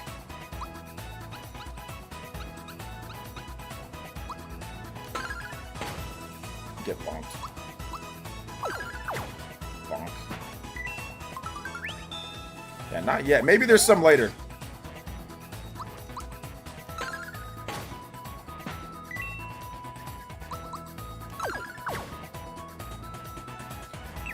Oh, I'm looking at the chat. Frog coin. Oh, that was a special enemy? I didn't know it was a special enemy. Let's go.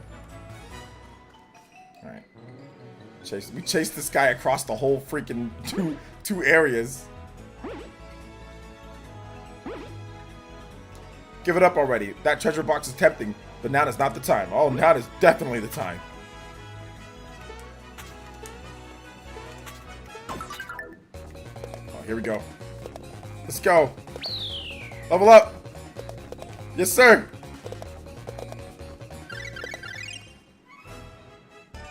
Yes, sir. Let's go. Battles reached level 4. Magic.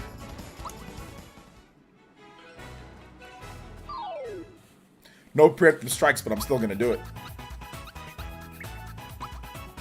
Toad assist. Oh, what's that? Some goop? Flower essence. What? Player essence? Flower essence? Attack up? Block. Block. Canine. Oh, what? Block.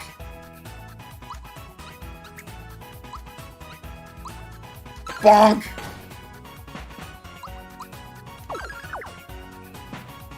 Domination. I think people are probably talking about the monster book and cycling through. Oh yeah, the slight lag. Yeah, the monster book. I think that's it. Yeah, there is some slight lag in the monster book. They said menus, but that's like the scrapbook. Or not the scrapbook. Must be like the monster list.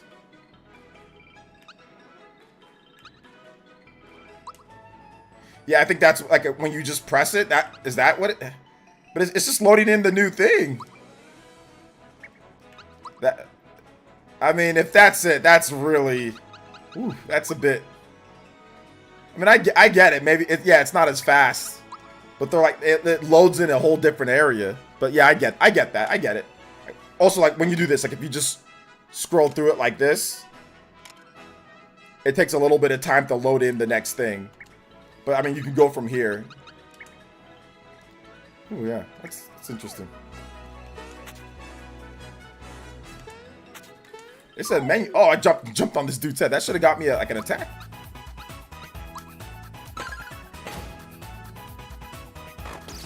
I blocked that. I don't care what it says. Anytime you miss like action command, you're just gonna say that you did it. Oh my god, I even pressed it earlier that time. Once again.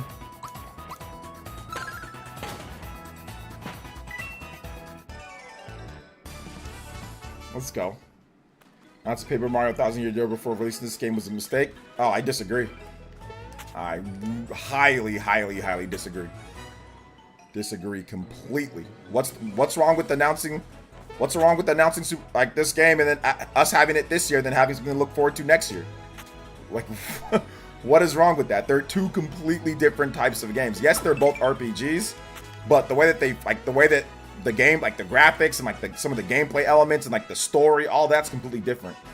I 1000% disagree with that.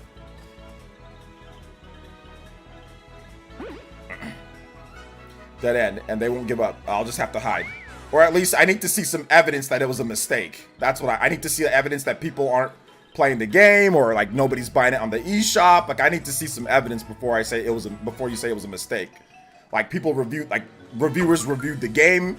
It was more reviewed than like Persona 5 Tactica and Naruto. So like reviewers reviewed it. Like it's got tons of reviews. It's got a lot of praise. I disagree heavily with that statement.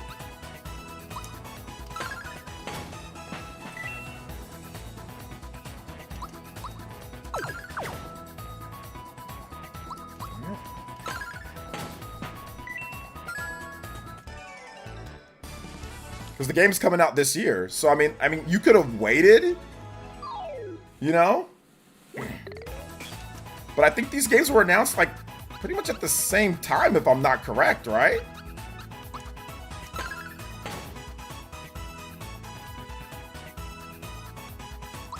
Not only that, but like this game could introduce a lot of new fans to Mario Art, like a Mario RPG game, and then they get excited, like, oh wow, I played Super Mario RPG, and you know that was a good RPG game, and then we have Paper Mario to look forward to next year. You know, that's a little bit more ambitious, you know, because that's a GameCube game.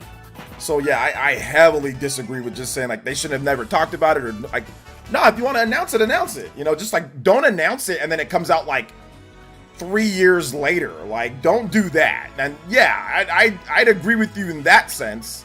Like if it's like if they announce the game and then like it's not out for like another 2 or 3 years, okay. But if it's coming out next year, like yeah, go ahead. Like introduce this one. This is the first Super Mario RPG. Then introduce another one. And people have been wanting both of these games. These are probably like the two most requested Mario RPGs, were Super Mario RPG and Paper Mario: The 1000 Year Door. Those were like the two highest requested, you know, games out of all the Mario RPG games. Because they'd never been re-released in like lots of types of ways or anything. Like 1000 Year Door has never been re-released. And this game's been re-released, I think, on the Virtual Console and on the Super Nintendo Classic.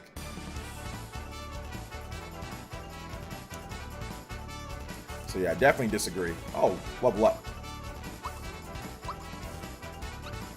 Mario levels up. Oh, we go and attack again. So you get bigger boosts when you do other stuff. Magic attack and magic defense. No.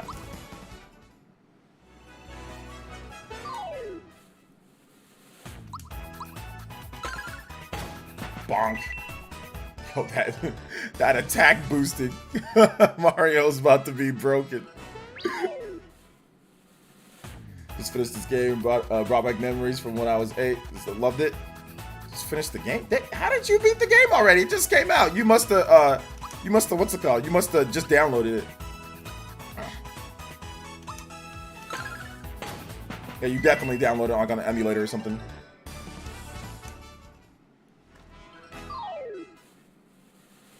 If you're talking about like Alan, if you're talking about like the Switch version.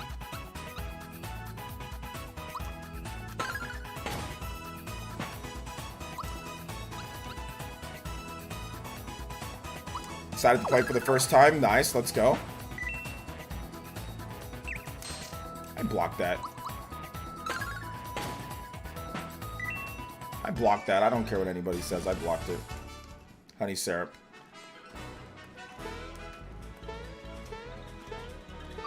It's good having different opinions, though, and talking about it, you know? Oh, what the? I thought we were going to go first. I missed.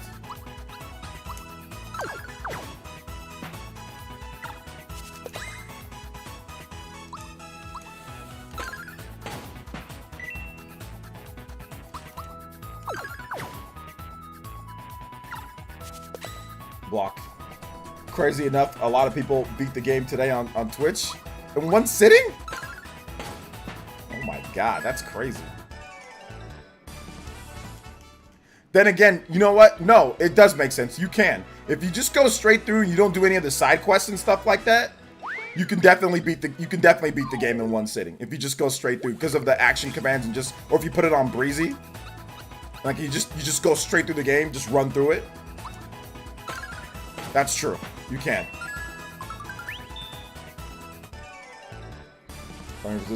Saying Zelda was it for the console this year? Yeah, some people are saying just Zelda, but we got Mario Wonder, we got Super Mario RPG, we got a bunch of other stuff, so. Ha, your eyes are much faster than your feet. At this rate, I'll take you 100 more years to catch me.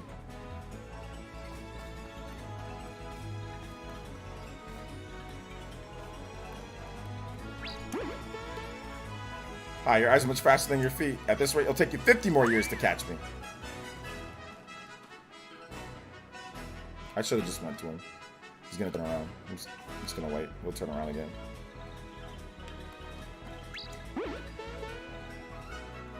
You again? This is getting old. It'll still take you... Enough.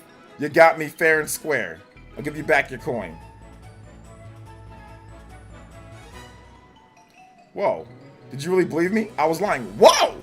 Nintendo Prime thumbnail.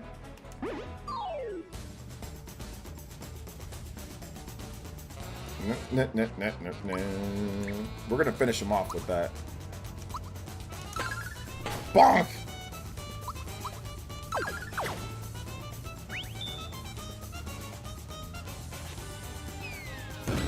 Block.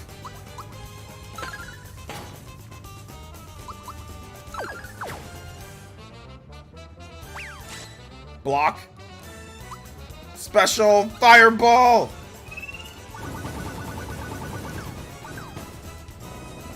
Youch! Youch! Gonna roast this dude.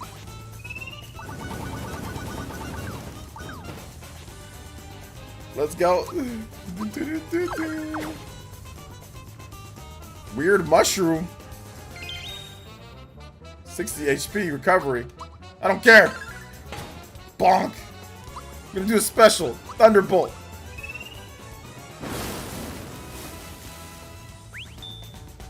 Okay, jump. Let's see here. Bonk. Give me back my coin or I'll belly you again. Youch! Yep, the rumors were not a weak year for the Switch.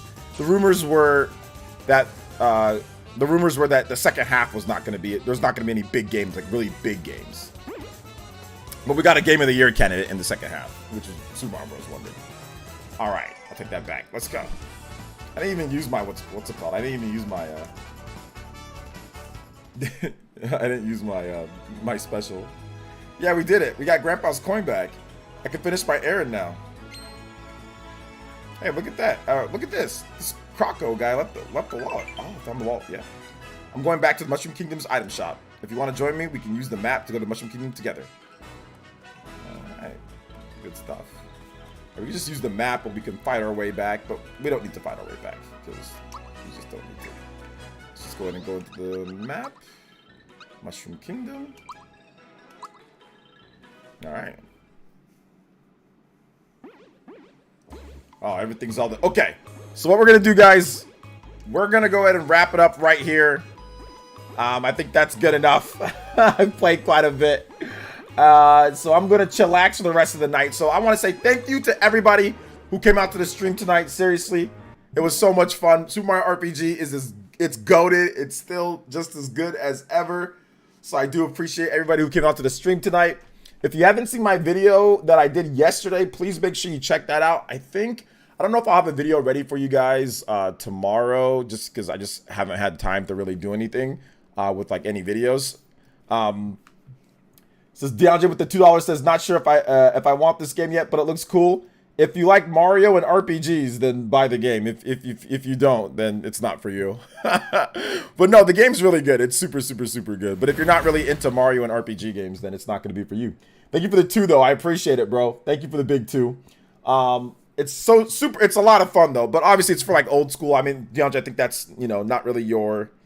That's not your era. So, I mean, if you're an old school fan like me, you're probably going to like it more. But, you know, maybe if you're more of a new school fan, it's maybe not for you. But thank you so much, DeAndre. I appreciate it. Shout outs to everybody that came through to the stream today. I do appreciate you guys coming through. Big stream today, man. 4-hour stream today. Let's go. PlayerEssence Cross Nintendo, PlayerEssence Live, you know, Super Mario RPG debut stream. So it was a lot of fun. A lot of fun playing all of this with you guys. Real quick, I am going to link my video. If you haven't seen my video for today, please make sure you check it out. Make sure you check it out. Or it was yesterday. It was yesterday, November 16th. So yeah, it was yesterday.